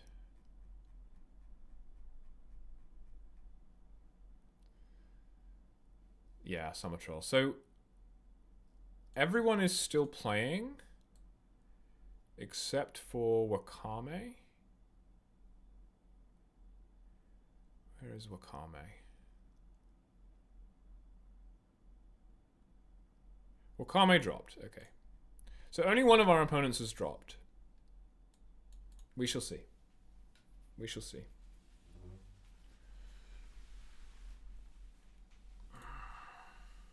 I mean, we still have to go 3-0 in the next 3 rounds. So I'm 0 for 2 against Tron decks with my anti-Tron energy deck, but that doesn't surprise me. Like, it's never going to be good.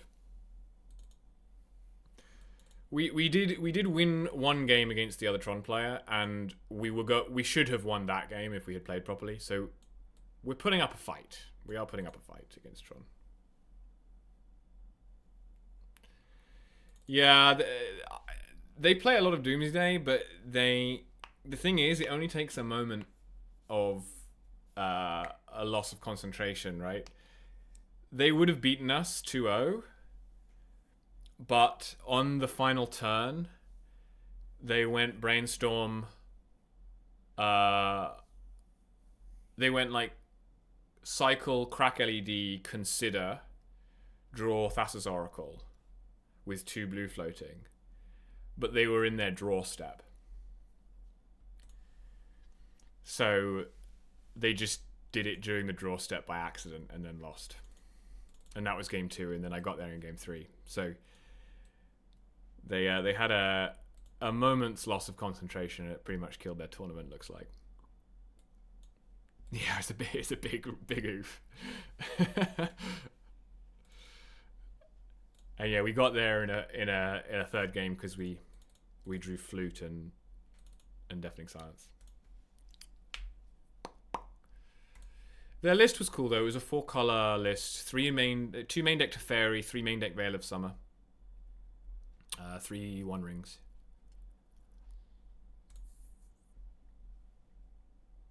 Everyone's done dumb stuff with Doomsday. It's like, it's part of the charm of the card.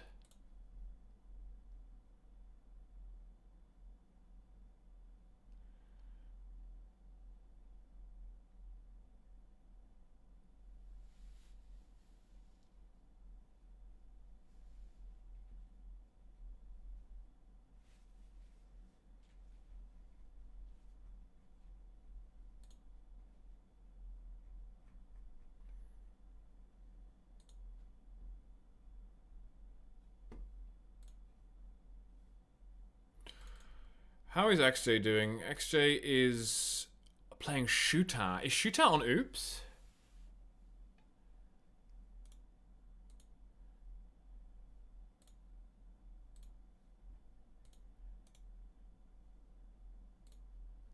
Is Shooter 5-0 with Oops? After the ban? Surely not. Oh, Shooter's on Tron, okay. Fair enough. Well, XJ will be up against it then. But they're playing game 3. It would be cool if XJ was 6-0 with D&T. Return of the King. Top deck Tron. I mean, there's some people making deep runs with some interesting decks. Like I'm fairly certain LO1 will be on that like Hogak, black-green Hogak deck. Standstill is at 5-1, which is crazy.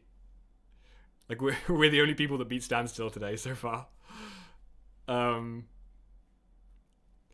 don't know what Arkan's playing. This player was playing lands in the challenge on Wednesday. I don't know what Grim's playing, but they're the same record as us. It's kind of interesting. You're also on Hogak. Your list must be different from Ella's though, right?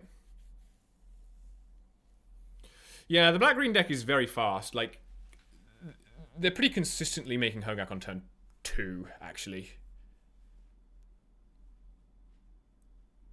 It's a bit different, yeah.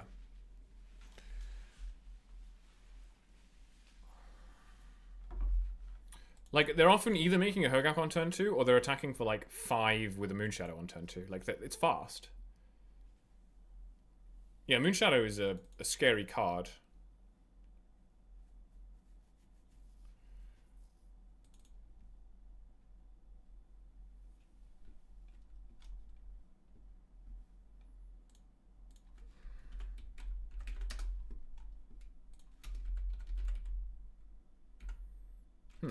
According to Google, LO1 is a contraceptive morning after pill.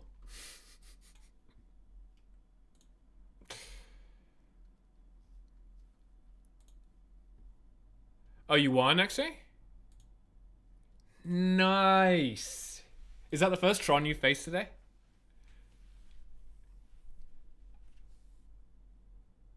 I lost to Tron. I missed lethal in game 2. It was stupid. It was a 2-turn lethal, but I missed it.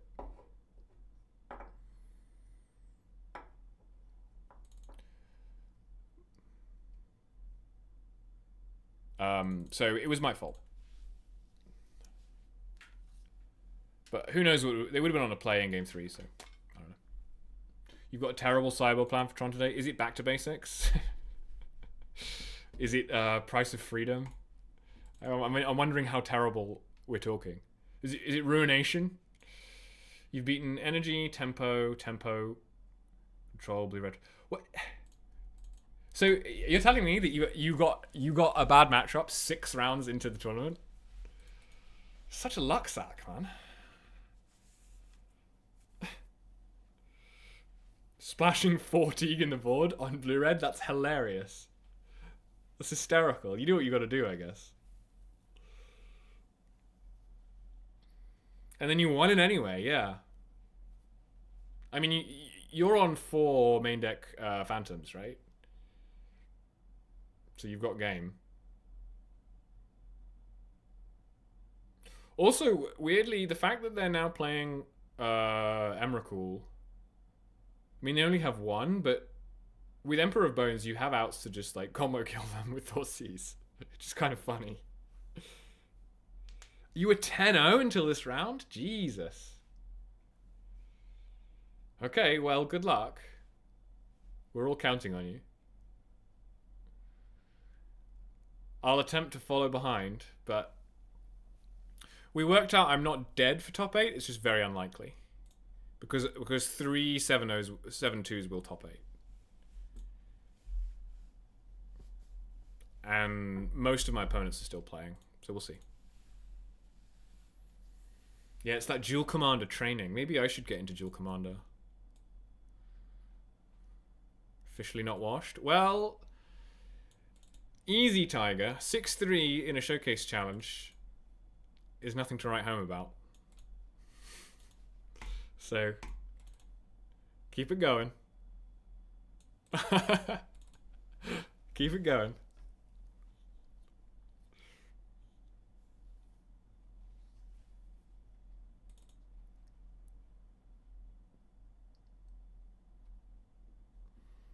We'll see how things go. I don't know who else is 6-0 now. Because I don't know what these guys are on. Karsa, Lalamancer, Kitty. Probably more fair stuff though, right? This is the thing. I had to wade through Sneak and Show and Doomsday to get to round 3. And then I lost a good matchup because I lost against Cutter.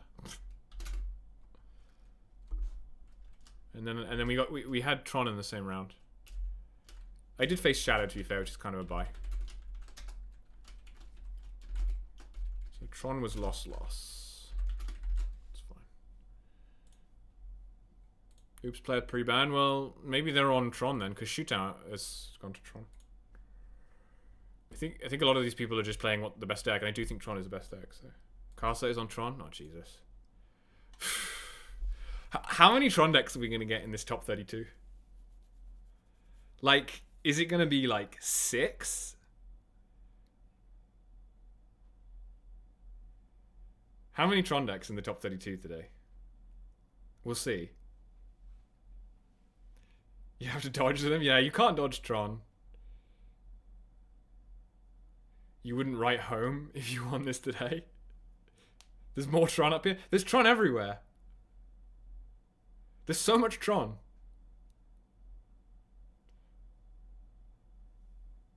There's so much Tron. I'm also not confident in the Teague plan. That's why I'm not playing this deck. Because the only way this deck beats Tron is by playing turn 2 Teague. And I'm not confident about that. Which is why I'm playing for White Orchid Phantoms instead. But it's not working out so far. I'm 0-2 against Tron with this deck, so. I think Thoughtseize plus White Orchid Phantom is decent. I think that's why Black White D&T is okay.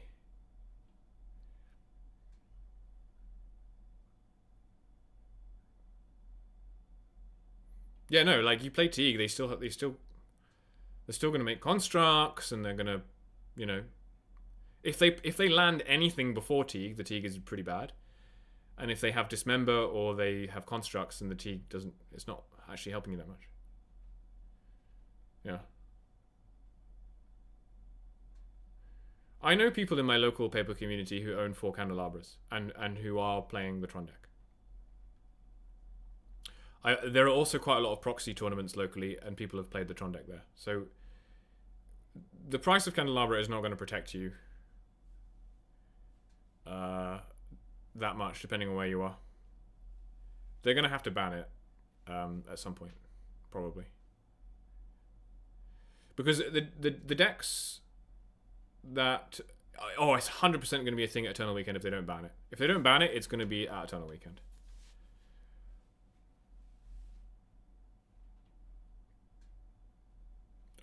It's just so good. The deck's so good. You just make like 10 mana on turn 3. It's crazy. And the problem is the decks that can hate out the land base are not very good at the moment. Mono red and lands can't effectively beat sneak attack consistently. So, like sneak and show. So literally the only thing that has a chance to land hate the Tron deck and B a good matchup into sneak and show is, drumroll please, black white D&T. That's why XJ is 6-0. You know, as a skilled pilot. Because you can beat Tron sometimes, and you can beat Sneak and Show pretty consistently. And you can beat the decks that beat Sneak and Show, like the tempo decks. So you just don't really have any like super bad matchups at the moment once you get through the first 3 rounds of the tournament. The Tron deck is your worst matchup in the winner's metagame, but you still have a plan because you have 4 Thoughtseize and you have 4 White Orchid Phantoms. And you have Wrath of the Skies after board to kill Candles and Sagas. So, like, you have a plan.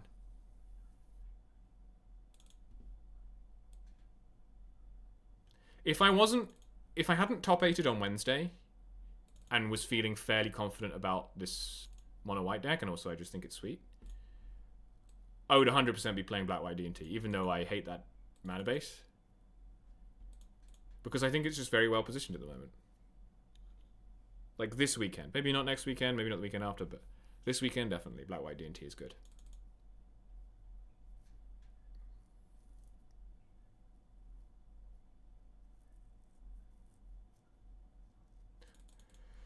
Because nobody's come up to claim the fast combo crown from Oops yet, right? We're not seeing Tess, we're not seeing BSS, we're not seeing Fast Reanimator at the moment. So what does a D&T pilot have to be afraid of? Tron.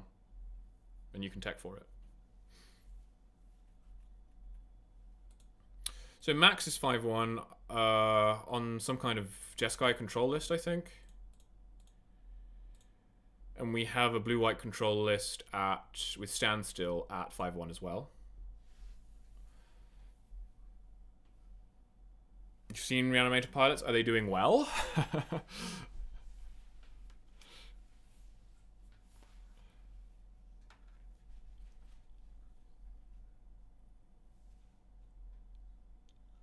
Because the other problem with...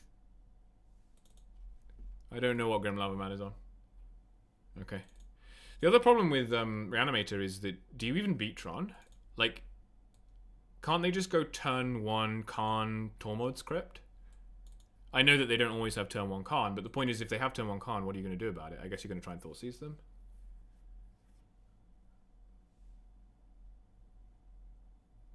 Yeah. Yeah, exactly. They're going to go turn 1 Trinisphere. Like, you got to win the die roll. You just have to win the die roll. This is why the Tron deck, I think, is, in my opinion, right now, you know, we'll see how the meta shakes out, but in my opinion, right now, it's too good because they are very, very scary on turn 1, and they're also very, very scary on turn 10. And, like, there should not be allowed. should not be allowed to have a deck that can play the One Ring or Khan on turn 1 and also just, like, plays Emrakul. That's crazy. Like,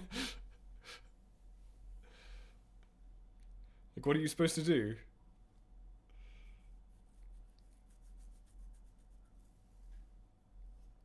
But yeah, the Jeskai decks, I guess, are doing okay because they have, like, Force for the turn 1, and they have Consign for the turn 10, and they have Back to Basics in the middle. Yeah, I don't know what they're going to ban. I don't think they will ban Candelabra because I think that people would be so annoyed because they think that like something being reserve list or whatever entitles them to have safe money in it. So I think it's likely they would ban Nexus. And to be honest, I would rather they ban Nexus. I would much rather they ban Nexus. Nexus is such a stupid card. You know, to give my most advanced analysis, it's a dumb card. And I don't think the ring should die for the sins of Nexus. I think the ring actually, I mean, I don't really like it, but I think it's fine in Legacy. It's 4 mana, like, come on. But the post players are sad anyway, surely, because they're getting cucked by Tron. Right? If you're a post player, are you happy right now? You can't play Cloud Post.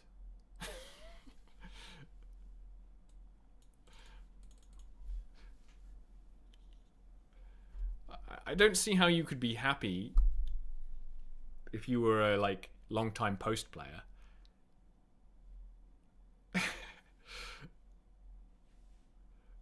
Because your identity has been stolen.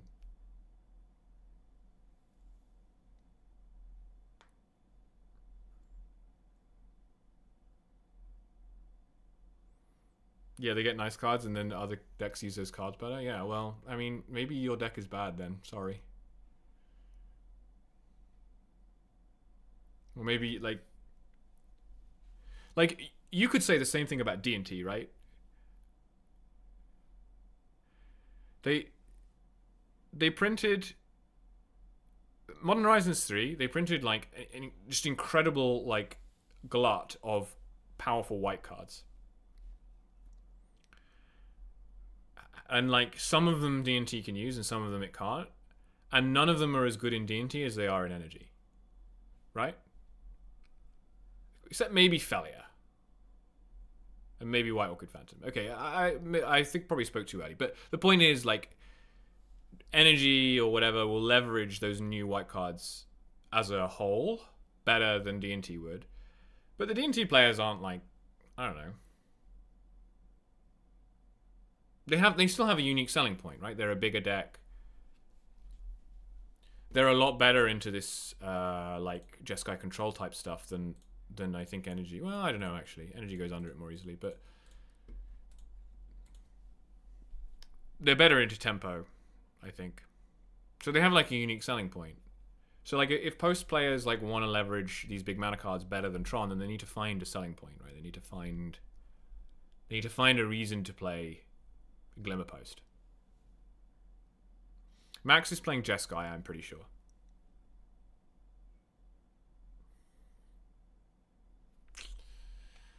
And is 5-1.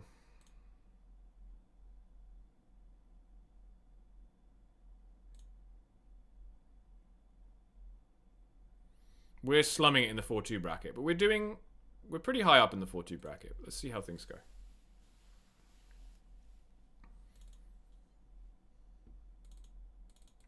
Good luck, everyone. Mangara locking? Yeah. That was a little before my time, the Mangara locking. I was more of a...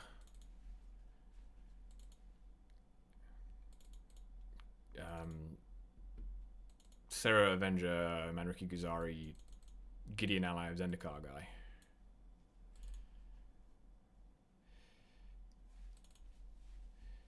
Yeah. I'm not convinced about the Jeskai deck, but I think if you're as good as Max is, then you probably can just play back to basics. Like, back to basics is a lot better if you're able to just always keep Candle in mind and like keep up answers to Candle, like whether that's Consign or Force or whatever.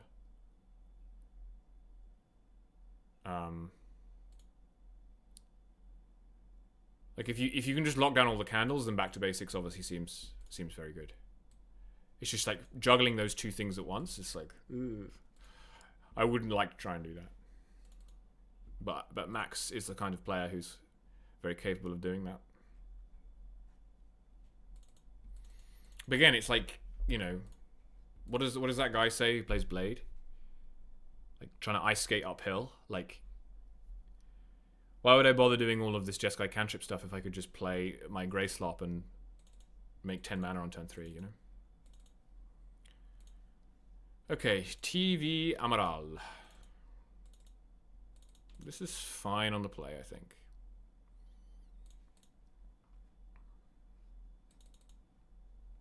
I'm going to lead on Backstreet. I'm going to keep that. Backstreet's back, alright. Do, do, do, do, do, do.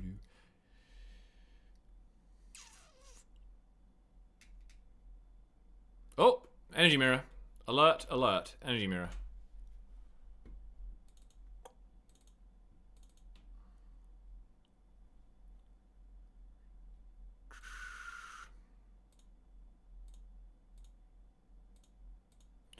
So, I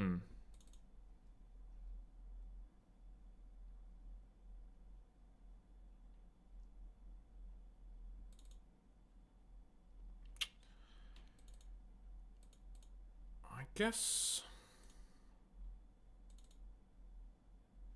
I could play the Phantom just to block, but killing their Caracas might be more important, or their Lazotep Quarry might be more important later on.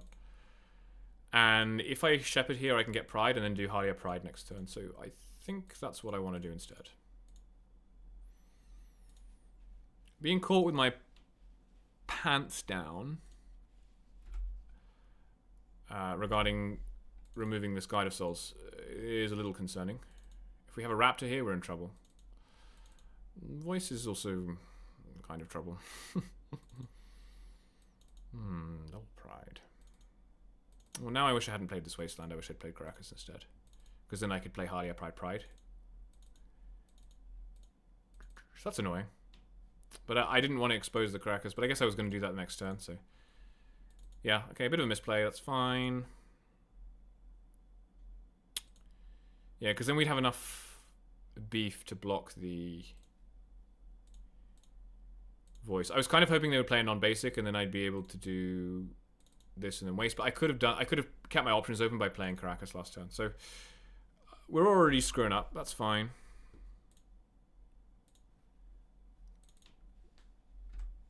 Probably fine. There's the Quarry. You're gonna play Adjani. Play Bombardment. That's kind of a disaster. Okay.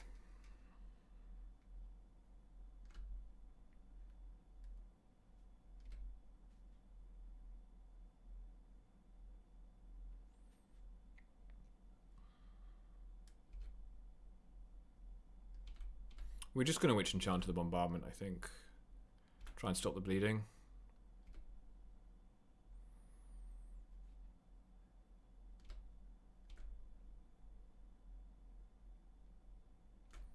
Man, this red-white energy deck's pretty good, huh?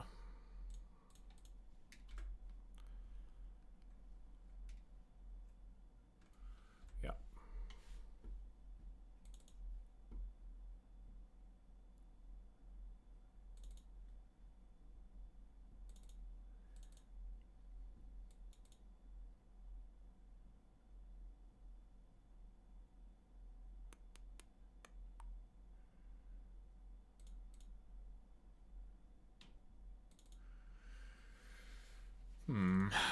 If I guide... Yeah, there's no point in doing any of that while the Bombardment's in play.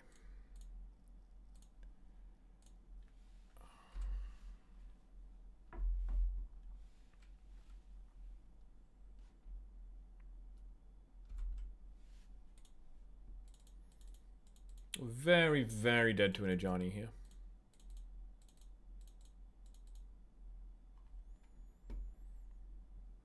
Not sure about this basics selection, if I'm being quite honest.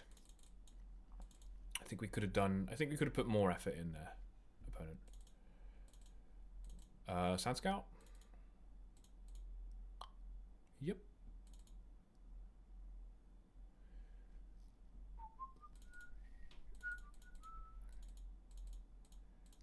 Wasteland. Gets rid of the Caracas here.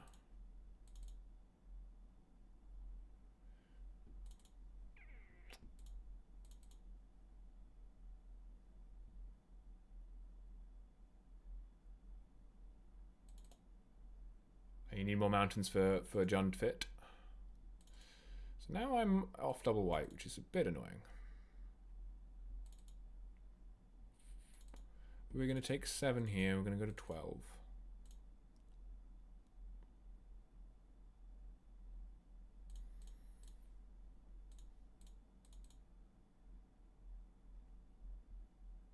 Let me do a voice.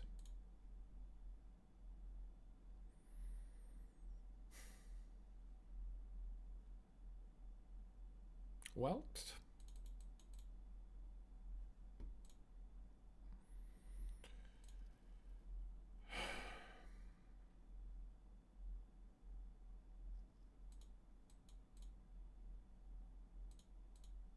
We're pretty boned.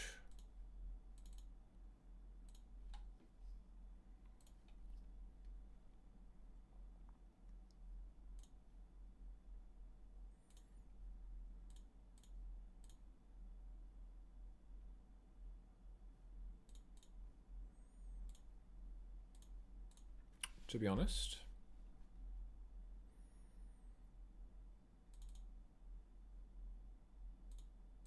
Good attack. That doesn't really achieve anything, does it?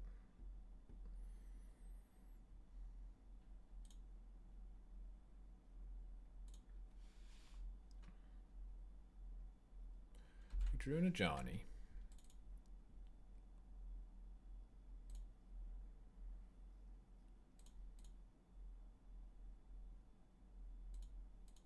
If they just somehow have no interaction whatsoever, there's a possibility we can outscale them.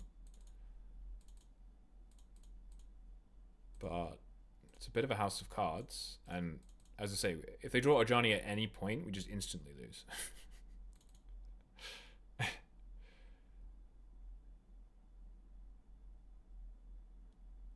Okay.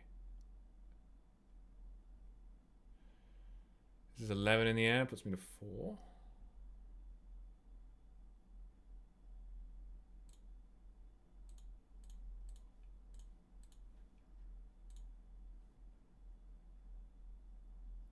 Go to 5.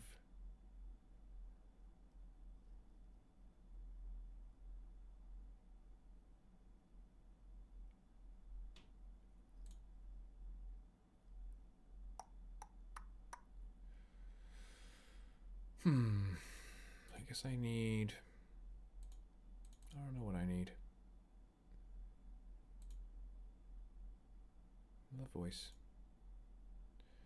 Ugh, okay. What is this? Raptor? Squelcher. Right, okay. Yeah.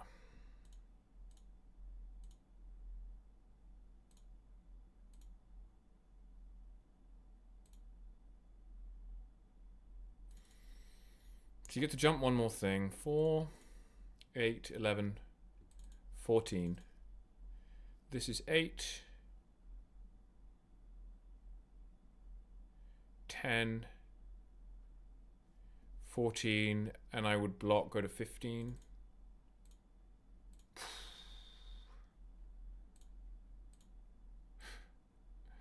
No, I think I'll play the Ajani instead of the voice.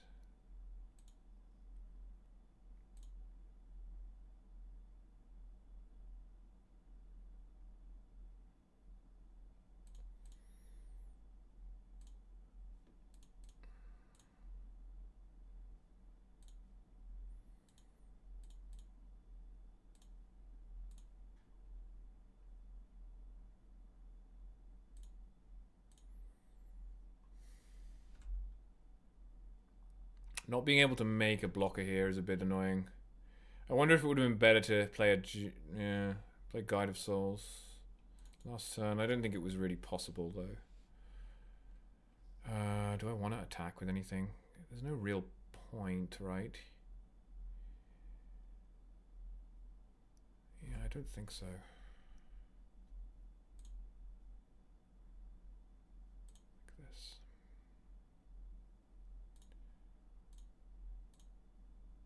Oh yeah, this gives me much more life. I think this is better. So I'm at 17 now. Like I say, there's a possibility we can outscale them if they just never have removal.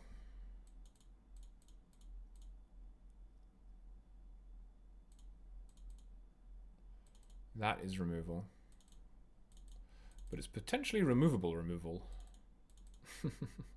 So there's that.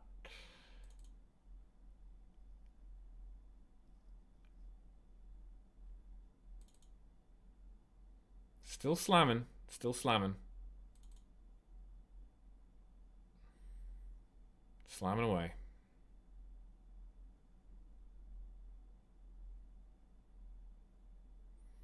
Question becomes, do I want to flip a Johnny? I think the answer is yes.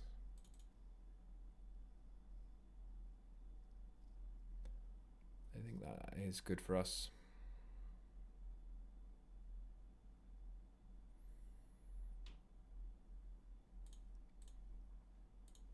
So we'll do one here, one here, one here, and one here like this. I guess you can sack the token to stop me from flipping a Johnny.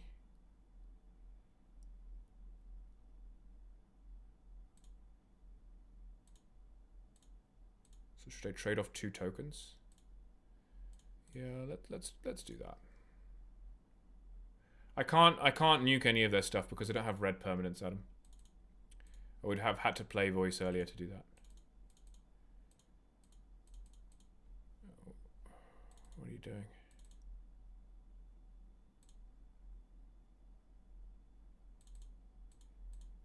Oh, you have 2 quarries. Right. Okay, so I needed to block with 3 cats. That was stupid. That's fine. That's fine. We still get the life gain, I guess. So there's that.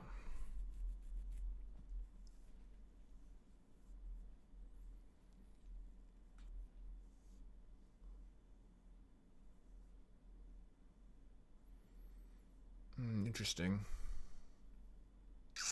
We drew a Caracas. Yeah, I think our only play here is kind of forced.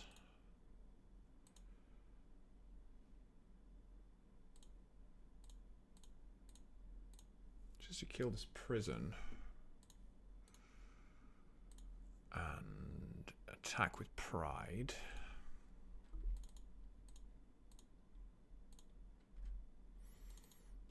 It definitely would have been better to have a flip to Johnny here, that's for sure. I may just be dead anyway. I don't really know. This is definitely the thing that makes me least dead. So I'm going to do it, but I think I might just be dead. Because I'm at 40. Yeah, they just have lethal in the air. I would have gone to 18 if I'd flipped the Ajani. And then I would have taken 6, 10, 13, 17. No. Yeah, 17. I would have taken 17 if I'd managed to flip the Ajani. If I hadn't butchered the last turn. That's actually really annoying. Okay. I guess we playing bad now, huh? That's fine.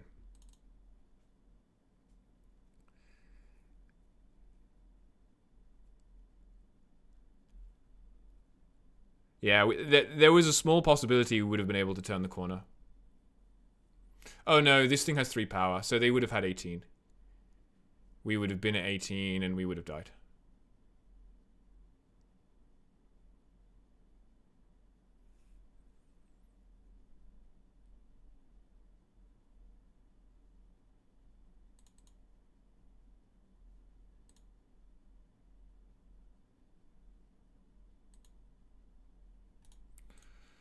Okay. 8, 12, plus 6 is 18, yeah. Alright, alright. Let's go again. I like Erode. I don't like Thalia.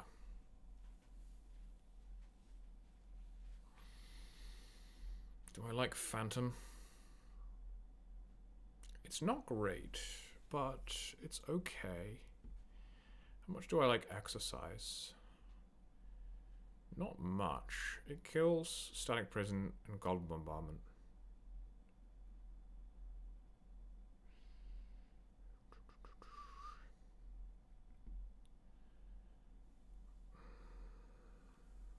Rest in peace. I don't think you can afford to play Rest in Peace in this matchup.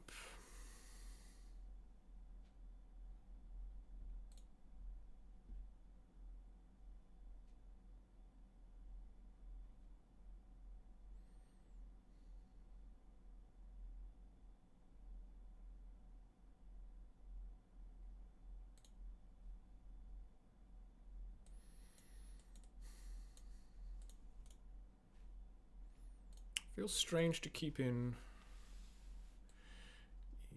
We're on the play. Yeah, I think I like Phantom more. Let's try this. I think Phantom is actually fine. Because it has first strike and flying. And it kills Caracas or Quarry. I think it's better than Voice or Thalia.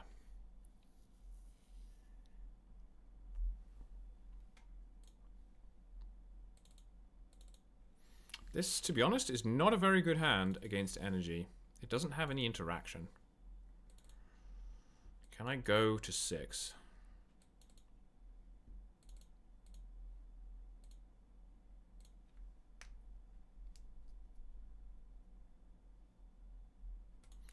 I'm going to keep it because I'm on the play and because I have immunity to Wasteland.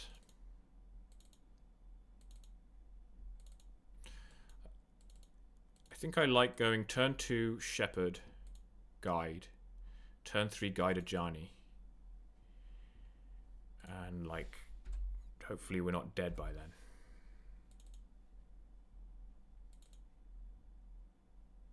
There's a Guide. Caracas. Shepherd. Yeah, no interaction at all. Pretty sketchy in the opener, won't lie. But we're on the play. We got some stuff going on.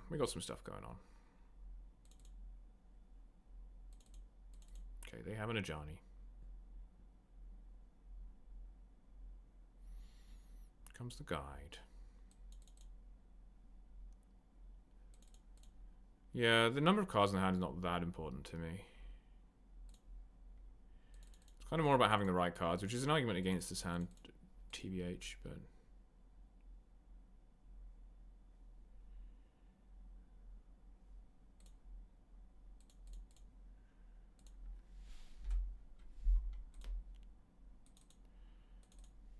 because they've effectively taken the play by having Guide naturally rather than having to fetch it.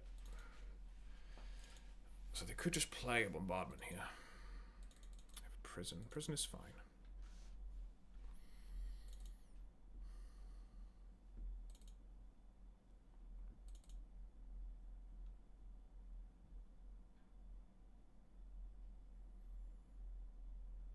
Interesting.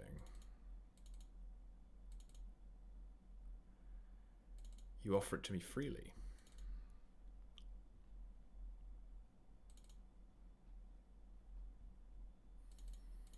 Yeah, that's fine.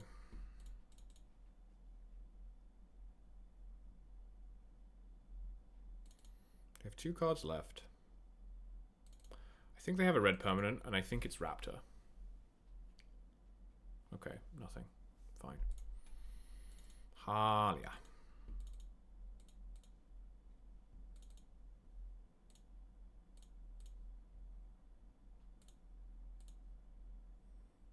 Oops, I should have warped first. Okay, we missed some life there.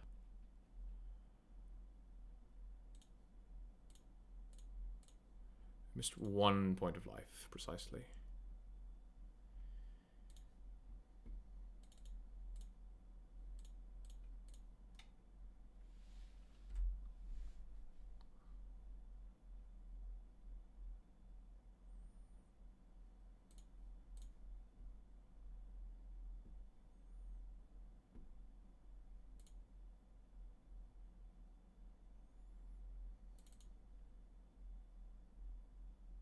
Tried Militant, and that's still in. Interesting. Exile that. Drawn Johnny. Alright. You gotta pay.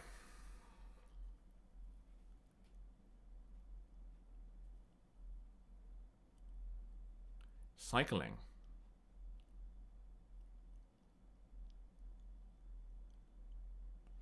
Second guide is a bit scary. That is scary. Pretty scary. Can't really block. Just gonna have to keep gaining life.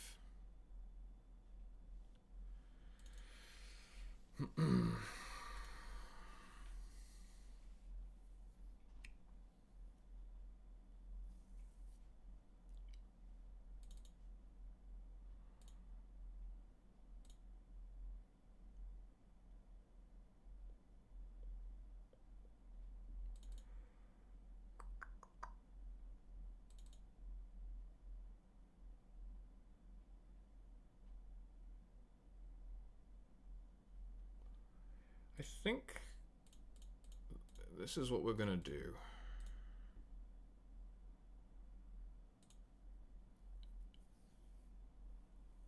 We're gonna kill this thing. We're gonna say go.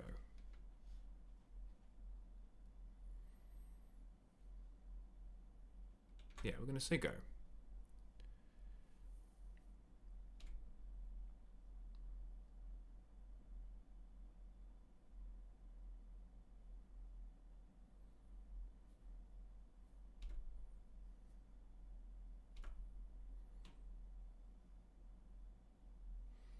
Attacks with the cat. So if I block cat, I block cat, I bounce your Ajani, I flip my Ajani, or you remove it.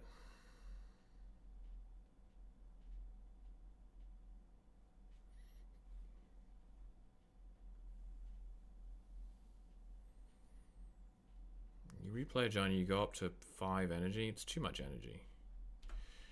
No, I think I just let this guy come through still. I don't know. You can go up to 3 energy. And then I can attack your Ajani. Or you plus it.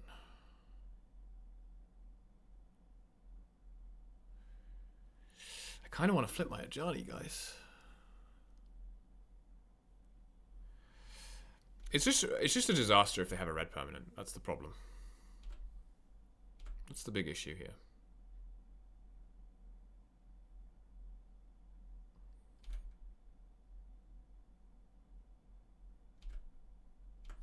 I think I would have played that pre-combat.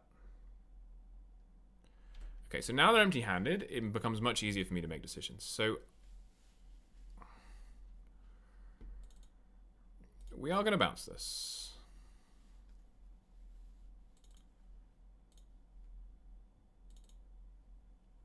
Oh yeah, okay, good draw, good draw.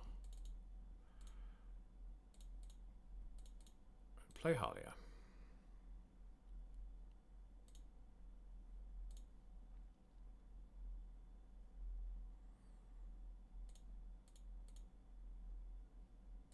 Play Ajani.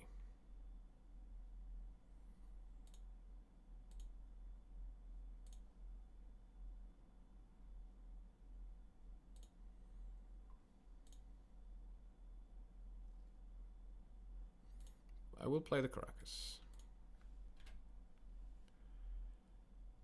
We're gonna swing with this guy. Try and get myself a flying blocker here.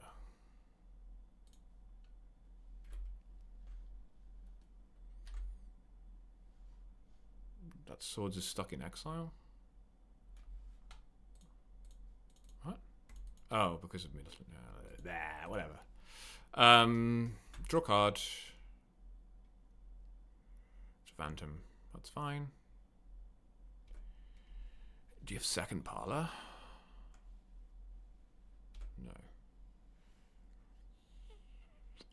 I'm going to wait on the plow.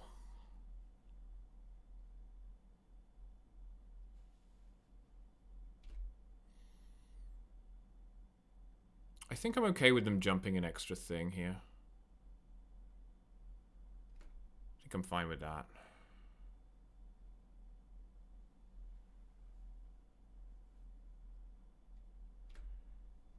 Pay the energy. He is going to target the cat warrior.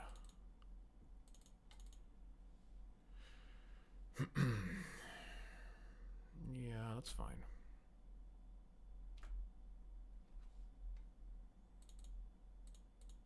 Let's say you play bombardment. Let's say I plow this, I go to 11, you play bombardment. You sack this. You flip a Johnny. You deal 3 damage to one of these guys. And I just kill your Ajani. So it doesn't matter anymore.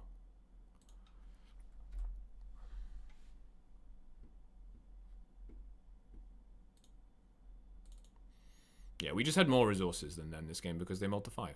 And that was... Oh, hello. Okay, that's pretty good.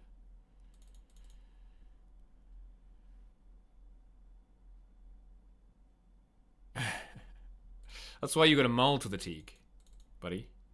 You got to mull to the Teague.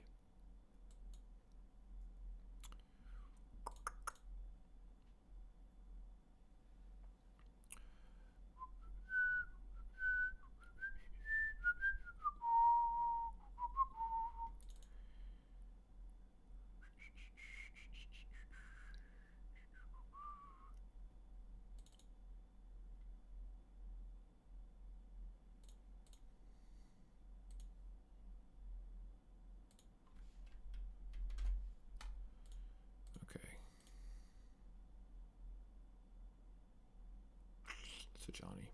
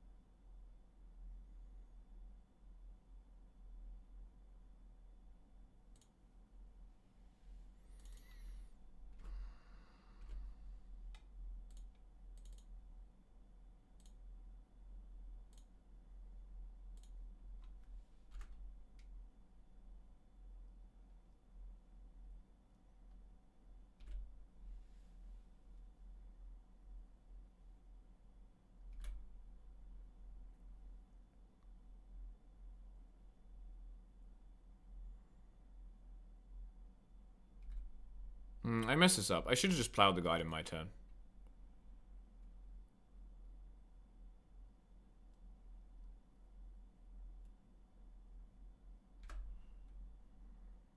That would have been better.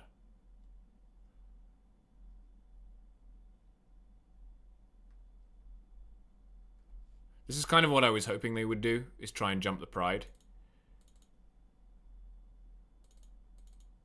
But I think they're too smart for that. So I should have just plowed the guide. I'm trying to play around too many different things at once, and I'm not playing around any of them, basically.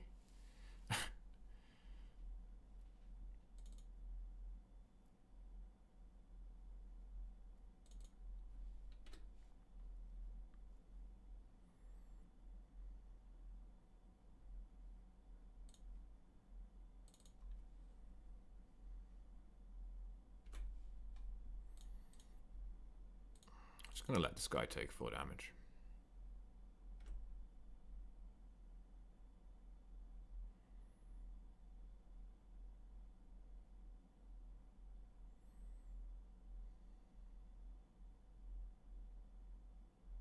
Yeah, I've opened up a world of hurt for myself here. It's fine.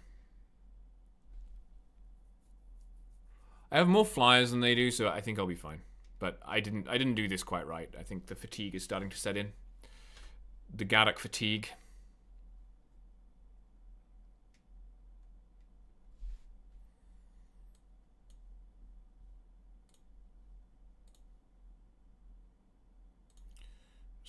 this thing.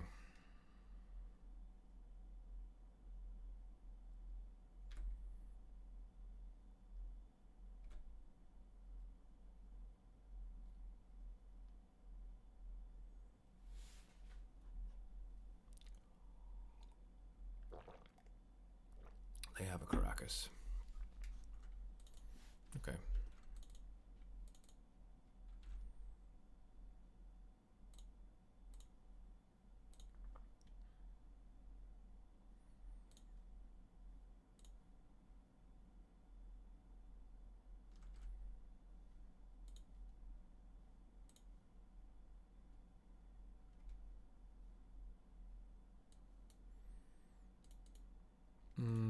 Sure. Why not? In the end, why not?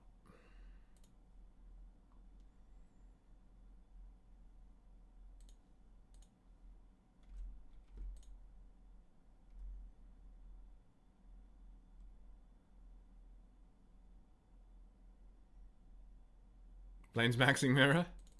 They only have one planes. It's just the one planes, actually.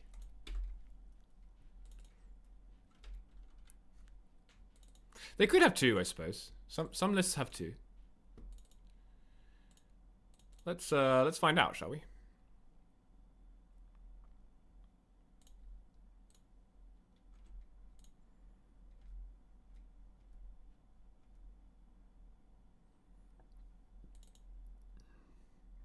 They do have two. They're Plainsmaxxing two.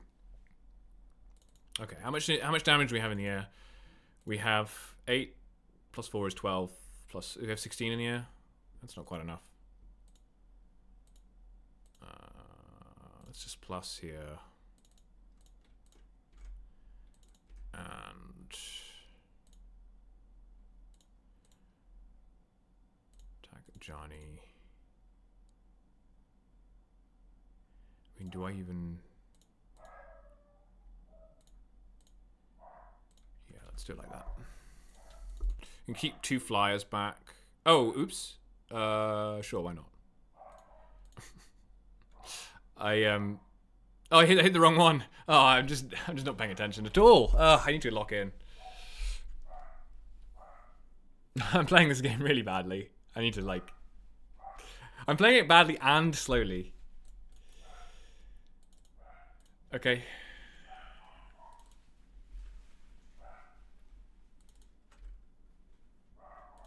Oh, they got bombardment. Okay, we may have given them a window to win this game. That's fine. That's a very good card.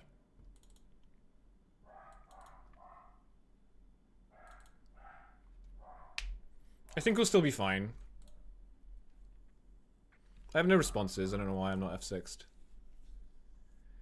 I need to give myself enough time to win game 3 is the most important thing. Why are you letting me use a Johnny? That seems wrong, to be honest.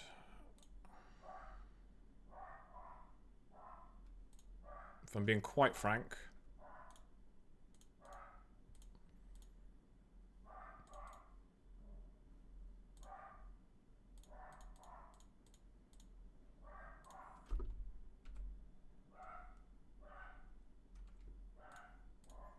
I guess maybe they already gave up. They're trying to use my time.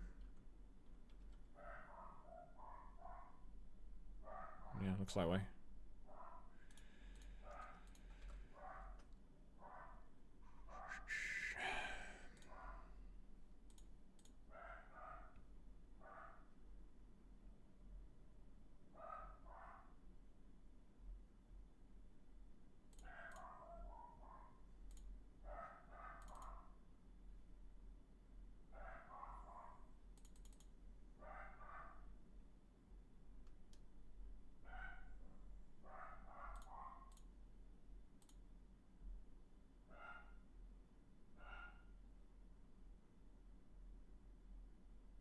Is this lethal? 7, 11. Yeah, easily. Okay. Just gonna go and check on my dog. She's barking. Back a second.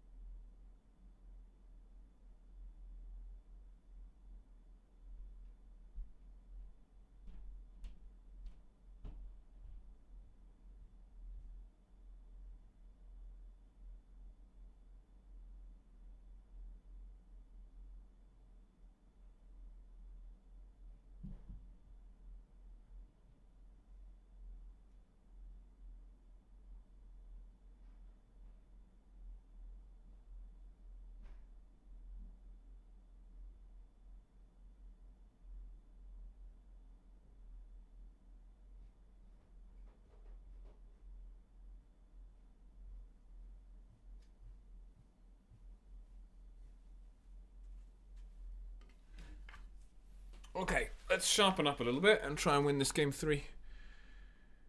We are on the draw. We didn't see anything surprising from their deck. We may want an exercise. I don't think we need one. We may want flute. I don't think we need one. We want stuff that attacks and blocks.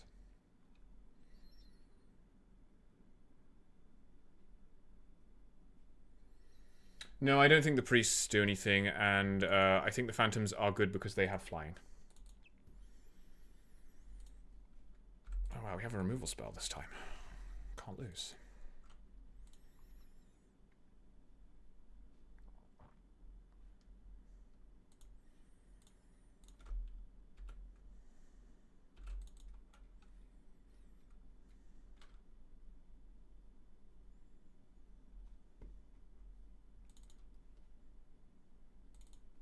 I know we have 2 dogs that blink, but they're very unlikely to actually... It's very unlikely that things line up that way, you know?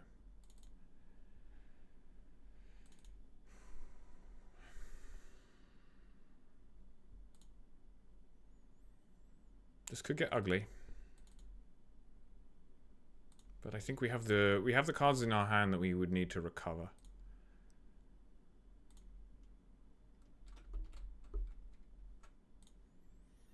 And we need to play fast anyway. I meant to... oh, I like that though. I meant to get basic there because of Wasteland, but it's fine. I don't really want to get wasted this turn. It's a very good turn for them to waste me. Turn 3, player 2 drop waste. So I would have rather got a Plains there, but oh well.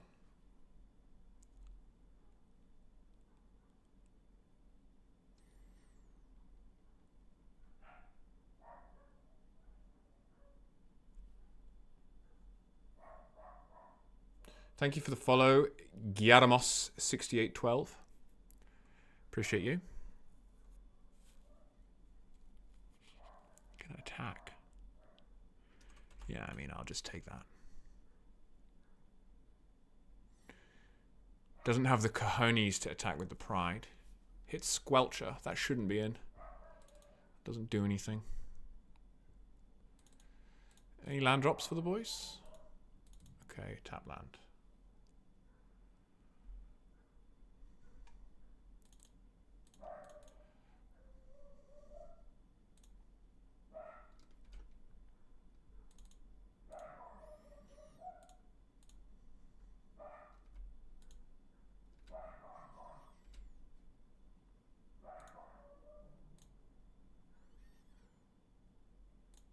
I'm just going to get rid of that. Go.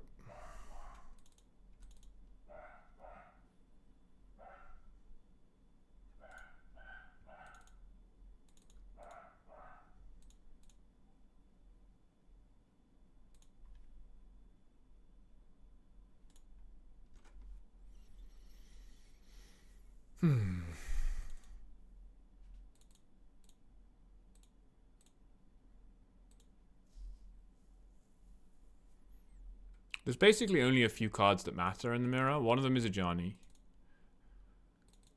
Interesting. We're going to get to see the secret mode on Erode here. One of them is a Ajani, one of them is Guide of Souls. And then it's removal.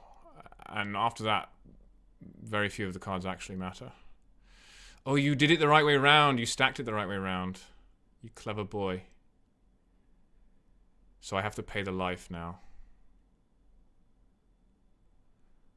Because if you stack it the other way, then I kill the Planeswalker before you can activate it.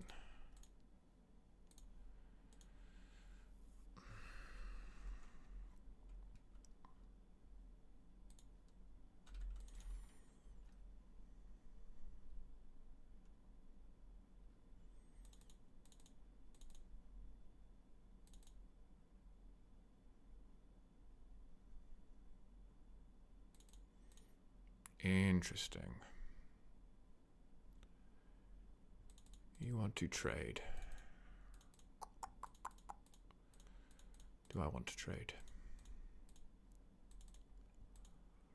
Oh, I don't know. I don't think I do. I think I can still take 2 damage here. I'm still gaining life with guide. Ooh.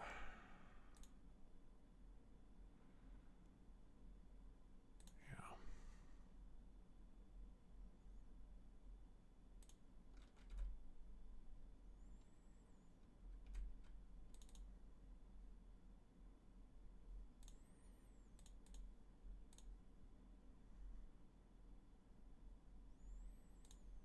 I'm just going to get rid of this.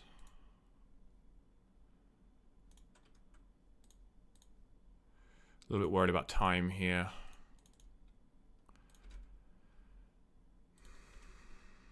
I don't really like giving something that has flying already flying, but I also don't want to put the counters on the guide itself, so...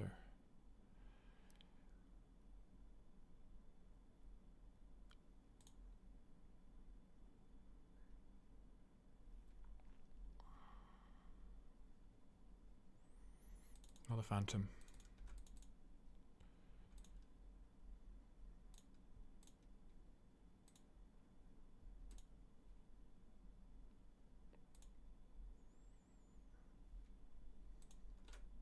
You see how little this Ocelot Pride has done in this game? It's because it's one of the cards that don't matter.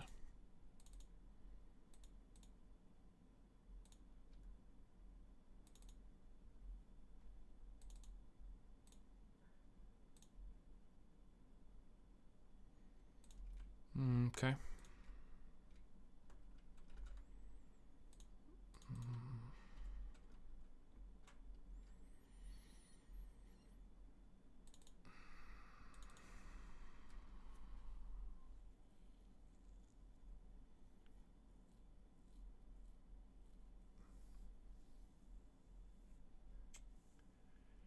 So, I could block, block, block. You flip a Johnny. You make... You do 5 damage to something. Probably Guide of Souls. And then I can just kill it in the air.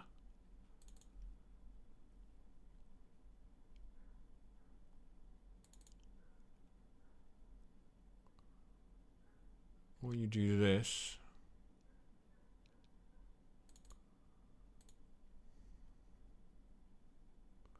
I could block, block. You deal 6 damage to something. I can still kill it in the air.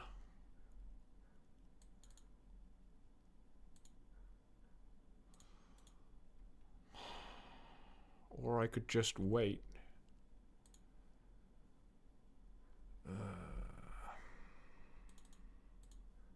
Yeah, I'm gonna wait. There we go. We did it.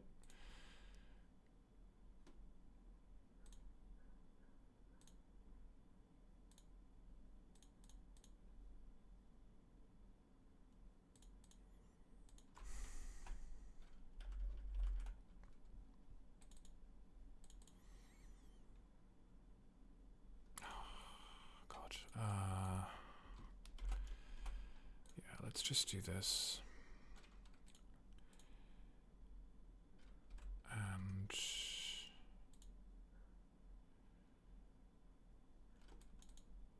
swing. Oh, no, no, no, no, no! They have voice. They have voice. Ah, no. Okay, they have voice, so I can't swords.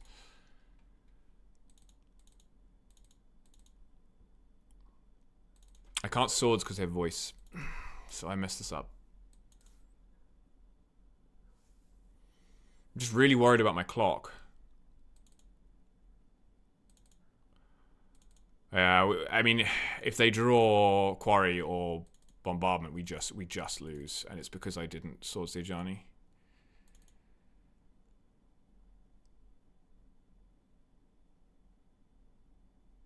Guide of Souls probably also kills us. I shouldn't have attacked with this either. Ah, my god, that was a bad turn. Oh, man, it's hard to stay focused in these long tournaments, you know that? It is. So it looks like they drew something relevant because they're tanking.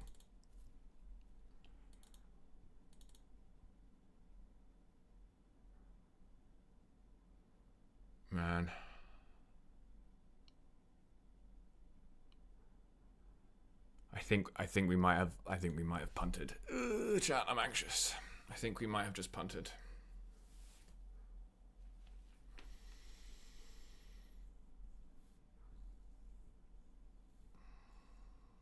What do you have, like post-combat?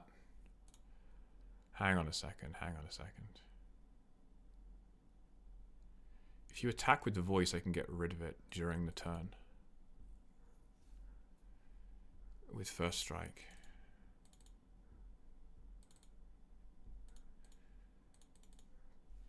Could be kind of a big deal, chat. I mean, he has a bunch of things that are red. What are you talking about? He's got like a gajillion red creatures in play.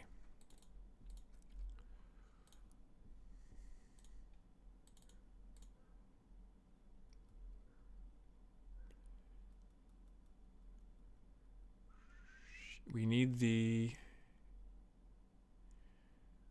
voice to die at the same time as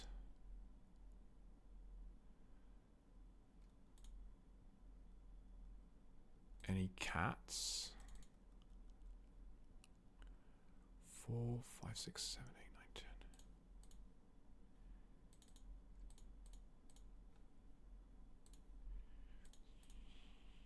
Let's just do this.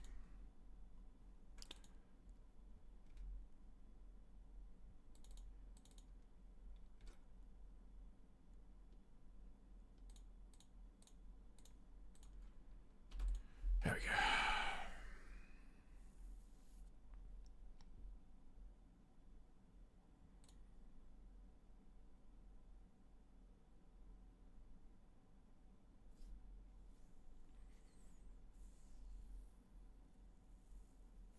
Yeah, they I don't think they should have made that attack. Yeah. That attack was really good for us. They're probably like, if they had swords, why didn't they use it on their turn? They're probably like tilting off the face of the earth. Because obviously you'd never play around swords there when we didn't swords during our turn. I mean, there's a possibility that we drew it off the Halia. There is, well, no, because then we could still do it on our end step. So yeah.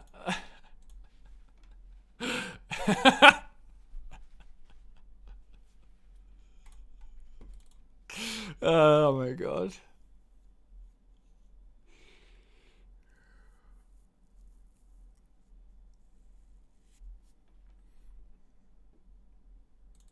I have my own end step stopped. Oh my god, they had another voice they could have played before combat as well. That is tragic. Oh, that's pretty tragic, chat. Okay. Let's Phantom.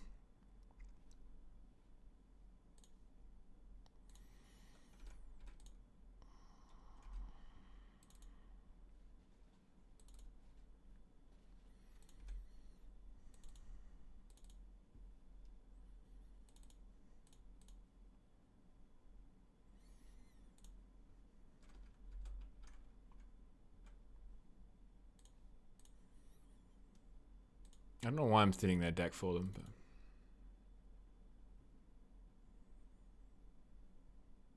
but oh. What happened to their other planes? Oh, they exiled it with They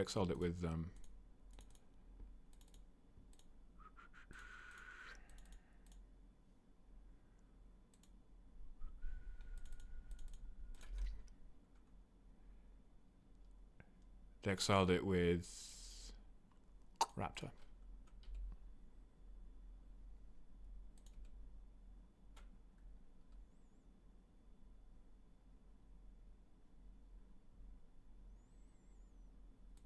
Halia is so good.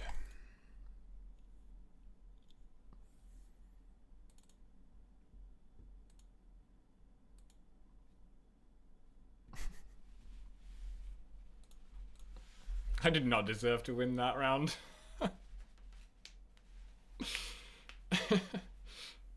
Oh no, XA Cloud lost. You lose to Sneak and Show?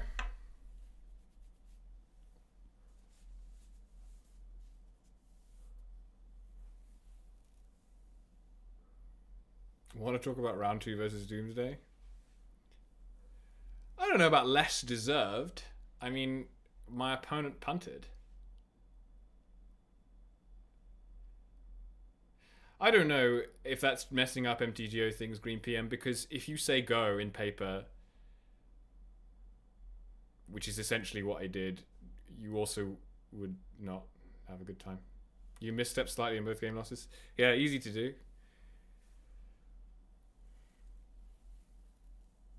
I punted, then opponent punted. It was a counter punt. I think the shame, the icing on the cake was the shame voice after combat.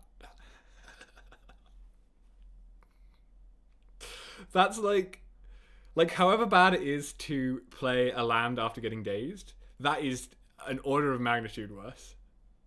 Like playing the voice after combat when you got blown out during combat.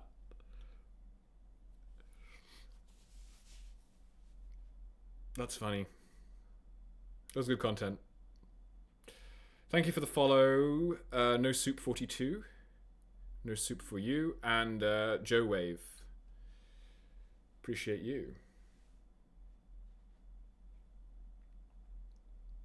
You're at 5-2. Cool, me too. Where's the standstill guy? Standstill guy is 5-2. Standstill guy's taken second loss.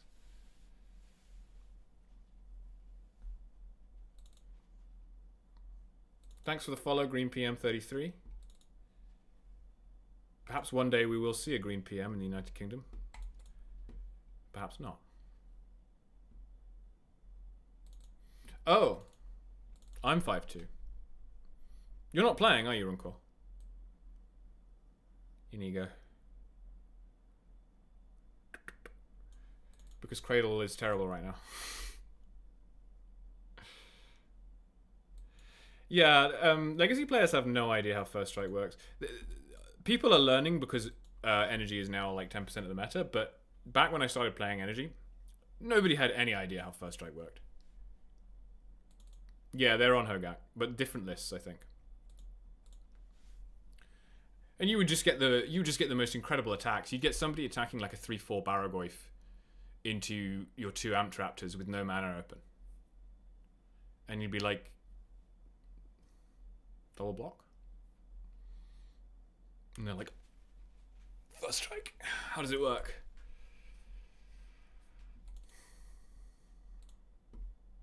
One of my favorite things is like when I have a swords, but the opponent has 2.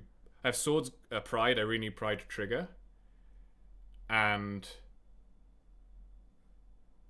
they got 2 blockers.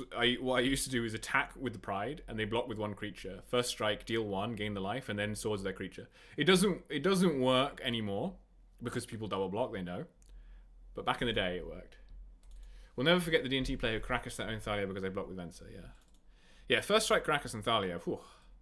That's a fun time. Is First Strike that forgotten of a keyword? Yeah, I was surprised too. As I say, it's kind of coming back now.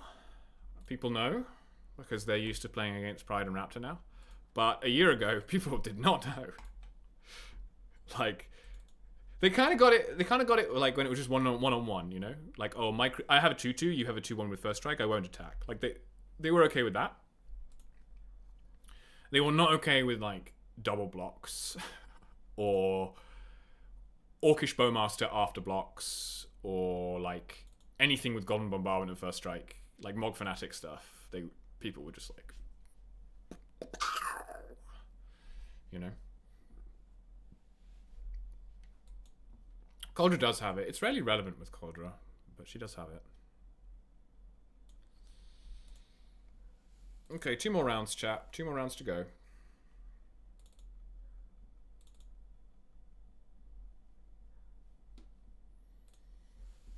Just gonna be really quick. I'll be like 30 seconds. I'll be back.